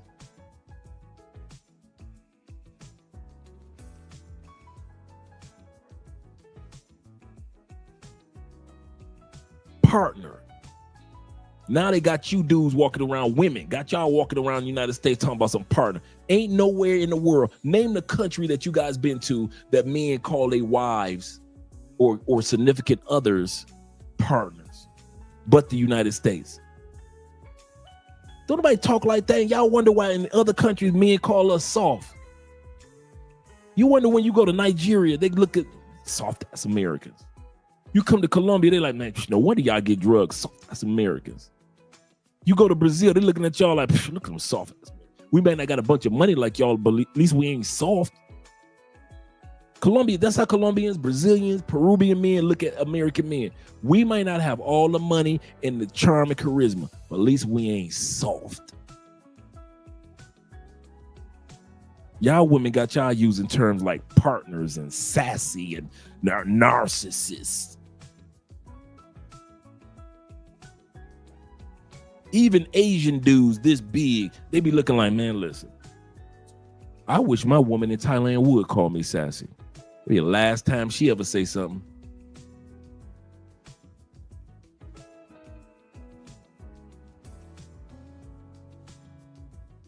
That's why I don't say too much to Americans, men and women. I don't say nothing to do. I mean it. I don't say nothing to y'all. I let y'all keep running on y'all stupidity. Y'all like it. I love it. These cameras got to go off. I don't care. Because the number one reason why I don't care, because I got a passport. I'm about to get back on the plane anyway. So what used to me arguing with Americans about what's going on in America, when I know in about 2 days, I'm about to get back on the plane and fly over to another country anyway. So I ain't got to care about y'all with y'all sassiness, with y'all narcissism, partners, y'all trying to be friends with y'all kids, trying to be friends with your wife. Dude, your wife has a portion of friendship with you, yes, but it's your job to be a husband. The word husband in its original language is gardener. That's your job. You are the gardener of your family. You pull out the weeds. It ain't always comfortable getting on your knees and taking care of the garden. It ain't always comfortable being out there in the heat, mowing the lawn, taking care of the landscaping. But that's your job as a husband. You are the gardener.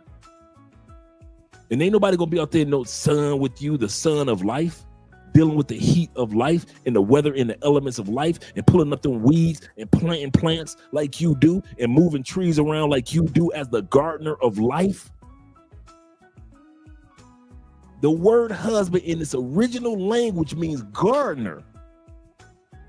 And your woman ain't gonna be no gardener with you. Her job is to be the wife. The wife means soul or sunlight, the giver of life. I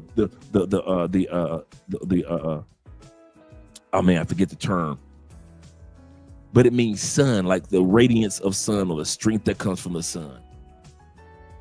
That's what the word wife comes from.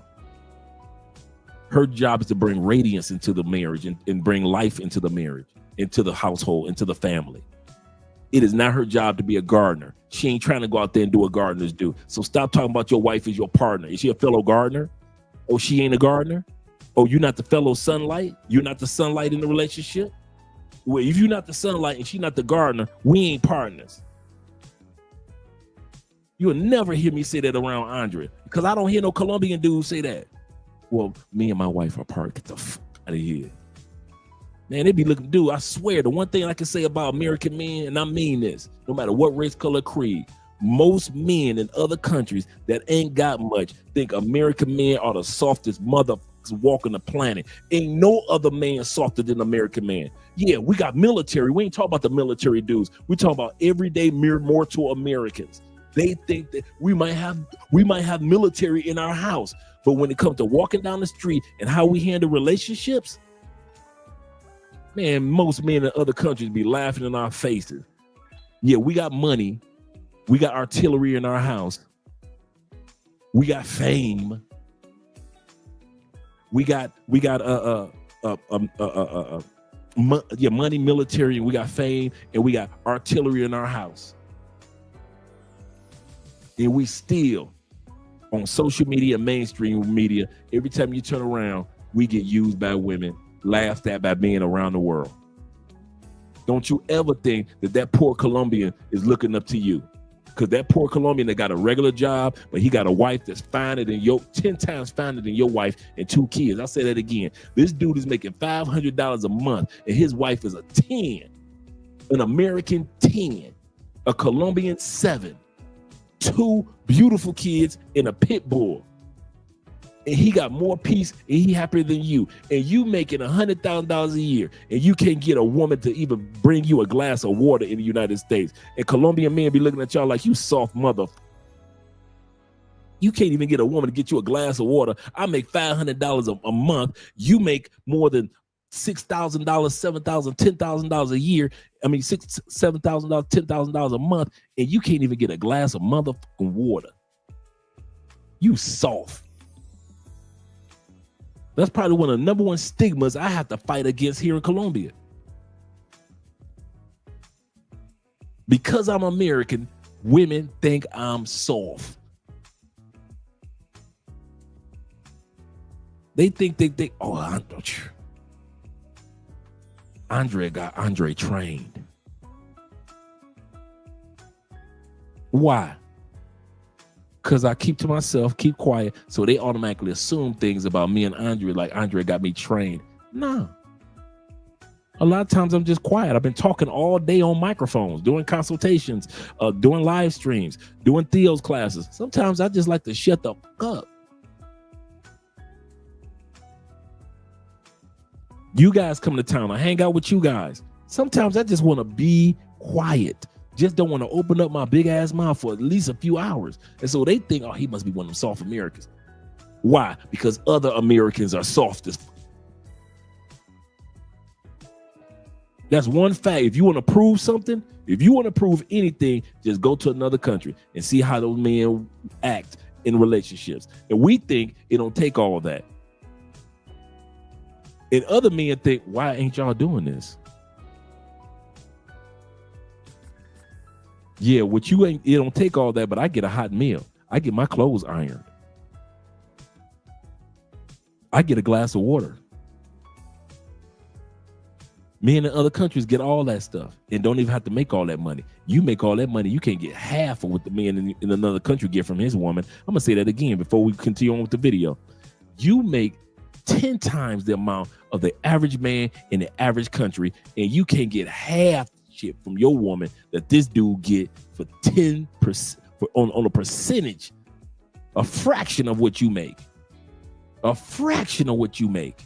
You make $6,000 a month, he don't even make $600 a month, and his woman do 10 times more for him than your woman to do.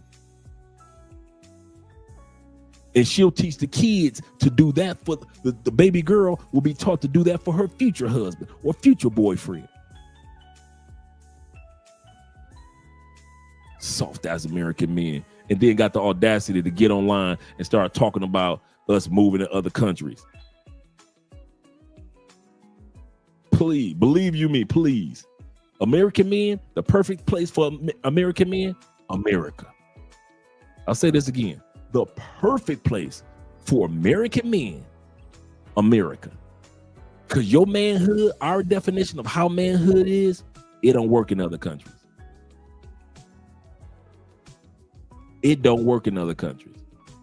And I'm not saying you got to be walking around like John Rambo.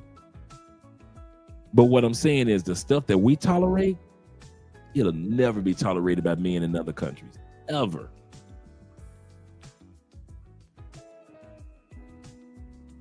I get on first notice because I don't prescribe to all of this feminist bullshit. Yeah, for real.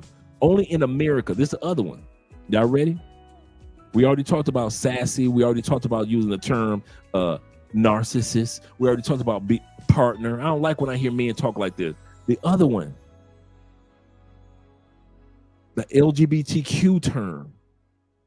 What's that term that the guys be using all the time now? Ah, forget it. It just left my mind. But there are so many terms that I hear American men use that didn't originate lately with American men. It resonated and started with American women, and you just fell right into it. And truly, the term partner, oh yeah, Dusty. Thank you, brother. Men calling men Dusty? Where the that come from? Men have always knew that there's a time period where you got to just put your head down and grind, and you live in your t-shirt life. You live in your t-shirt and your ramen noodles life. You got to grind for maybe 5-10 years. Men understand that there's a time period when you got it like that, and there's a time which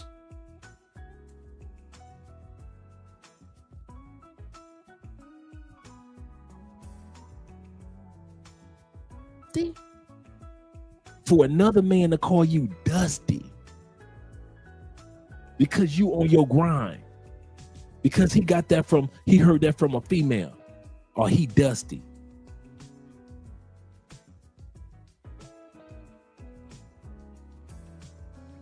I guess he a hero once he get to where he need to be, like women do. Women wait at the finish line. I guess men are doing that now, huh?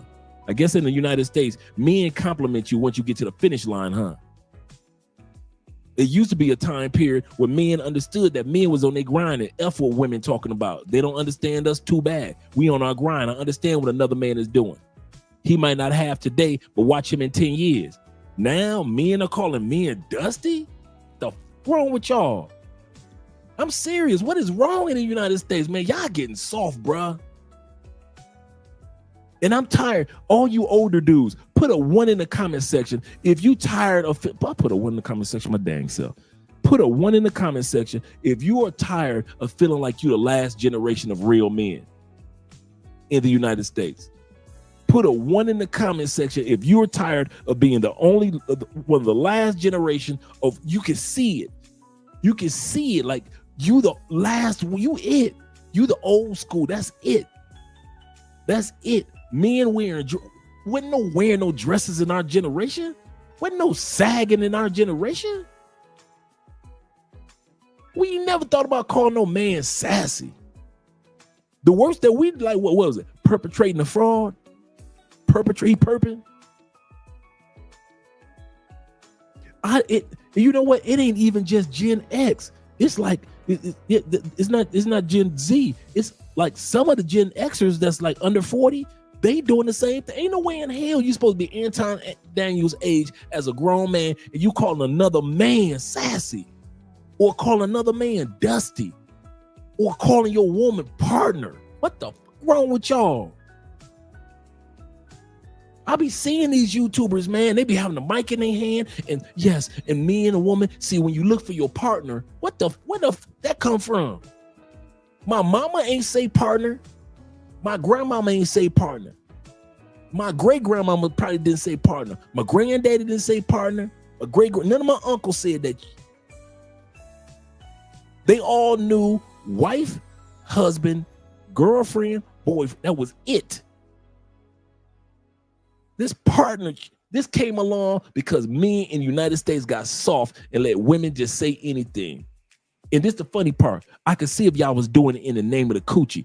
In the United States, y'all ain't even having sex statistically like that no more.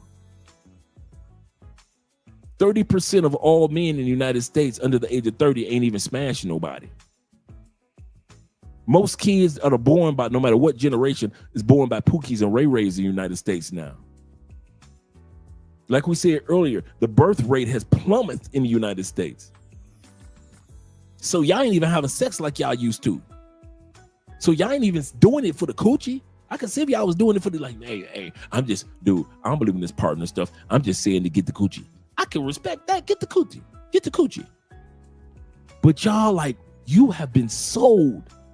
If a woman says it, I'll say it. Y'all soft, bruh. And I swear, I'm glad I'm part of that last generation, and I feel it. If y'all wonder, if you guys wonder if us men over 40 feel like we're the last generation and we leaving the baton, we throwing back the baton to a good generation. Hell no, we don't. We think that y'all asses are soft. If y'all think we think that y'all some killers and some monsters, y'all crazy. We think y'all soft. Well, I'm a killer. I got artillery. No, bro, I ain't talking about the artillery. I'm talking about manhood. I ain't talking about fisticuffs. I'm talking about manhood, responsibility.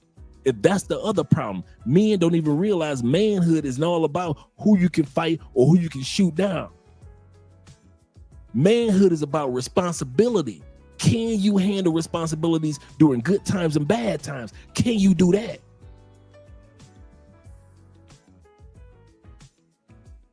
Man, you dudes under 40, man, dude, I swear I'm so glad I'm not Generation Z. And I'm not on the bottom end of Generation X. I swear, man, we sit back and we just shake our heads like we don't know what's going on, and we gonna keep our mouth shut. We gonna keep on making our money and keep on using our passports. And y'all gonna keep on wearing those dresses and let y'all women wear pantsuits at the wedding. That's what's next. Women gonna stop wearing wedding dresses why should they wear wedding dresses at the wedding? You want to wear the dress. The way that y'all acting now, you men know that y'all jealous of the women. Y'all want to wear the white dress at the wedding. Women gonna be wearing the pantsuits. They already got dudes taking a woman last name already in the United States. You already got women asking you to marry. Name the country that you've been to where women ask men to marry them. I'll wait. DR? Hell no. Colombia. Brazil. You ain't never seen footage of a Brazilian woman get on her knee and ask a Brazilian dude to marry her. Asia. Tanzania. Gotta be South Africa. France. Poland. Gotta be Turkey. UAE. In the UAE, the women are getting on, they ain't doing that either. So only in the United States do they got women that feel like if you wait too long to ask her to marry you, too bad. She gonna ask you to marry her.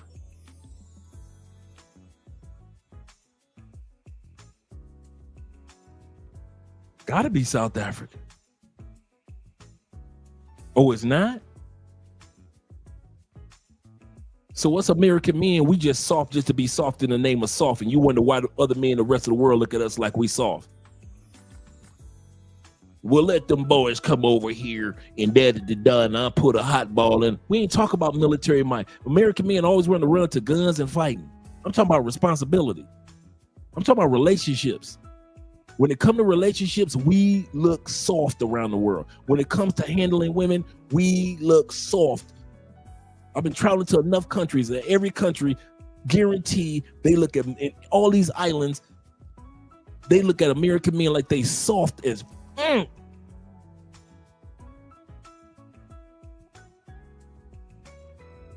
Okay. I'm not black, I'm OJ. Okay. Makes sense. Why our generation don't have many to hang out with lately. Yep. Some even questionable. Facts. He said, Dre, they over here saying it's cool for women to propose to men. It's crazy. That's sad. That's sad.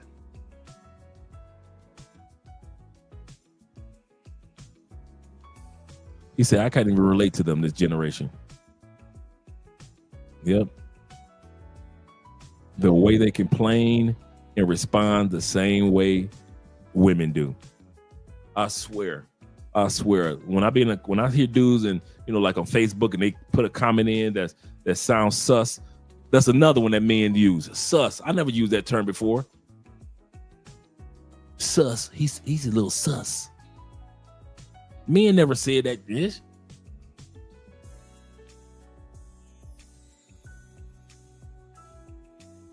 That sounds questionable.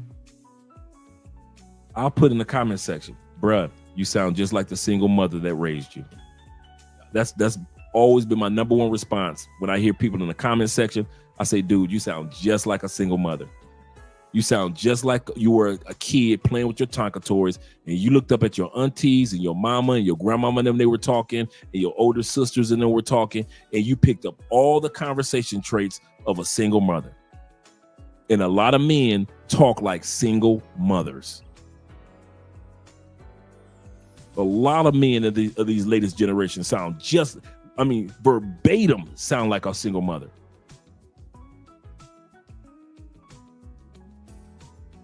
Some dudes on Facebook actually work. Yeah. What's even crazier now, how the election really showed me how even dudes I played in college football with, they were running behind their women to appease. That's crazy. To appease by voting for Kamala.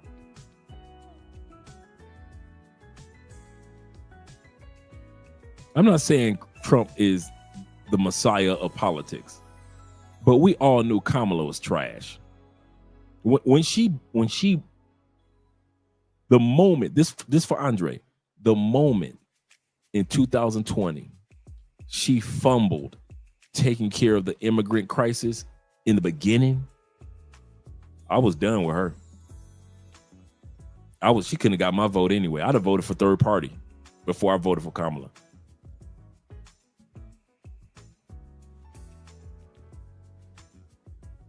Only in America can a former president, Obama, look at black men and say, you doing something wrong if you don't vote for a black woman.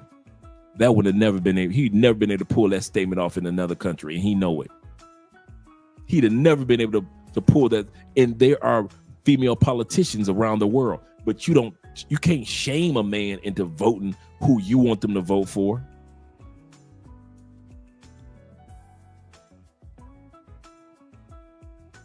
Funny part is we don't even know if Obama voted for her. She was straight trash. She wouldn't answer questions, never.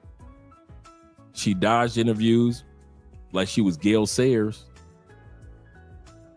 She didn't put on her policies on her website till the day before the debate. This woman is a shame. He said, I lost so much respect for Obama when he did that. Me too. Like, dude, you ain't my damn daddy. Now I'm here to scold you. Like, dude, you ain't here to scold. I'm grown. I'm your age. How the hell you scolding me? Men are being raised by women. Women have taken over the community, and they don't respect us, and they shouldn't.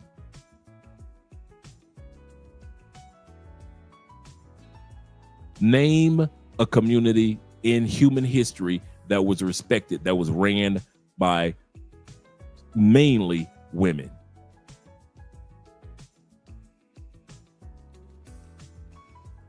Now, I'm not talking about having a woman like a prime minister or a woman that's president. I'm not saying that, because underneath her, there are a bunch of men that are pulling the strings to make sure the country still run. I'm talking about where women just ran everything. And it's not an anti-woman moment. What I'm saying is,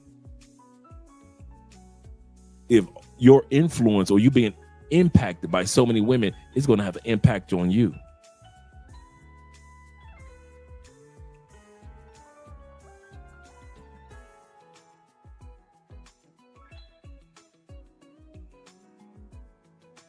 The awesome thing is that people woke up. Now, I was very proud of black men and all people voting, not because of race or anything, but because they believe that let's give Trump a second chance.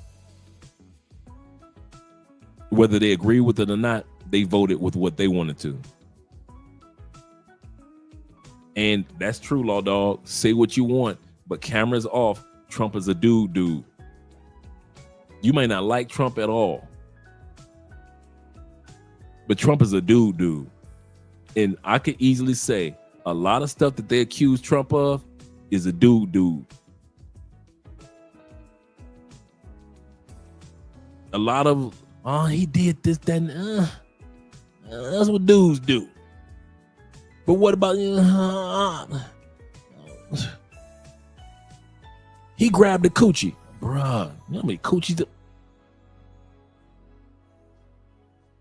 You know how many men were looking at Trump like, man, that's all you did was grab the coochie?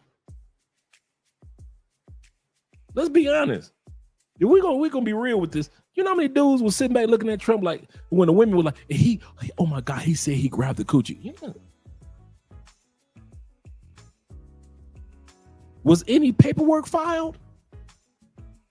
Any police report? No, the lady coochie, all the coochies he grabbed, when them ladies wasn't filing nothing. You know why? Because they wanted them. They had no problem. Let's put it like this: not wanted, but they had no problem with it. Nobody filed a police report when Trump going around grabbing coochies. And you can't tell me as a man you ain't around in your lifetime.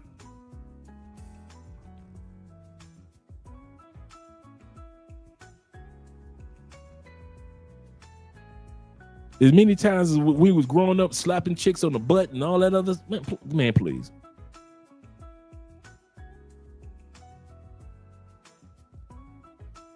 That man took them 64 court charges with his head up. I mean, not 64, but them 34 convictions with his head up. That's what men do. Take it from me. My head wasn't down when I got my convictions. You're going to be doing 10 years in jail. My head was up.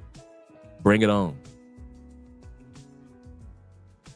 That's what men do. He makes a lot of mistakes in life. Yeah, that's what men do. He gambles a lot on, he takes his chances, some success, some fail. Yeah, that's what men do. Real men gamble, and sometimes it works and sometimes it doesn't. That's what men do. He got coochie on the side, man. Listen. If I had $1 every time I messed up, this is the first relationship I ain't mess up. Man, Trump ain't do nothing. Man, my numbers, please, Dre the Ripper. Andre is the first person that got a crisp and clean husband. Everybody else in my life, Trump couldn't keep up with me, bro. And Trump couldn't keep up with some of y'all. He had coochie on the side, please. That's what men do. There's a book out called The Battle That Every Man Has. Every man battles that. Some dudes don't give in to it. Some dudes don't. I mean, some dudes do. We all battle it, though. That's what men do. And that's why men voted the way that they did. Not just for policies, but for manhood. We tired of it. At least y'all tired of it in the States.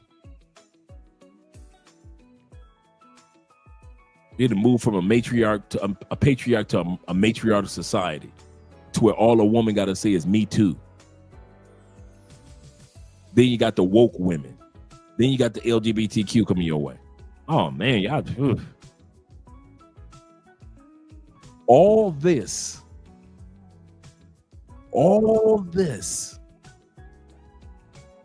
If I was making $500,000 a year, I wouldn't have been in the States. Because I would have had to ride through all this bullshit that y'all go through. I would have been there for when the LGBTQ first started. There was no such thing as these numbers when I was there. I mean, these letters when I was there. It was just this person was gay, or he was lesbian, or that was it. I would have been there if I was making $500,000 a year and I fell into that trap. I would have been there for the term LGBTQ. I'd have been stuck there with the new alphabet people, the black people. I'm FBA. Oh, so y'all took it from the LGBTQ and y'all figured now y'all can do alphabets as black people. I'm FBA and I'm this, that. So now y'all got 3 or 4 of them that's alphabets. See, let's not talk about LGBTQ because black people, y'all think if it works for them and they got laws passed, maybe having letters work for us. So I'm FBA. And I forget the other 2 or 3 that came out. Now y'all the new alphabet people, huh? I would have been there for that. I'd have been stuck there for COVID. Y'all don't know what. Should I stay indoors? Should I stay outdoors? Should I put a mask on? Should I not put a mask on? I'd have been stuck there for that for $500,000. I'd have been stuck there dealing with women, talk about something. You can't take me to the Cheesecake Factory, or I'm about to eat these 45 oysters and you're gonna pay for it. I'd have been stuck there for that for $500,000. I'd have been stuck there during the generation when women say, I'm not having sex unless you make $100,000. I'd have been stuck. None of this stuff was there when I left. All that talking about you need to make $100,000. No one there when I left. You got to be 6 feet. I'm over 6 feet, and nobody was talking like that when I was there. Women like tall men, yeah, but nobody was like, it has to be a must. Dude, if you only knew how much of y'all bug hint I avoided by not waiting around to become rich while I was in the States. I just watch y'all on TV with popcorn in hand. I'll be like, Andre, watch these stupid motherfuckers in this thing. Eating my popcorn. Seriously.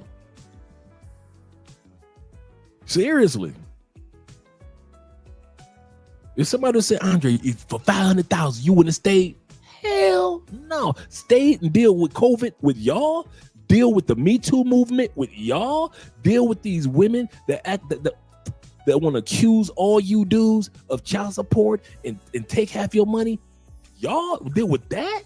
No, high taxes and everything else I just showed you, the cost of having a family in the United States, the cost of the individuals in the United States, the cost of groceries, the cost of gas, the cost of medical. I just showed you all that on the screen and sent you the links. You talk about for $500,000, you want me to know? I left as soon as I saw 30. I say, I got 30,000 in the bank, got this amount over here. I got me an online job working for the college. Okay, cool. I'm out. Kid you not.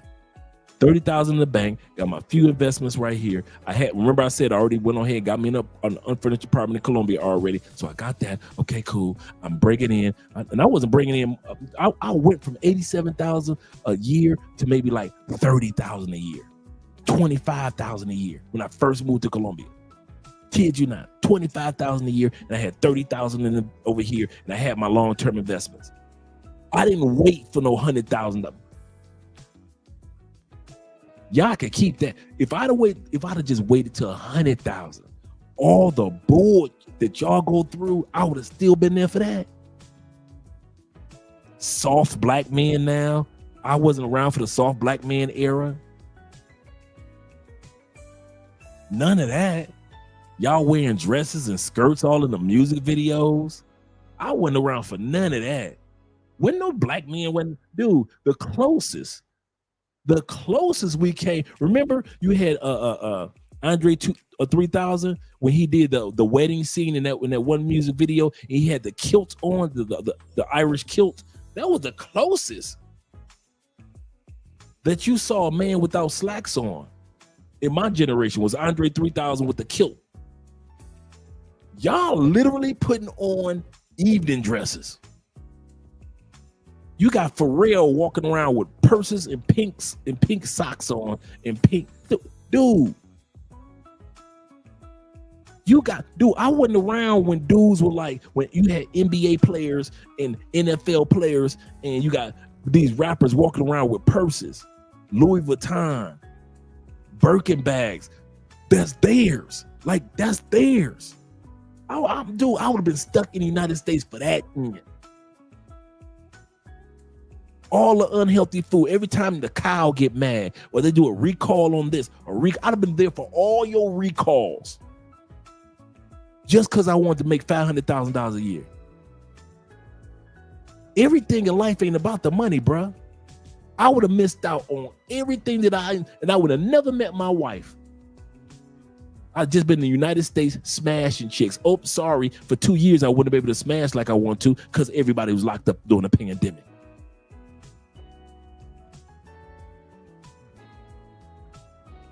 Y'all keep on selling y'all soul for that money. Go ahead. Y'all stay right there.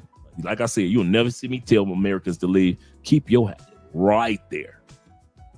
Right there. I'll never tell y'all to leave. No. The Birkin for boys. Yeah.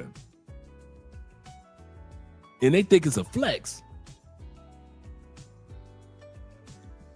Half y'all rappers coming out, find out that they are undercover, that they all in the Diddy parties. And if you think Diddy was the only one, let's put this out there too. If y'all think Diddy was the only one that was throwing them parties and them parties stopped, y'all crazy. Them white folks been throwing them type of parties in California for years. For years, since the 60s. You can go back to the roaring 20s. They was throwing them type of parties. Diddy ain't inventing nothing. So why everybody trying to crucify that man like he was the only one? Bruh, it's parties that's going on this weekend just like that one. Just like that one. That's the one reason why I don't come down on Diddy as hard as a lot of people are coming down on that brother. Because at the end of the day, he ain't invented nothing. Just like they found about Epstein's parties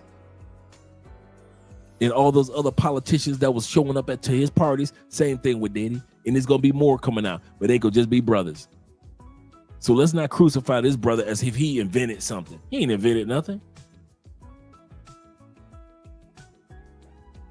And believe you me, a lot of those people at Diddy parties were volunteers.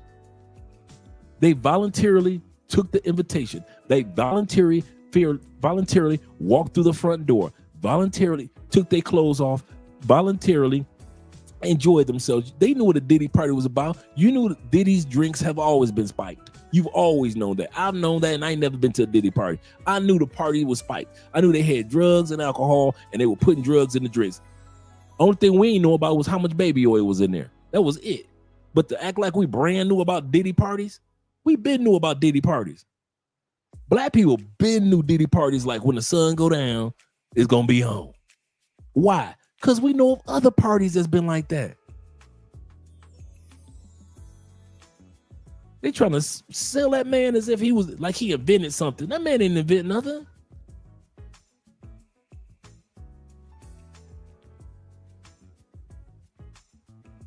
Come on now.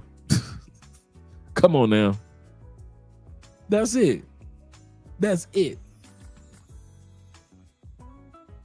Tom Cruise and them could come out with a movie about it. Ain't nobody said nothing. Because it goes on. Diddy get caught and we act like Diddy invented something.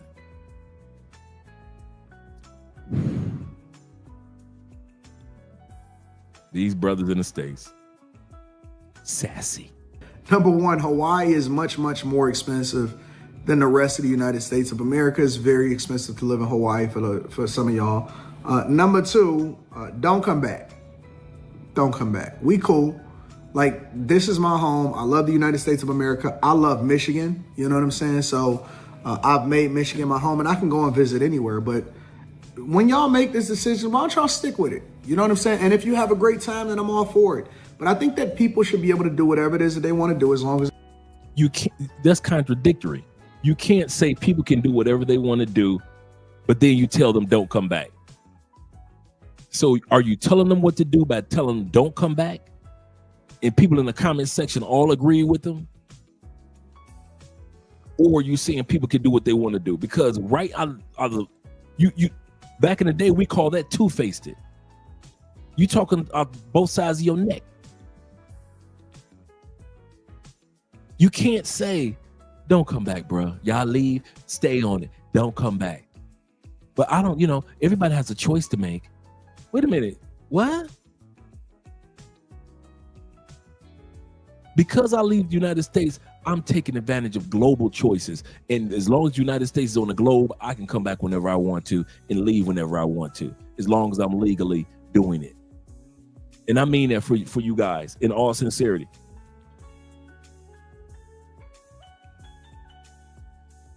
Do not ever let anybody try to shame you into, if you leave, you might as well stay.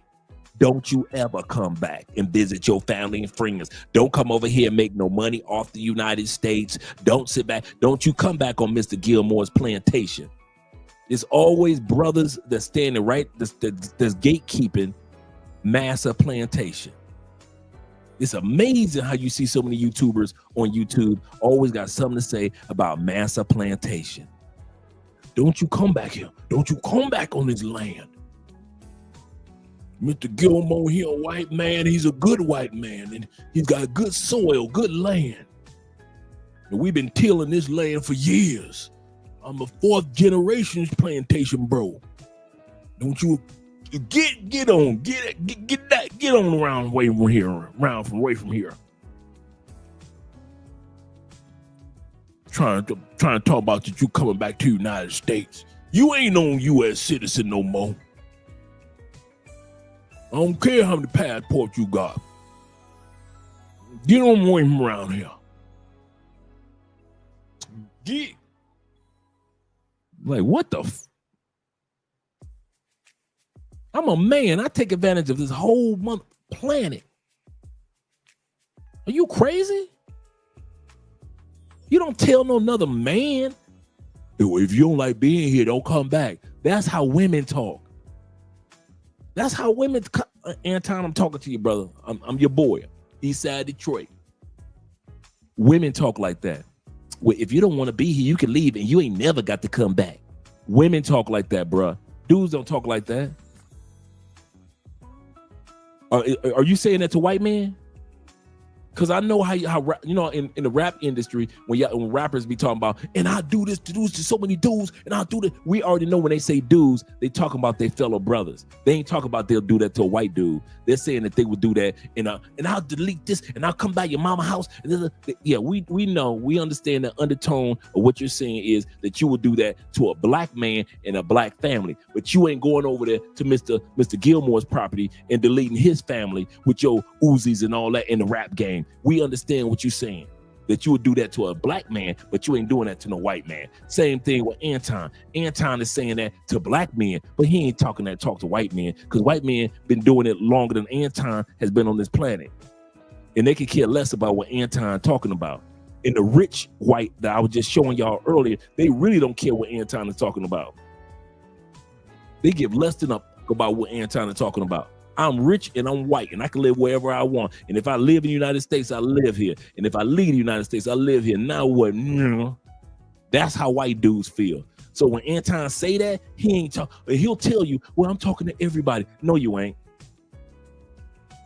Because if you was talking to everybody, the movement of talking to white men like this would have happened a long time ago. The only reason 2 cents about expats is when black men start traveling. When black women were traveling, ain't nobody say ish. When white women were traveling, nobody said ish. When white men were traveling, nobody put out no video on nothing. As soon as black men start traveling and start talking about being passport bros and expats and digital nomads, as soon as your black ass start traveling, that's when everybody want to come out the video with their 2 cents. So I know Anton ain't talking to the white dude or the white woman or the black woman, because nobody put out videos on them ever. Ain't put out no movies, wasn't no novels put out. Anybody write no articles talking about white men are leaving. None of that. Black women are leaving. And nobody put out articles on that. Nobody. White women are leaving, and nobody. As soon as black men start leaving, the articles came out, the blogs came out, the commentary came out, the criticism came out, the backbiting came out. All that came out as soon as black men start using passports. Now, so if you don't like it here, look, don't come back. That's the same thing a female says when a dude is packing his bags and about to leave her for good. If you leave, don't come back. You don't think you can come back. I'm so tired of you dudes sounding like single mothers, man. I mean that. And like I said, this is not a shame or insult to this brother, but goodness gracious, man. If you don't understand, like I said, I started all this off by saying the 10,000 hour rule. If you ain't got 10,000 hours of doing something, sit back and let those that got 10,000 hours of experience of doing that, do that. If I don't have 10,000 hours worth of experience being a welder, I know how to shut the heck up and let the welders weld. because I ain't got the experience in welding. I might have 500 hours in, but I ain't got 10,000 hours in. There's always dudes that visit other countries think that they know what it's like to live in other countries. You don't know what it's like to live in other countries, and we've been living in several countries. Many of us got 3-4 countries up under our belt that we lived in. We ain't visiting countries, we live in these countries. And guess what? Our 50 years of living in the United States, or 40 years or 30 years living in the United States, that counts too. So I ain't gonna sit up here and be acting like, well, I ain't going back to the States. Why? Because of Black Americans don't want black men to go back to the United States. I don't give a what you think about me. These cameras got to go off. And once these cameras go off, me and my wife are laughing at dudes in the United States that got 2 cents to say about what we do with our lives, whether we go to the States or we don't, whether we go on that side of the world or we don't. That's what a passport is for. You let your white man do it, you ain't said nothing. White women, you ain't open up your mouth. When black women been doing it, you ain't said nothing. Now you want to open up your mouth when black men use their passports. Man, y'all funny. Y'all funny. And then everybody in the comment section, you got almost 2,000 comments, and everybody in the comments say, I'll never leave the United States. That's stupid. Why should I leave the United States? You stupid mother. You know why? Don't. That was the best comment section I've ever seen. I'm going to say this again. Anton Daniels' comment section on this particular video was the best comment section I have ever seen in my life. It was a bunch of Americans saying, I'll never leave America. Thank you. Keep your tax paying right where you are. Pay high prices for everything. Egg in another country, 14 cents. Egg in the United States, $1.49. It is not a flex, Americans. This is another flex I'm tired of Americans think they got. It is not a flex to overpay what the rest of the world is already paying for. Americans swear we flexing. Man, the average house is $400,000, and the average American can't even get a house. You think you flexing over another location, the same square footage of the same type of house, and that house is going for $70,000, and Americans think they flexing because houses in America are $410,000 on average. That's not a flex. That is not a flex when you're in a country where the medical system is one of the worst, but it's the most expensive medical system in the world. That's not a flex. That's not a flex. Gucci belts are not a flex. When you can get those same material, that same belt in other parts of the world, and it's next to nothing. That's not a flex. Overpaying is not a flex. It's stupid. I don't know why we sit back and we think that because we pay so much that we flexing. That's not a flex. The same Jordan shoes that we pay $400 or $500 for, you go to another country and them same shoes are a fraction of the price. The same suits that you get made in the United States for $2,000, the same suit you can get made, custom made in Thailand or other parts of Europe. It is pay for shit to try to hide the fact that we look stupid to the rest of the world for overpaying for shit. We overpay everything from French fries to Frisbees. Everything. We overpay for everything. The same items. That's the part when you start traveling, you start to realize the same Kool-Aid packet is the same Kool-Aid packet. The same Frosted Flakes is the same, and these are healthier. And this is the crazy part. The food is more expensive in the United States, and yet the food in other countries is healthier and cheaper.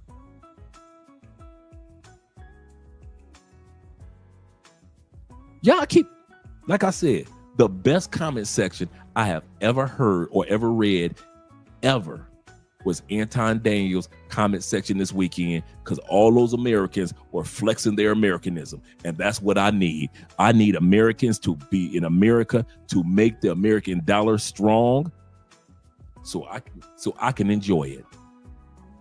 I ain't gonna lie. Get up in the morning, take your ass to work so I can enjoy it. Pay your taxes so I can enjoy it. Pay them high medical this or high bills so I can enjoy it. Go ahead. Get your Gucci belts. And you, all you men, go ahead, buy your Birkin bag for yourself. I benefit off of all that. All of it. All of it. All of it. Everything that you do as an American, us expats outside the United States benefit off of it. So we ain't gonna never tell you to leave. So that comment section, you will never see me put them people down. I love it. He said, I went to Colombia in 2021 and left. He said, gas was $1. Did I not say, me and Andre did not say this on Sunday. He said, when I left, gas was $1.80 and eggs was $1. He said, I came back in 2022. Gas is talking about, you got to be talking about the States because it's not like that in Colombia. Oh, you got to be talking about the United States. He said, gas, yeah, $5.60. And gas is eggs are $3 a dozen.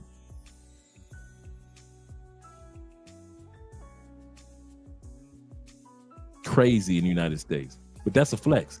Paying $5 plus for gas, that's a flex. Y'all think y'all doing something. Okay. Even countries that's making money, like Sweden and Switzerland, they laughing at y'all. Dubai laughing at y'all. They got money and they laughing at y'all. Saudi Arabia laughing at y'all. They laughing. Shout out to my brother. He says, Andre, a lot of black women in the black manosphere side of YouTube are now calling black men bandits. Your take. I don't know what a bandit is. In regards to this new, explain to me what they mean by when they say bandit. They calling black men bandits.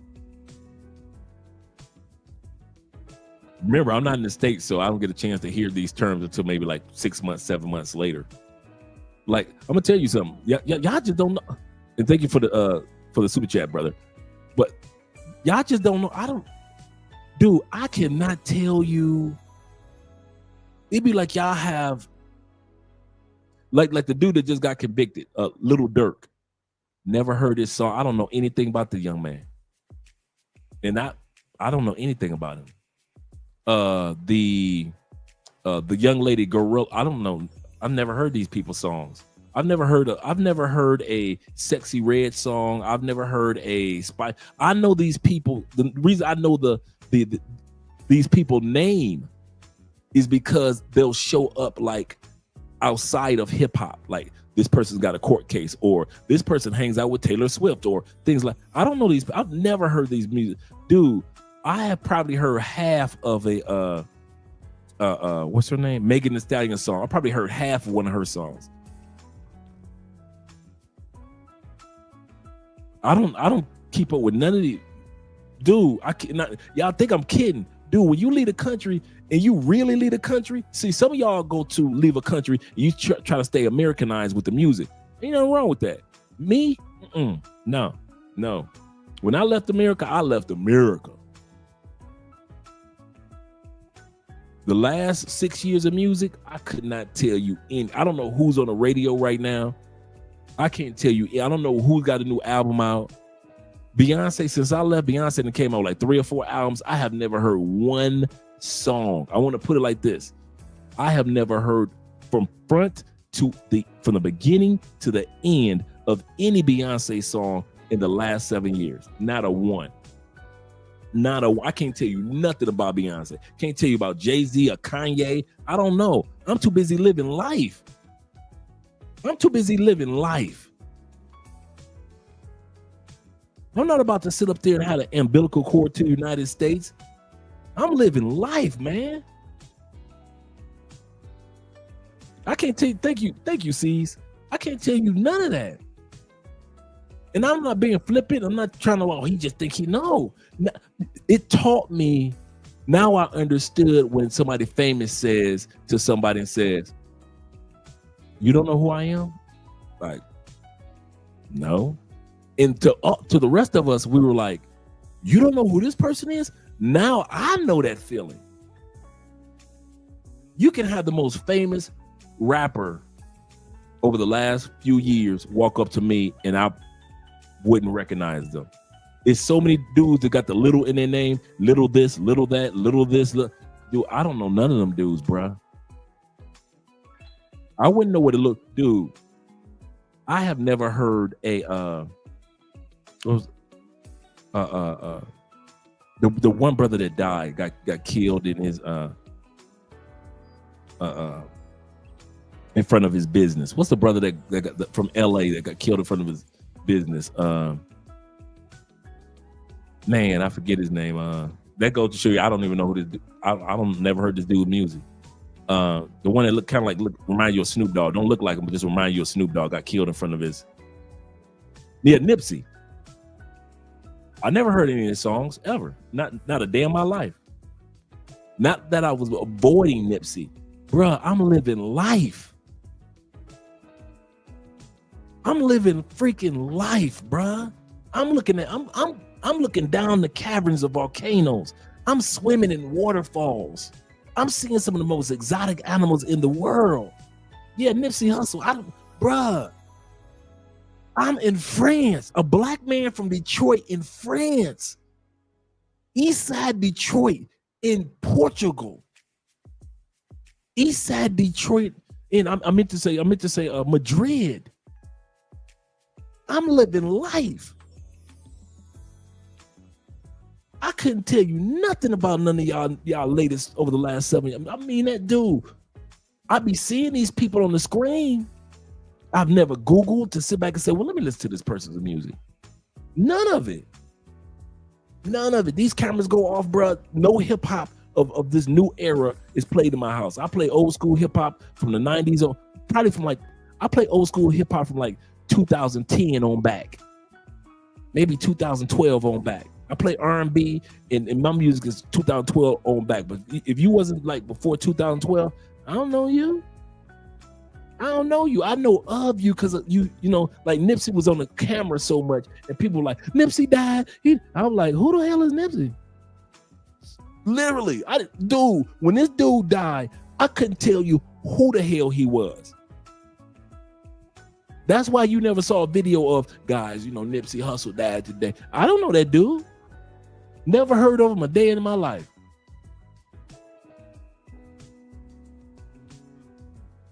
I'm living life. And when you leave and go to other countries, if you serious about it, you're going to be so busy living life.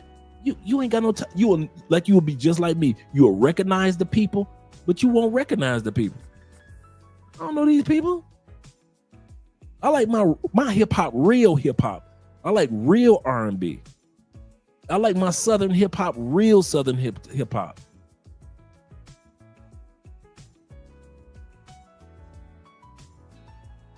Now you got rappers imitating the old school hip hop artists. I couldn't tell you, bro. R.I.P. to the brother, but in all sincerity, I wish I could fake and say, yeah, I know that person. I do not know these people's music, bro. Never heard it. Never. Well, maybe you ain't recognized when you heard it. Could be that, but like I said, Beyonce came out with a bunch of albums and I couldn't tell you anything about those albums. Nothing. They're doing by the law. And in addition to that, all of this fear mongering, when we went in and we running it up and we get in this bag, then just stay where you at and we cool with that. Listen, I love you. I appreciate y'all. Y'all let me know what y'all think about people talking about they moving. They said that the last time and they didn't do it, but a lot of people saying that they moving out of this election and before their rights are taken. Y'all let me know what y'all think in the comments. Also, make sure you tap into the Patreon. Link is in the description.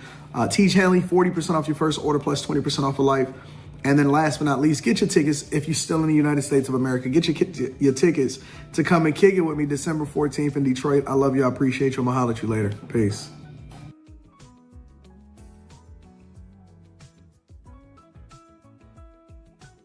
All right. Do Ukraine land? You see that everything here is made in China. That's all the proof you need that we are already sold out. How much things in your home are not made in China, did not come from China. And you're worried about him putting up a tower in another country. He's not going to do a tower. What's going on here? Listen, We're sold out. Bill to Clinton a sold man, us out a y'all long are time talking to ago. a man that don't even want to be here in America. I do believe Trump will deal with Russia with that pipeline they got with Germany and get some of that oil. 39 years of my life. I've been here for the last 39 years of my life. I said you don't want to be here in America. I mean, being coming from a West Indian household, traveling overseas, and spending a lot of time overseas. I think let me just clear it up. I think that people are very close-minded with overseas. They think America's the best place. Although there's a lot of opportunities here, you can live a great life, especially living in the Caribbean. And that's just my stance on it. No, that has nothing to do with what I said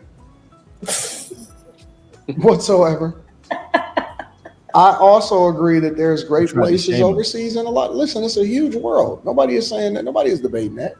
But what I'm saying is you don't fucking want to be here. So what difference will it make? No, I'm here. I'm going to be here for a while. But you don't want to be here long term. Before I have property here. You don't want to be here long term. And that's cool. And I don't denounce that. I think that people should be able to do whatever they want to do as long as it's legal. I ain't tripping off of that. But you don't want to be here, so you asking disingenuous questions.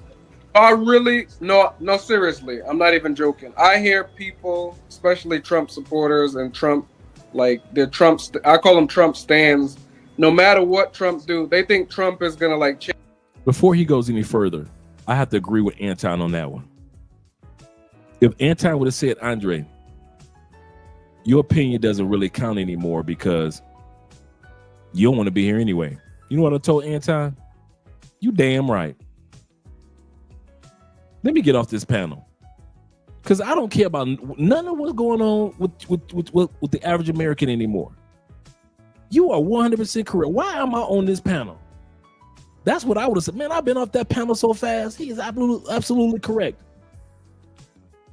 He tried to use it as a shaming tactic. You don't even want to be here no more. And then everybody else started kind of like giggling and sitting back in their seats. And he started trying to, the one guy started trying to backtrack. No, I've been here for 50 years. 30 years. And I wouldn't explain none of that. I've been like, you damn right. I do not want to be in this motherfucker in the next few years. You right. I'm just like that dude that's the CIA agent said that he want to get he's an ex-CIA agent. He said he's getting his family out the United States between 2027 and 2030. If a dude that's been in the CIA for years is saying, I'm packing up my family and I'm getting the hell up out of here, listen, ain't no shaming gonna make me want to stay. You can't shame me to stay. A bit of a different conversation if I was on there. You don't want to stay. So what's your opinion? You know what, Anton? I probably would have been on that live stream like for 40 seconds after he said that. Because I'd have been like, you know what? You right. You right. I don't want to be in this motherfucker. And I am leaving. Even though I got all my properties and getting all my money set up, I will be gone while y'all still here trying to figure out what needs to be figured out. So let me leave this live stream too, because I am sitting up here pretending like I'm a part of y'all. And I ain't gonna see, I wouldn't be on those live streams trying to pretend like I'm any interview I've done, any live stream I've been a part of. I have never pretended like I was still in the States or I cared about what was going on in the States in the grand scheme of everyday activities. I always come from the perspective of a dude that ain't gonna live there and the perspective of a dude that has left there. If people don't know nothing about Andre, any interview or live stream I've ever done, I've always been like, I don't live in the States. I don't give a fuck about what's going on in the States. And then the comment section be like, oh, as if I was a traitor. No, at least I'm being honest. Now, y'all can kick me off the panel if you want to, but I'm gonna talk about it from a global perspective. I always talk from the global perspective because U.S. citizens always just say, around the world, the world is changing. No, most of the world is basically the same. The United States is changing. Feminism is everywhere. It's not everywhere. Few countries here and there, but it's not everywhere. And it's not the United States version of feminism. It's not everywhere. Are women fighting for certain rights in certain countries? Yeah, and they should. But it's not American style feminism. These women are just trying to fight for equal rights. But American feminism is just like, they just want to put their foot on their heel on your neck. Ain't no way in hell I'm building a live stream and trying to convince a dude, man, I still live here. I'm still a part of the community. I'm still no Negro. No, you 100% correct, Anton. I'd look right in that camera. Anton, somebody finally gets me. Somebody understands me. You damn right I'm trying to get out this motherfucker ASAP. I'm just around to get my money up and I'm out. That's what I would have said. Well, yeah, I can't believe he said that. Trump for life. Y'all can say whatever y'all could have talked about me. I want them dudes, I kid you not. I want them dudes that's comfortable with people talking about me after I leave a live stream. I'm gonna say this again. I have always been comfortable with, once I leave a live stream, I knew that they were going to talk about me behind my back, and I'm comfortable with that. A lot of dudes will stay on a live stream to try to justify themselves and explain themselves or change the topic. And once the topic changes, then they'll either stay or leave. Not me. I would have been on that a few more seconds. You damn right I'm trying to leave. That's not a flex. You trying to make me feel bad about leaving. I'm not trying to make you feel bad. Well, I'm going to tell you the truth. I feel great about leaving in a few years.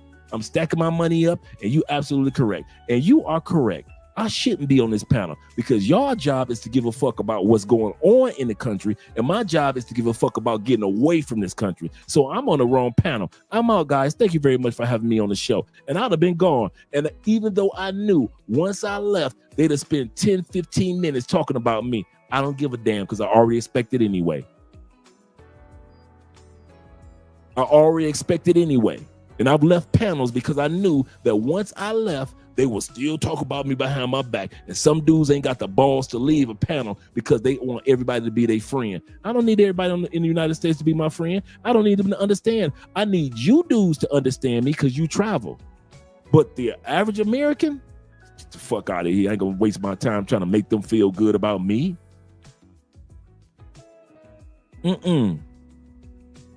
Most people that leave the U.S. already had plans to preach, brother. The election season just appeared to be one of the convenient motivations. Absolutely correct. He said most don't qualify for a visa anyway. 'Tis true. He said most ain't going anywhere but to work. Oh, shout out to you, World Explorer. Good one. Shout out to official Kobe. Make sure you drop the link to your channel, Kobe. I've been seeing you tonight. He said, why can't a black man be pro-American with his money and live abroad? Both are possible. You are living it, I'm living it, and a bunch of other people that we know are living it, Kobe. But in the minds of those that are still on the plantation, that's impossible. Remember the famous quote of Harriet Tubman, I would have freed more slaves if they had known they were slaves. I think we kind of take that for granted.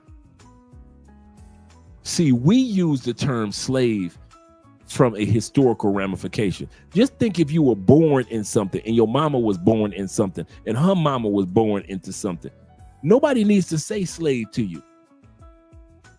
I don't think any movie that I saw from Roots all the way into, nobody said, look at these damn slaves. Nobody said that.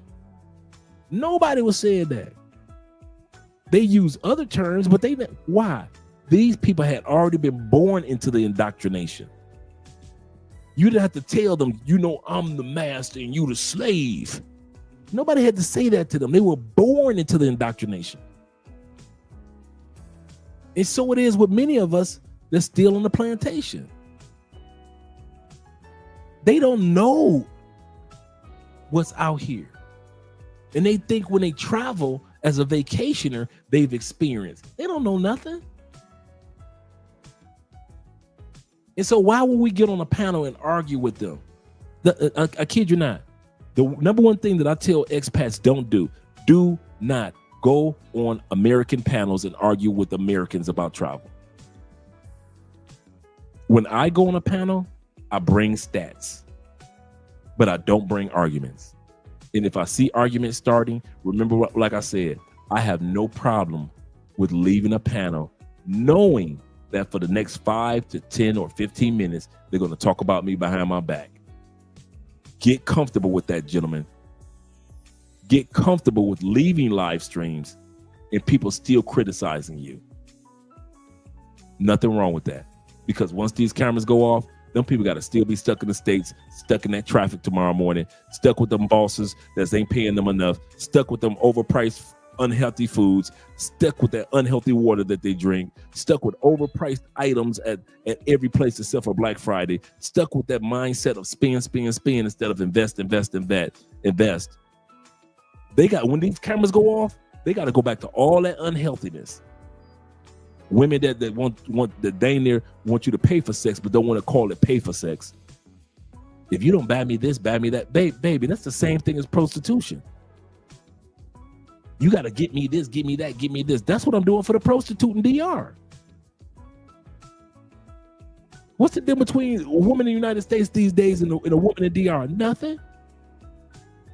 Nothing. So no shaming women in Thailand. How you gonna shame a pay-for-play woman in Thailand, but you want me to buy you this? If you really want all this, you need to Venmo me Cash App me that. Here's my Cash App. Is that not prostitution? Now, fair exchange has never been a robbery, but it's still exchange, baby.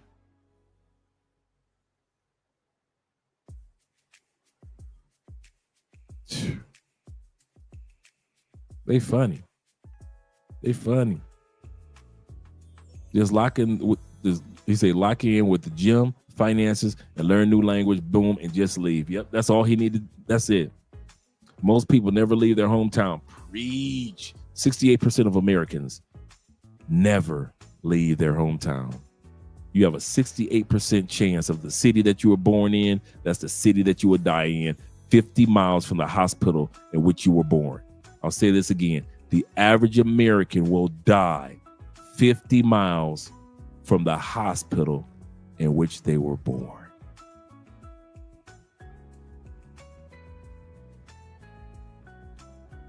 Americans don't go nowhere. And I could say most people in the world don't go anywhere, but Americans, the way we talk. See, most people that don't go nowhere in Colombia, it is what it is. Brazil, it is what it is. They don't brag like, yes, I'm so worldly and I'm so well traveled. They don't talk like that in Colombia. I'm so well traveled. You don't hear people in Ecuador talking about something. Yes, I can tell you about what the world is like because I've been there 2 times. I've been to Italy 2 times, so I know the whole world. No, Americans try to flex like we've been to a few places and we think we know the whole planet. When most Americans, they won't even leave their homes. You got Americans that have never left their home state, at least along the city. You got New Yorkers that have never left New York. People in Cleveland never have left Cleveland a day in their lives. And I mean masses of people. There are people in Cleveland that couldn't tell you how to get to Toledo, and that's a 1 straight shot.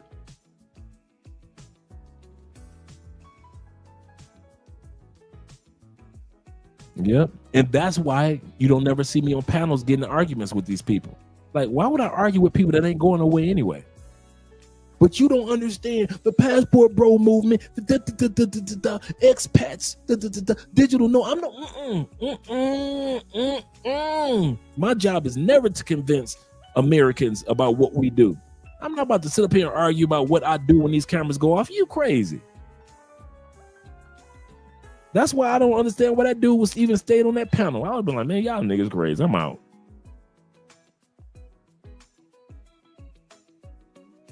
For real.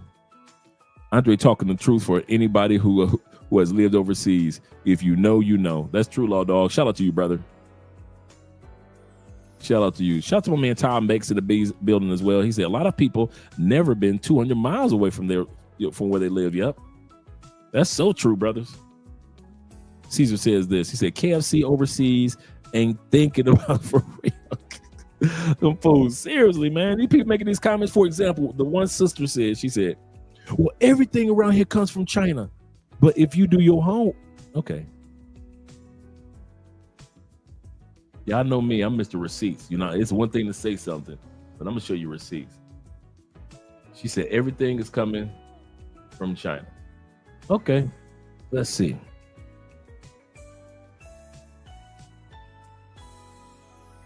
Let's see.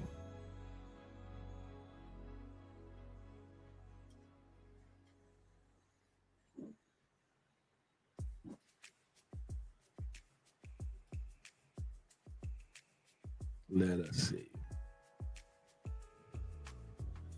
Because people always want to say something, but let's prove it. Let's see if they're correct.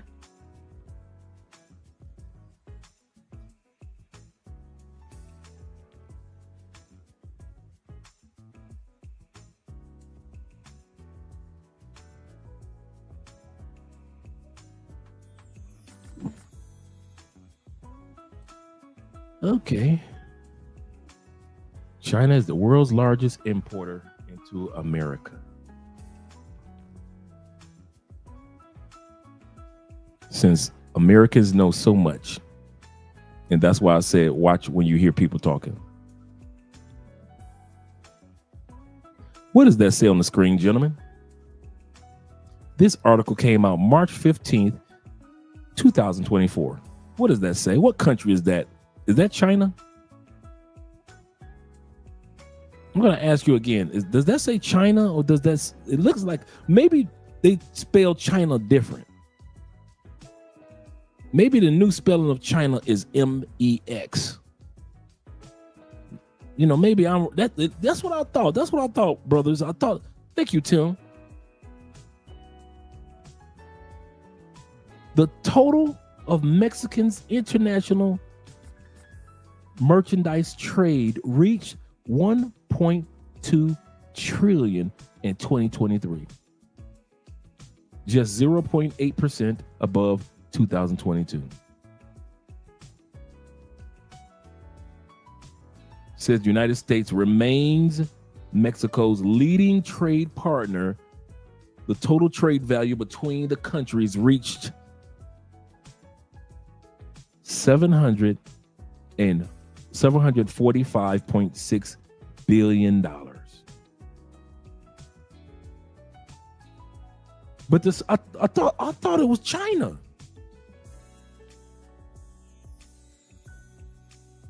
I wouldn't be surprised if India was number 2 also. So when dudes be talking and people just be talking on these panels, man, they just be talking. When it come to me, man, I just let Americans talk, man. Half the time we don't know what we're talking about, or it be old information. Everything we got is from China.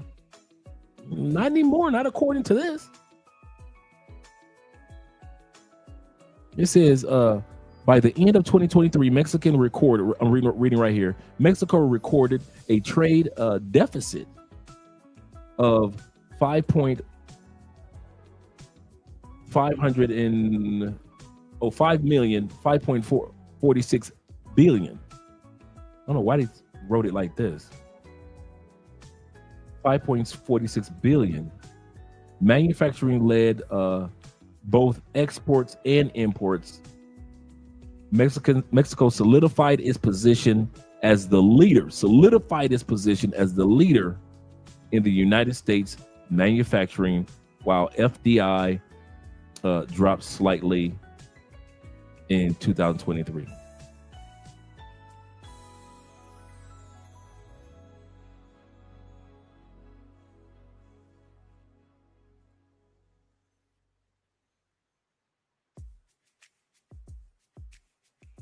Here's another article that came out February. U.S. does more trade. Move this out of the way. U.S. does more trade with new number 1 Mexico in 2023 than ever, data shows. So when you hear Americans talking about something that they don't know nothing about, Here we go again. Mexico is now the largest importer to America. Mexico is top importer to the USA growth outlook. Mexico replaced, here we go, March 9th. Mexico replaces China as top exporter in the US.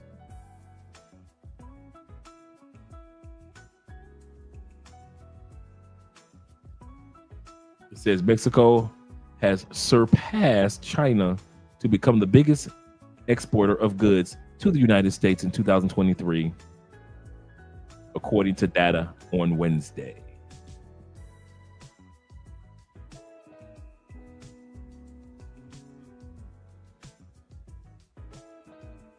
On Wednesday. So let's close that out. I heard a person, she had like a 600 credit score. She's saying Trump is coming in office. The rates are going to drop. She's going to buy this. Yeah, but Ty, listen. They have dropped the rates, like though. these people think Trump is coming in office that their whole life is going to change. Let's entertain this because you're using low-hanging fruit in order to justify your argument, right? The first thing that we need is borders closed because we don't want to send American taxpayer dollars overseas to fight proxy wars just to make big corporations and hidden donors rich. Correct. All right, that's the number one thing. Correct. The second thing that you need is stability in the economy, because the problem is that when we close off these borders and we start to implement these tariffs, we need to renegotiate with NATO because we put the majority of our resources into it. Also, on top of that, Ty right there. Also, on top of that, we need to make sure that we shore up American manufacturing. It's not about giving handouts. It's about making sure that people have the opportunity to really take care of their families and increase their purchasing power, which then allows for you to start your own business, buy homes, and then it spurs the economy, which now we see the Fed over the last couple of months have been dropping interest rates. First, they dropped it 50 basis points. Then they dropped it another 25 basis points, which makes borrowing easier. When you have money moving through the markets and borrowing easier, then you start having a greater affordability because people don't want to purchase homes, not because there's not a shortage of homes, like Kamala Harris says, is because we have an affordability crisis. So the lower of the interest rates, the more that banks make money, the more money circulates throughout the economy. Ultimately, you also get more security because we want to make sure that we support the police because. Okay, before he goes off into the police rant, the Fed has dropped interest rates twice. Was that during the Trump administration or the Biden administration just recently? They just did it in the last 6 months. They dropped the interest rates twice. Businesses will be able to get better loans. People will get more loans in regards to homes, things like that. Did that happen during the Biden administration or the Trump administration? The new Trump administration? You see how, like I keep saying, they talking two sides out of the, talking out the side of their neck. In one case, you're saying that Biden is trash, but then you're saying that the economy is getting better and the Fed has lowered interest rates, and now businesses will be able to get loans, hire more people, give more raises. People that are getting more raises and more jobs will be able to buy more houses and other things around. Did that happen because of Trump, or did that happen because of the Biden administration, or was it because of the market adjusting itself, which was going to happen anyway? But who's going to get the credit for it? Based off of how they're talking, Trump. Trump is not even in office. He has nothing to do with how the market, how the Fed works. Nothing.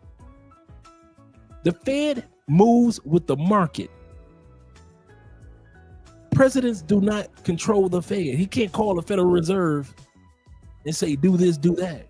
Federal Reserve is a private entity, private business. It's just called the Federal Reserve. It's not part of the government at all. At all. They control the banking. They're not a part of the U.S. government. So when the Feds change those interest rates, once again, I ask you, Trumpeteers, Was that during the Biden administration? Because as far as I know, the Biden administration is still going on right now. When those interest rates went higher, it was during the Biden administration. And now that they're dropping, it's during the Biden administration. But according to the Trumpeteers, it's going to be because of Trump. That has nothing to do with Trump. You got to give the flowers to the person that's president at that time period. Biden did a lot of bad things, but the market is adjusting itself right now while it's under the Biden administration. Just like when the market adjusted itself at the end of Obama's administration, Trump got the credit for it. It's going to happen again. It's adjusting itself, and everybody's going to give credit to Trump when it's happening during the Biden administration. These people are talking to both sides of their necks. Both the candidates are puppets. Preach. He said America is just for business. At this point, he said, Idic, he said, I don't know. In other words, I don't know if I want to start a family here, man. I already know. No. I'll take the citizenship part, give it to my kids, but family, you're gonna never see me have to question if my son got to come in the house with a dress or not. No. Men are very antisocial now. COVID effed up a lot of things. It just hasn't been the same since 2020. And I wouldn't even know, bruh. I can't even tell you. I wouldn't even know. I did not ride COVID out there.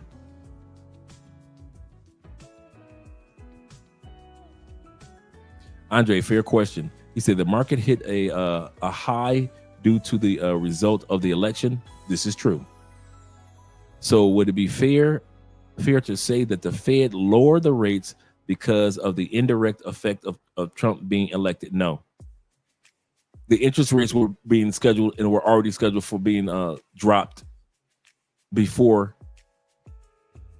the assumption of Trump being elected. Trump being elected has nothing to do. Presidents have a short-term impact on the market. And I'll tell you what I mean. When a Republican president is elected, the market always, and then it stables itself. It doesn't go up. It stabilizes itself. I knew about this was going to take place months ago. Where do I see the black community in 20 years? I don't waste my time on it. You want the truth? I don't. I could care less. You don't care about the black community. I care about all communities. What is America going to look like in 20 years? That's what y'all need to be worried about.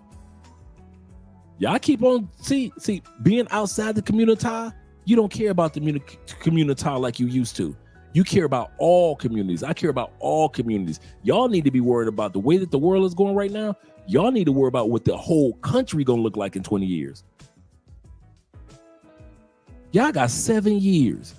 7 years left before Social Security loses 25% of its benefits. Your mama's Social Security gonna be cut by 25%. In 2027, Medicare is scheduled to be cut if Congress does not do anything about it right now. Y'all worried about the black community? Okay, go ahead, keep on focusing on the black community. Go ahead, be running around talking about black. You need to be working on the American community. You still are going to have homeless. The homeless numbers in the United States are climbing and climbing and climbing.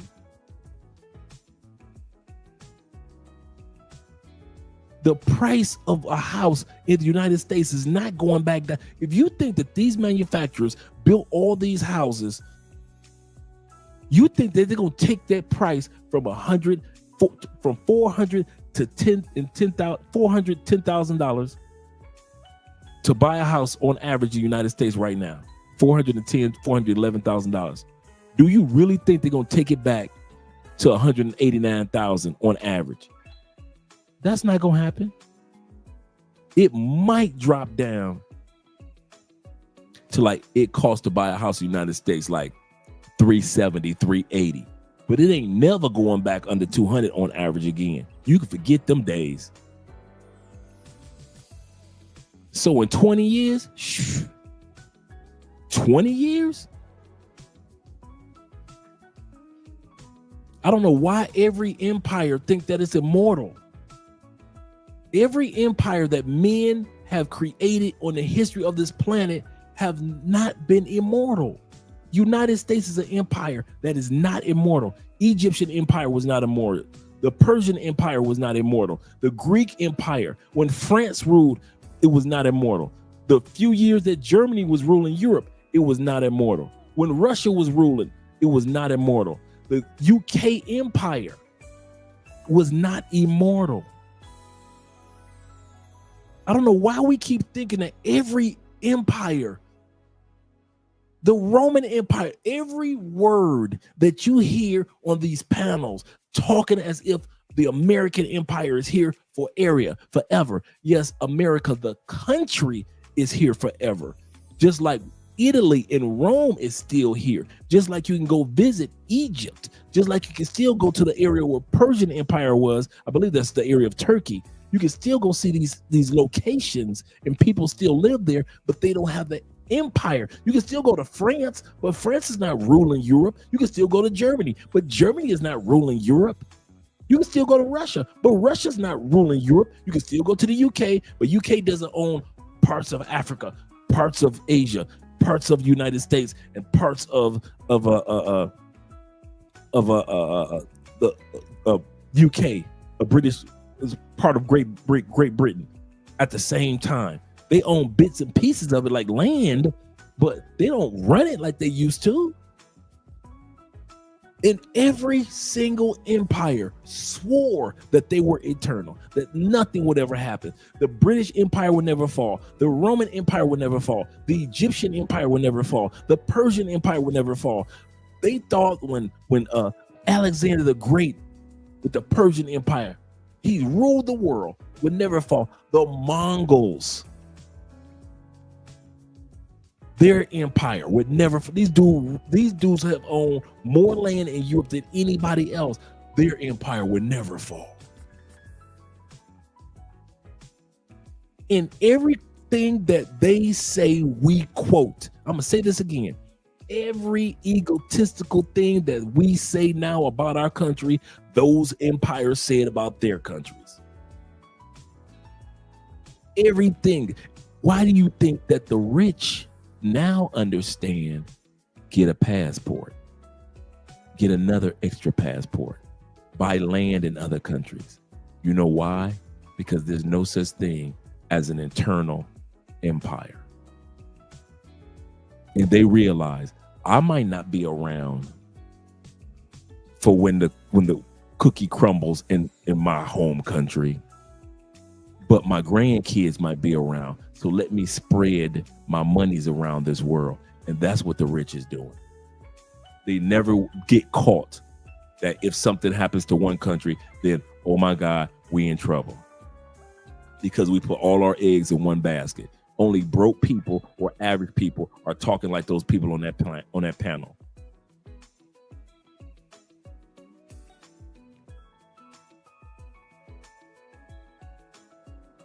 I wish that it wasn't like that. I wish it was such thing as an empire that lasts forever. There's not. Did not the Roman Empire have the most military, the strongest military might? What about the Persian Empire? Half of the stuff that we invented came from the Germans ruling when they were doing it for 4 years.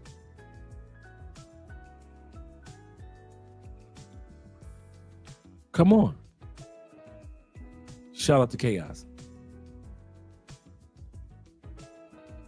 Do you think a percentage of black men dating or marrying non-black women percentage will keep going up, and why? Oh yeah. The fastest growing birth rate around the world are, as far as groups, interracial kids. Interracial kids are the fastest for like the last 10 years. Interracial kids is the fastest growing group of kids being born in the world. Now, everybody, you still got white kids being born and black kids and stuff like that. But I'm talking about like in comparison to like who's getting married and who's interracial kids is growing fast. That's why you see so many interracial couples on television now and interracial. Remember, it wasn't that many. Now, like the last 10 years, every other commercial is interracial. Every other television show is interracial. And you look at it like it's nothing, like it's always been like that. And we know that it hadn't. So the question was, will it keep going up? Yes. Why? Because people are thinking on a global scale compared to before. Because social media and the creation of the internet, it causes us to see each other not as way over there, but right here. I can watch TikTok videos of Asia and feel like I understand of them cooking, of them with their families, of them having jokes, of them having bad times like a flood. I can understand parts of Asia now far more than 15 years ago before social media and cell phones and all this really, really took off. So now we're so connected to each other now. It's easy for brothers to say, listen, I love my sisters, but boy, I'm looking at these Asian girls in Thailand, man. That's my speed. I'm hearing about how they treating men. Man, I love my sisters in the States, but I'm gonna go ahead and go to South Africa, man. Them sisters, they look like they treat their men better. Man, dude, I love my sisters, but man, them tall Poland women or them tall Russian chicks or them tall blonde women, Scandinavian chicks, man, that's me, bruh. Before, we couldn't see that. Not on a regular scale, except for like on TV or something.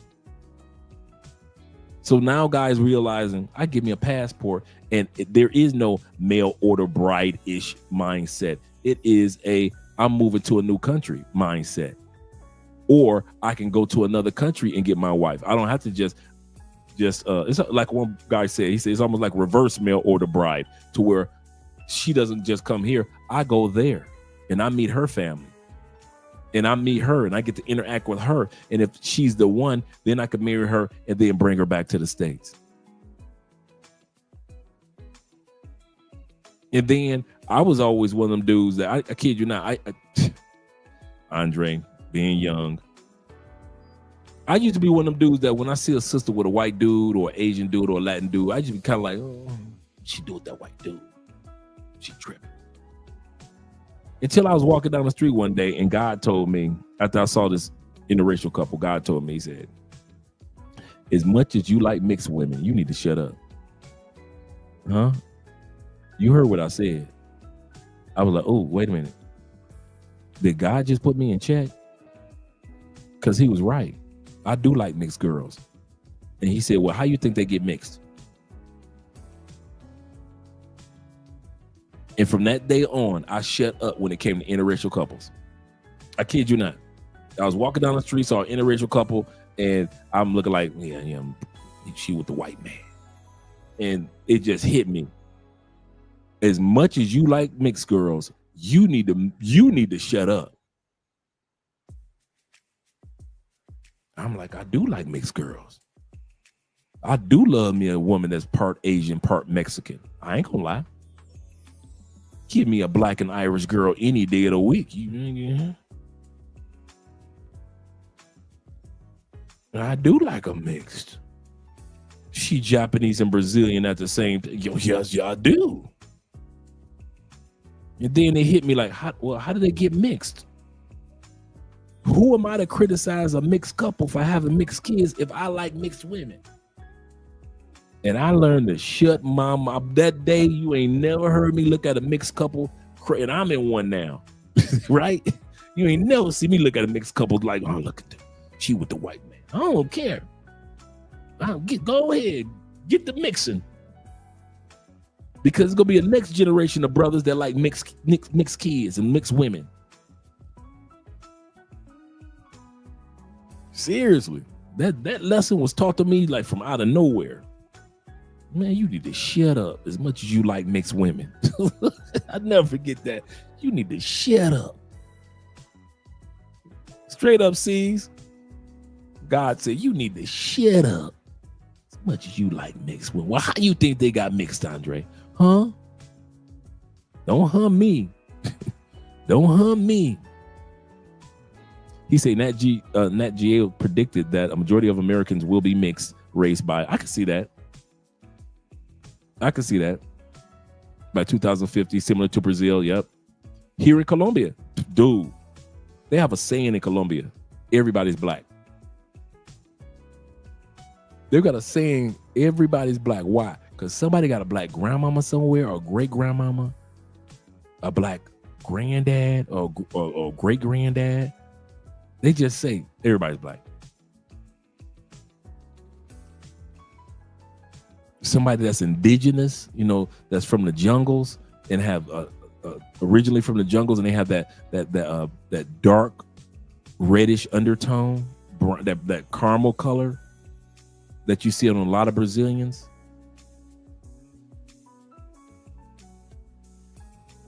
Everybody black. I never forget. Man, the first time I heard that, I got an argument. Man, you ain't black. You ain't, man, dude, this Colombia, everybody black. You don't know what you talking about, man. I'm sitting up there with the Colombian dude trying to tell him about his country. You don't know what you talking about. You ain't black. He's like, okay, dude, whatever. How y'all look at black and how we look at black is different. Yeah, whatever, bro. He looked at me and his friends looked at me. They were like laughing, like, what's a crazy American?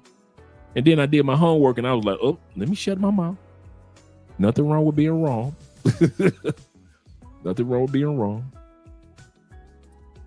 Tim King says this. He said, Andre, there was a channel, Swirl Society, I remember that, on YouTube that got deleted earlier this year.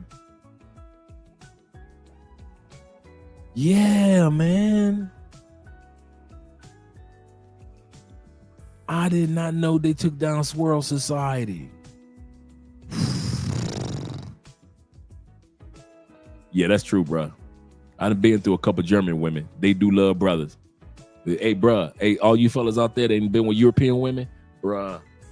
If you look at a European woman, don't think that she don't want you. Think that she wants you. I promise you. I don't care what part of Europe she coming from, bruh. Bruh. They love brothers. I don't care how long they've been here in the States. I don't care if they ain't never been outside the States. If she got one inkling of European descent in her blood, bro, they love, especially if they like the first generation with the accent European. I don't care if they Italian chicks love brothers, German chicks love brothers, Ukrainian chicks, Polish chicks, bruh, them chicks love, Russian chicks love brothers, man. Don't y'all ever think otherwise. I know y'all be walking past them in the States, y'all be thinking like, oh man, they don't like no brothers, man. They European, they for the white man.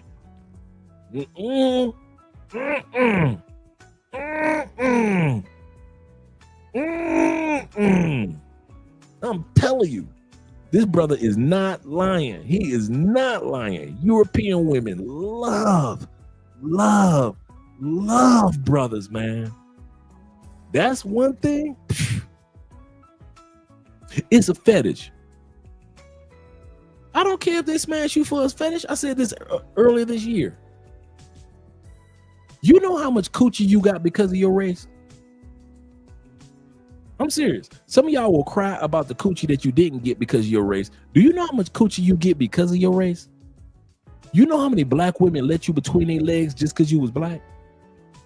If you was a white boy, you would have never got between them legs.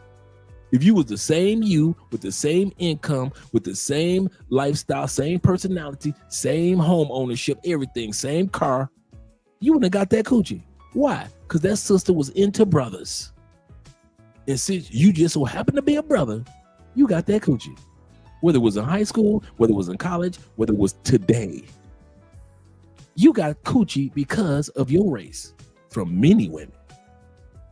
You got coochie because of your race because of, from German women, since we were just talking about European women.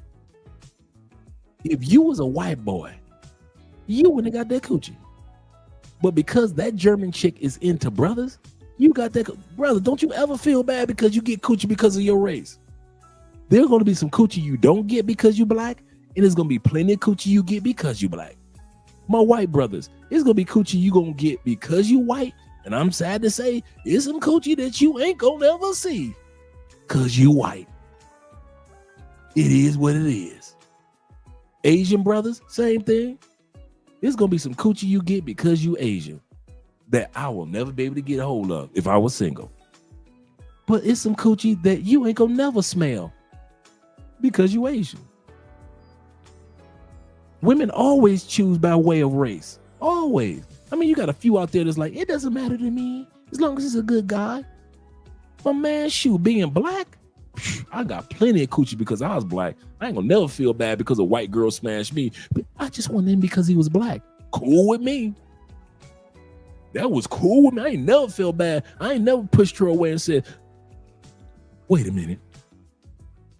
Are you with me because you really like me or because I'm black?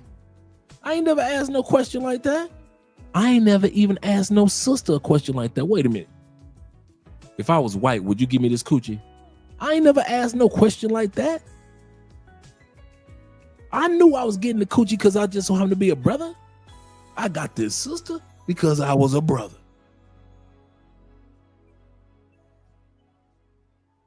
Am I lying? Some of you dudes are sitting back, scratch your head. You're like, you know something? That makes sense. Yeah, you getting coochie because of your race. We've been getting it like that our whole lives, fellas. Don't never let nobody make you feel bad because, yeah, the only reason they get you because it's a fetish. So be it. So be it. You better get that. Hey, if you her fetish, take advantage of it. Lord said opposites attract. He said I get attention from being white and look, thank you. In Latin, in the Latin America, Latin. Absolute correct. He said the girl told me that they wanted a black guy too because we were both exotic to them. Absolutely correct. Get that coochie, Law Dog. Hey, Law Dog, if there's sisters out there that want to throw you the coochie because you white, man, get that coochie. If there's Latin women that want to give you that coochie that white because you white, man, get that coochie. I don't tell no white boys to feel bad. White boys should never feel bad about getting coochie because you white. Because I was getting coochie because I was black. Who am I to judge another man? Oh, y'all only giving him the coochie because he white. I don't give a damn because I was getting coochie because I was black. I'll be a hypocrite to be mad at white boys for getting black coochie. As much white coochie as I was getting because I was black. I'll say that again. I would be a hypocrite if I'm getting upset with white boys for getting black women when my black was out there getting white girls because I was black. Who am I to hate on the white brothers when I'm doing the exact same thing?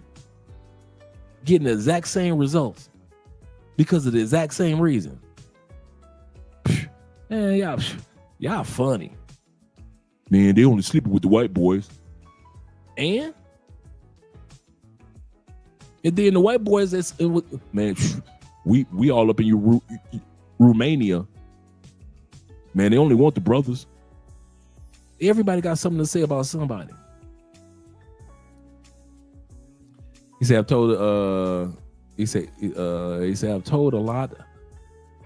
He said, I have been told a lot by women in DR that they love my skin complexion. Shout out to you, brother.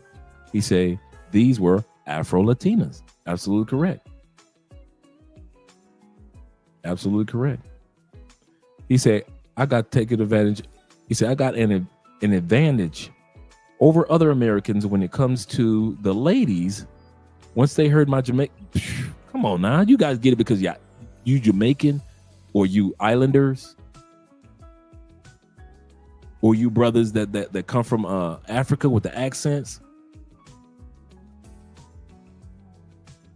Y'all getting it. Y'all know one of the things that help y'all is the accent.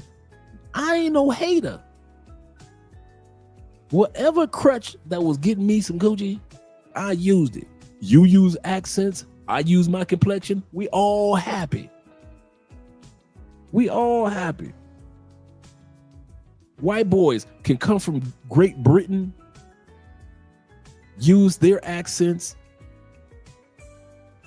and the ladies just fall in their lap. Use it, white boy. Don't be feeling bad because you got a British accent or a French accent or Italian accent. Use it.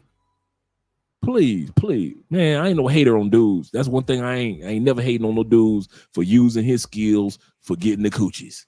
I ain't never been no hater. Forget that. The Scandinavian women told me that she always wanted to date a black man. Bingo. And said if a black man lived in, I said Scandinavian, but Slovakian. And if a black woman, if a black man lived in Slovakia, I hope I pronounced that Slovakia. I hope I pronounced that correctly. He would get a lot of women. A lot of women. Yeah. Yeah, don't hate the player, hate the game. I'm serious, man. I'm serious, man. We all use your crutch, bro. Whatever it is that these ladies fall for, go use it. Use it. Us American dudes, guess what? Let's be real. How many times y'all done got the coochie because you was American? Because you were her, man, especially in Colombia or Brazil. You were their first American.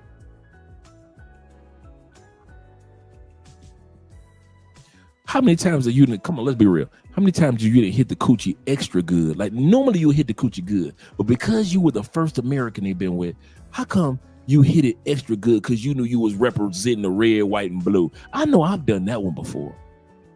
I'm representing America in this coochie. She ain't never been with an American. I'm gonna let her know that Americans are killers. You don't want this American girl. You don't want no more of this. You gonna run home and tell your sister about this one. You gonna tell your mama you found the one.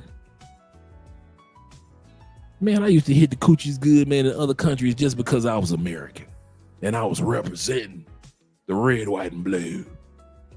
Shoot. Do you think America will still collapse? No time too soon. I believe that America right now is strategically putting itself in a position where it doesn't necessarily anytime too soon in the next 100 years is going to collapse.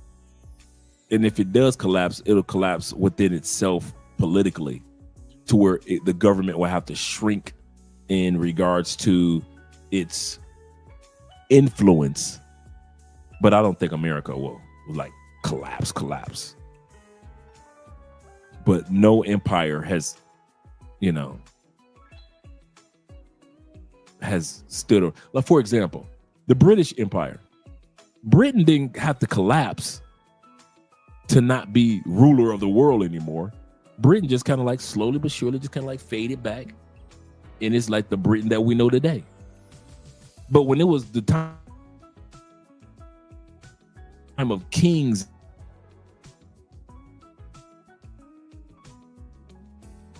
and here on land there, yeah, that was Britain, Great Britain. But ain't nobody talking about Great Britain no more. Same thing in the United States. It could just fall into place and just be United States, that country over there, without having to do a major collapse. He said a lot of women in the States say that they start the B4 movement similar to Korea because of man. Listen, that mess I heard about. How come ugly girls always want to start something? I'm serious. Why do ugly women always want to be the one to start something? There'll never be some fine chick that's like, and we holding out on the coochie. Now we can talk and negotiate. It's always some ugly chick or some butchy chick or some chick that you wouldn't smash in the daytime.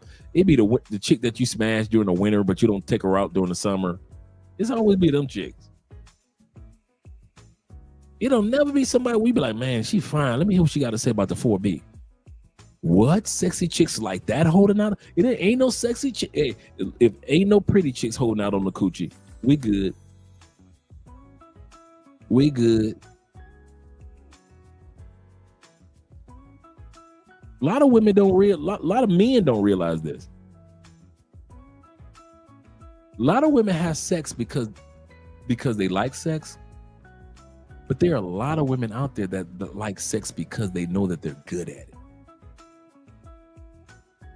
There are women that can give you that ding, spill on that thing, take it to the back of the throat.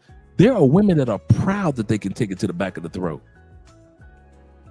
These women, they can convince them women not to stop having sex. There are women out there that like to see you quiver when she doing that thing to you. They like it, and nothing wrong with that. So you telling me that she gonna stop doing what she likes? She because y'all voted for Kamala, I'm gonna stop giving these dudes the good. That ain't gonna never happen. There are a lot of women that do sex for ego. They do sex for pleasure, but they know that they're really, really good at it, and they do it for ego. And you are not gonna tell a woman to stop stroking her own ego. She love when she do what she does and a man starts shedding tears. And the last 10 dudes that she been with all cried. She love when she getting attention from stalkers. I don't like stalkers. How come you keep answering that phone, that man's phone calls? He don't have to stalk me though. There are women that like that 4B movement is a joke. And it's a joke in Korea. They wasn't having sex before then. They wasn't having sex before then. We're not going to have sex with men. Well, woman, please, get the heck out of here. We are not going to have sex with men. This Korea, y'all want to have sex and babies anyway. So what's your point? It's always the ugly chicks that want to start something. We're going to end this in 3 minutes. Shout out to you guys that hung out with your boy for 6 hours. Woo! It's 2 o'clock in the morning, gentlemen. Tim, a movie about not marrying and having kids because of the economy in Korea. That's crazy. Yeah, that is crazy. That's true. He said the birth rate been low. True. They trying to sit back and like, we ain't gonna have sex. Wait a minute, this Korea, we don't never have sex anyway. Yeah, that's never gonna happen. Not in the States. States is a hookup, too much of a hookup culture. And women are competitive. Come on now. If you ain't sleeping with this church sister who says, I'm a holdout, she gonna see you sleeping with this other church sister, and then she gonna start giving you the coochie again. Women are too competitive in the United States to let a 4B movement take place. They like sex too much. Well, women around the world like sex. They do, but they're not a hookup culture like the United States. You guys know. Okay.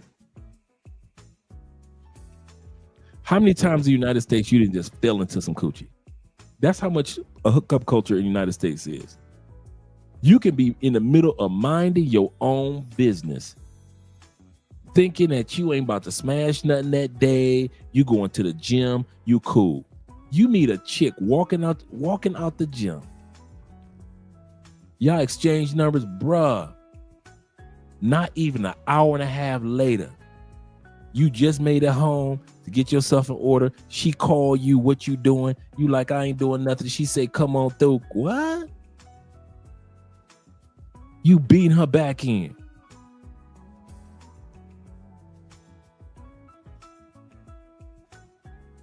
Man, you can't do. I couldn't tell you how many chicks I smashed in the States, didn't know them a week. Tell me the United States not a hookup culture. I didn't know these chicks a week. I didn't know, dude. Tell me how many chicks have literally told you you are not getting the coochie, and then she gave you the coochie.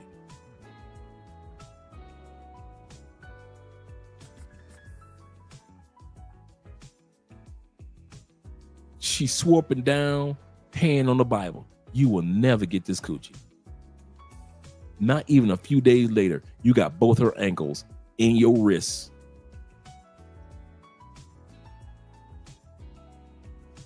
In your hands, in other words, not wrist, but hands.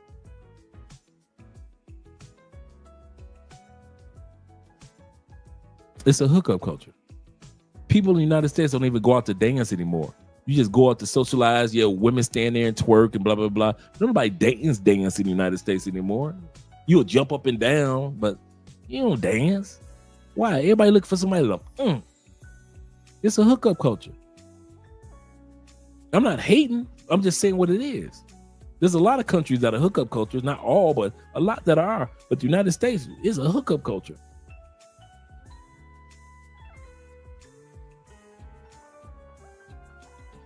You ain't got to put half an effort into getting no coochie in the United States. You can half into some coochie in the United States.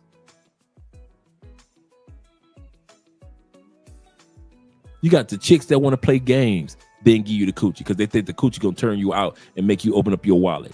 You got the chicks that want to hold off the coochie and think they're gonna make you open up your wallet. And then they say, okay, that ain't work, so let me give him some coochie. Maybe he'll open up his wallet. You got the chick that's envious of the next chick that sit back and I want to, I'm gonna go ahead and give him some coochie because I don't want him to be with her. You got the chick that, I heard about what you can do. I'm gonna go ahead and give you the coochie. That's the one thing you ain't got to worry about in the United States is some sex. It's everywhere.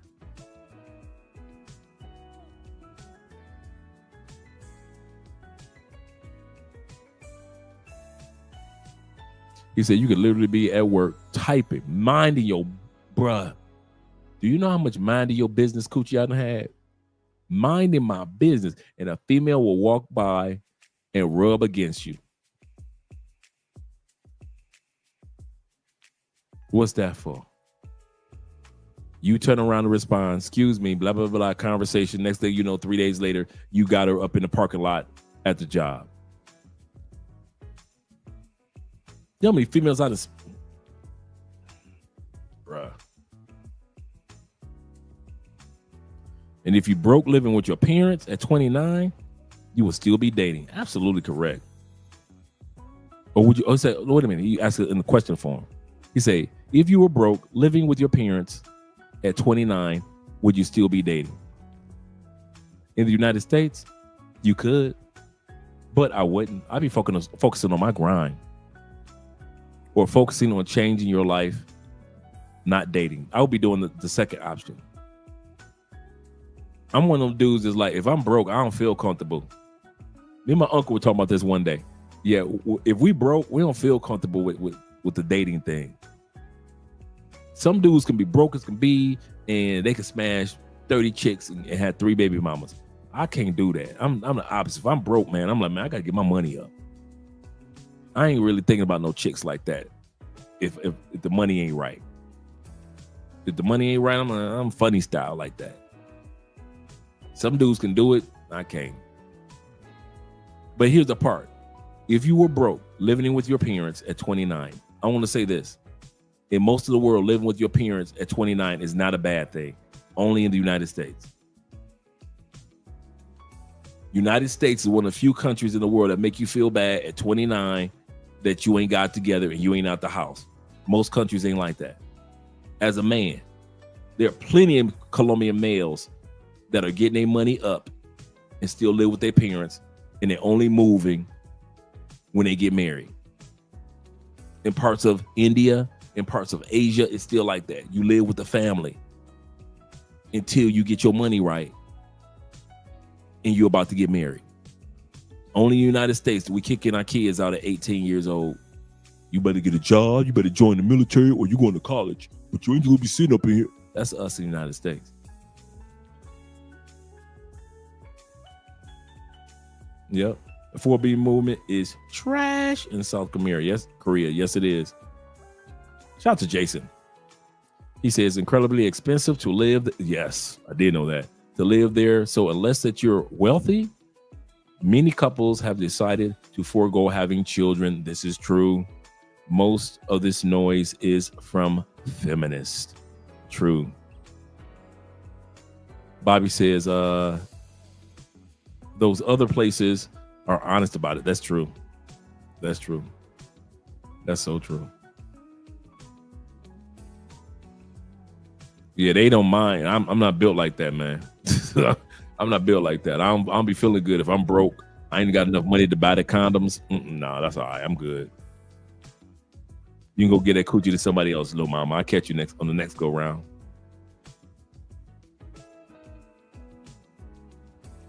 He said I could have me too'd a dozen chicks for real. Seriously. He said some countries won't rent apartments to single men.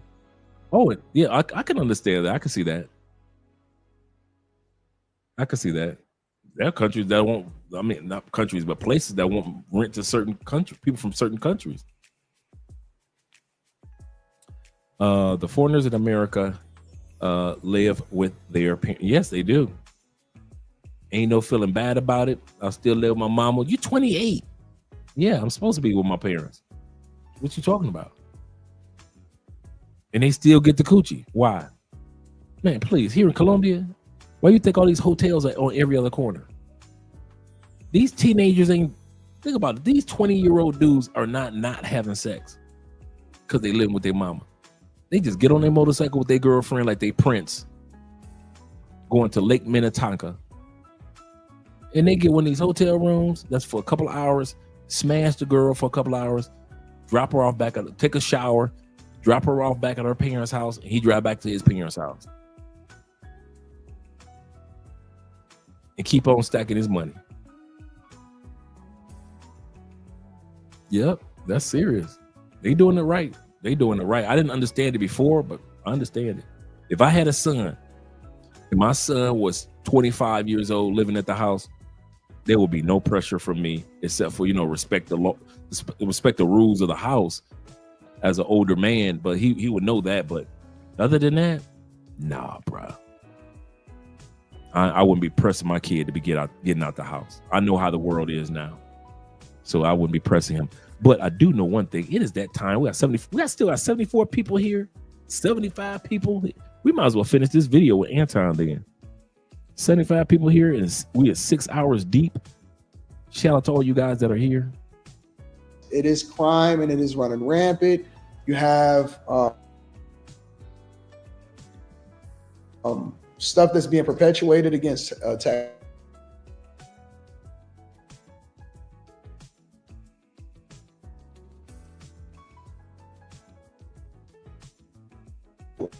So it's a lot of different things that we can talk about. RFK, him implementing him and having him overhaul our food system.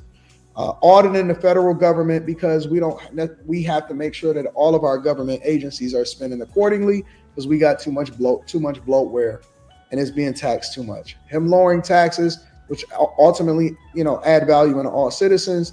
Because not only is it difficult for corporations to be able to borrow money in order to continue to put into their businesses, but they froze hiring because it's very difficult for them to continue to put money into these businesses because it's so hard to do business in America nowadays. And so, we can go on and on. I talk about this shit all day long on a Millionaire Morning Show, but him being in this economy absolutely 100% continues to make America great again, to make a long story short.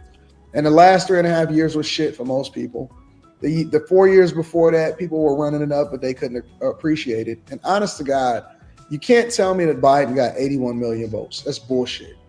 You're telling me that he got 12 million more votes than Obama at his most popular. God damn it, I'm not going for it. And listen, we got to acknowledge it because it is what it is. But I just personally don't believe that he ever got 12 million more votes. I'm not going for it. No, the mail-in ballots really came through for him, for sure. Yeah. I think it's funny too that people constantly talk about how Trump only wants to make rich people rich when Trump took a massive pay cut running for president. He didn't even take a paycheck while he was in the White House. He lost Mar-a-Lago. He's risking his freedom. He's risking his life, literally. So for Trump to have such a big risk, and he's doing this solely because he wants to fix America, just shows how patriotic he actually is. And I think it's really sad that people don't see that. They don't look at that part. And I think that is very telling that billionaire was able to connect with the middle class, but the woman that claims that she came from a middle class family couldn't even connect and couldn't get union workers or couldn't get the Amish or couldn't get anybody that was truly boots on the ground to vote for her. He won by a literal landslide, almost 5 million more votes. That's the proof right there. You don't like none of my answers? I listen to you. I respect. I'll say this. I don't like Trump, but at the same time, I'm an American. I'm currently living here. So I hope Trump follows the plans that he says he is. But it's just funny to me that a lot of people, especially the Trump stands, they think that their whole life is going to change because Trump is now in office. And what happened the last time he was in office? Their life changed. Their life was way better. Men weren't walking into women's bathrooms. Women weren't getting pushed out by grown men. A lot. It's a lot. You're a man. You don't have the same perspective as some women do. Didn't the gender neutral bathroom change when Trump was in office? I remember that. No, he banned the transgender bathrooms. He got a lot of heat for that. I think He's trying to Obama reverse all of started that too. I think it was Obama who started that. No, it was definitely during the Trump era. No, he banned it. Trump was the first one. Trump was the first president to openly support gay marriage. That was about it. But he was never for the transgender. He said he was okay with people being transgender, but being in women's spaces, he was never okay with that. Children transitioning, he's never been okay with that. Hey, Ty, is there anything that you agree with that Trump did that was good during his presidency, or any policy that the stock market hit all-time highs? That's the only thing I would say. That's it. Nothing else. He fumbled the bag on COVID. What about him? No new wars and bringing American troops home. Did that not resonate with you? We had wars during that's when the whole North Korea thing was going on. What? That's when he was the first president to actually cross over into North Korea. They were at It's not true. That's not true. Now he's the first one to walk across that border and talk to Kim Jong-un ever. Like, he's the first president to walk across the border. The DMZ, the demilitarized zone, he was the first one ever. I don't think that Ty even, like I said. No, I'm looking up this gender neutral bathroom thing that everybody's talking about. Ty, you just trolling, man. No, I'm being serious. Okay. I have like a one-track mind.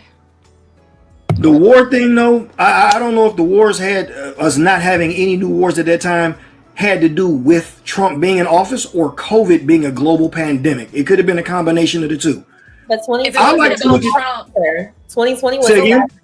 You're talking about 2017, 2018, 2019, no new wars. 2020, you can't just take into account his very last year. And in March, it was a global pandemic, but yeah. But you can't just, you can't just say that. Like, there were no new wars, and he made sure that he got our troops home. When I heard the story about him giving the satellite image to the Taliban leader, saying like, if you touch a hair on an American soldier, like, we have your house. That chitty is chitty bang bang. He didn't even have to say too much. Kamala could never do that. Could never. I understand how people don't give Trump credit for for having no wars when literally everyone's ready to stop. Hamas came out saying that they're ready to stop. Ukraine and Russia want to talk now. Well, I just said the Ukraine and the Russian thing. I agree with that part, but I'm gonna ask you a question. Since we, you know what's so funny about America with the coming of women presidents? It just hit me. We wouldn't vote in Hillary because she was kind of like too masculine, too strong, too headstrong. And Hillary had no problem with running the country on a military, perspective, because she was Secretary of State, so she knew what was going on around the world no matter what. But she was too harsh. She wasn't relatable. Kamala, she's too girl next door, too, laughy, funny. She reminds you of your auntie. So she's not hard enough to have been able to been the commander in chief of the military. But Hillary was too hard that we couldn't trust her. It's like I could say this now. With Americans, I don't think a woman can win. I don't think you sit back, you look at it, it's like damned if they do, damned if they don't. If they act like women that can run a country, they're not relatable. If they act like a woman that acts too much like a woman, she can't run a country. See, she's too much of a lady. She ain't run no country. But then you got Hillary. She acts too government. She's not relatable. Just say it, America. You don't F with women leadership like that. And it's cool.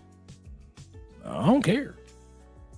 But I just find it a little bit kind of like both sides of the coin when it comes to women running for president and the stuff that people criticized Kamala for as far as personality is the exact opposite of what y'all were looking for from Hillary. Kamala gave you that and y'all still said, I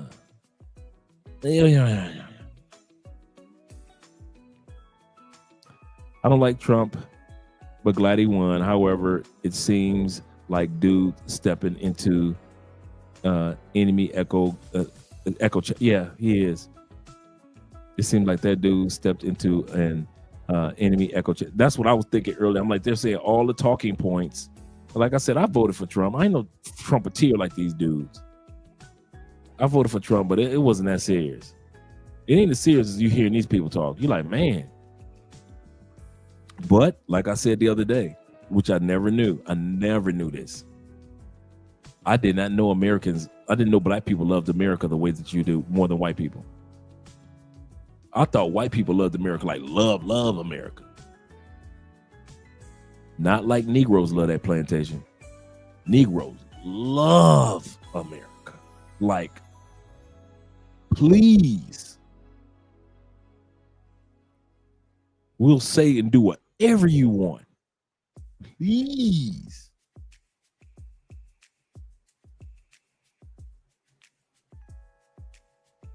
Man, listen. So I couldn't have been on that panel.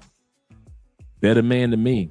You ain't gonna see me up there trying to convince nobody about their country. And I know that they've been psychologically prepared to just Trump. Like I said, this right here, I'm going to save this because life is short and 4 years are going to go by fast. And you will know in about 2 years. We're going to come back to this in 2 years. I want to hear what everybody got to say if this social experiment blows up in y'all face. You better hope the way that y'all talking, you see what I keep hearing, and that's why I keep saying that. The way that y'all talking about this man, like he the next Messiah, y'all better hope he is. Y'all better hope that this man is the next Messiah, because any mistakes that he makes are going to come across as catastrophic. No human can live up to the pedestal that y'all put Trump on right now. Nobody can do that. This worshiping of Trump, you better hope it work out, black people, because you got people like me that got a microphone. It's uncalled for. Let's go back and finish off the video. Then we're going to head out of here, guys. Talking about war and finance, why not just cut the military budget? And I don't mean by a lot, but we spend 10 times as much. Trump is trying to. I was in the military. Trust me, the military is strong. We spend 10 times, like the next 10 countries in order, the next 10 countries, you can take their whole budget and stick it inside of ours and have room. Like we spend so much money on the military and being a soldier, all of that doesn't go to the military. It just doesn't. If they would cut some of the fat on that budget, they could make America great again. There's a lot of things that they don't. Audit the government. And he wants to audit the spending of the Pentagon because they can't pass an audit. They need because to. They're wasting tax dollars. They're literally spending it on pleasures. You said they don't need to. When you spend They need to monitor it. They don't as need to. the police It's like of the defunding the new police. world, You don't need to do that. Just monitor it. You never cut a military budget for a country, especially Yeah, when the no. military budget isn't what it reads as, you should. agree. When they say they spending That's 500 audit million it. on one tank, if they spend Yeah. 500 million on one M1 Abrams, that's not a true price. I ain't gonna lie. Everything is. I agree with Ty a little bit on that, man. I hear what you you're saying. I hear what you're That's saying, crazy, but I man. don't want to cut. No, man, we gotta be on top. I'm sorry, bro. The money That's is like getting defunding the allocated. police. You don't get what I'm saying. If you cut $5 billion off the budget, we still spend more money than the next 10 countries all thrown together. No matter what we do as far as the military right now, we're on top. That won't change. We have more nuclear submarines and nuclear weapons than anybody but Russia. The only thing is we're the only people that have ever pushed the button. We're on top. As Japan, we're on top. The only thing I would say is I wouldn't cut. I would just divert that money towards the soldiers' pay. Yeah. They ain't getting paid nothing. That's what I was saying. Now you're talking about language. We're Yeah, also definitely. paying for other countries' military budget. There are plenty of countries that are not even paying for our protection. We're paying for it for their own protection. They're not giving us money back. We should be charging other countries for our protection if that's what what Trump do. is trying to do. He's trying to Exactly, and that's what we should be want our doing. protection. We're not. You gonna need to pay you for to it. protect you. So I That brings up Exactly. Russia again. You remember what Trump told Germany? Trump asked Germany. He asked the man to his face, and that's one of the most that got more of my respect than anything he ever did. He said, "How are you taking power and oil from Russia when you asking us to protect you from Russia?" Mm-hmm. That's real. He said, "How you gonna take that shit and you asking us for protection from them?" That's a thing people don't look like. The military. I'm not saying cut the budget to $10. I'm saying cut it down a bit. And what you said is a good suggestion. Ask those countries that we are protecting for nothing and sending them money. How much did we send to the Ukraine right now? Billions. It's over 200 billion. That's what I'm saying. Billions of dollars that could have been spent here. That shit needs to flow back into America. Somehow, some way. But FEMA giving $750 for Americans, except the Trump's people. F the Trump people. But Yep. like I said, they should be audited and the money should be reallocated. It should not be cutting down the military budget because it's literally the same thing as defunding the police, and we see how that worked out. So I don't think cutting the That's budget. a whole I think they different should subject. audit I'm not it, saying to defund but the I'm military. saying, but they should audit it because what happened to I can't remember if it was Afghanistan or Iran, but where he pulled out and we left all of those weapons, and you see them parading our weapons Afghanistan. and putting it now. So yeah, I mean, like how much money? I'm pretty sure it was like I think they said $5 million plus that we lost, leaving all of those weapons over there. No, it couldn't be 5 million because a tank costs more than 5 million. I That's just my said over. I just said over. Yeah, Over. if they leave one tank, you're talking about $200 million. They're Well, that's what leaving I'm saying. money. Like the money needs to be audited because at the end of the day, they should have pulled out better. They didn't, and that's another reason of how that our money is being misused. We're misusing a lot of our money, and it just needs to be. If it is, I think they should just audit it, and whatever we don't use, if there's a surplus, then we can reallocate that to something else. But I don't think cutting our budget exactly border security. I feel like more of our money needs to go there than anything else. And that's what Trump was trying to do, and they were trying to stop him. Exactly. Yeah. And everybody tries to talk crap about how Trump went and stopped this whole bipartisan border bill, which would have let in 1.8 million people, illegal people a year. And everyone wants to throw that in their face. 5,000 illegals a day. Well, we already let in 1 million people legally into this country a year. And that's the thing. People want to talk about how we're so racist. We are the only country to let in that many migrants a year. Not true.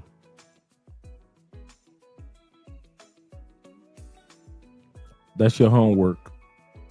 Look it up. A, America does not let in 1 million people legally a year. B, America is not the only country of mass immigration. Not true. We always try to sell it as if we're the only ones. Not true. Only country. We're literally a melting pot. Try that in Germany. Try that in Japan. Try that in Australia. They're not having it. So I don't understand why we're racist because we want border security. It doesn't make any sense to me. Every other country, if you try to go in there, you gonna get locked up or you're gonna get chitty chitty bang bang. I don't get it. And it's not just Hispanics that are coming over. There are Chinese military age men. There's barely any women and children coming over. Like, okay, let me go from China or somewhere in Asia, come over here. I can cross through the border because Kamala Harris and Joe Biden said open borders. I can get right in, do what I need to do. We literally have spies and terrorists literally in our country right now, and nobody. Chinese spy balloon that was all over us. No one's ever talked about that ever since that happened. What happened to the Chinese spy balloon? I want to know. Yeah. What's going on? Well, that shit was fake. Well, they say. All right, that's the end of that video. And this is the end of ours. So you guys got a chance to hear from the perspective of from Anton earlier, as well as his panel later on. We've been here for 6.5 hours. Ugh. And I just want to say thanks to you guys that hung out with your boy. I told you, you third shifters, I got your back. You overtime workers from second shift, I got your back. Military guys, all you truck drivers who have been riding throughout the night, listen to us. Appreciate you guys being here. And all of you in the panel right now, in the chat, appreciate you guys being here. But the bottom line is this. If you're a U.S. citizen and you decide you want to live in another country, you can do that. If you want to go back home to the United States forever or for a short time period, you got a passport. You can do that. Your passport works both ways. It is a way of exit and it is used as a way of entry. You take advantage of it. You are an American citizen in the United States, but you are just as much of an American citizen when you're outside of the United States. And anybody that tries to shame you for that, well, can we really say that they're being American? My name is Andre of Andre and Andre's Love Crossing Borders. And it's been great seeing you guys. Let's bring the cowgirls in. Let's do that. Bring the cowgirls in. Or we could do the Colombian police, ladies.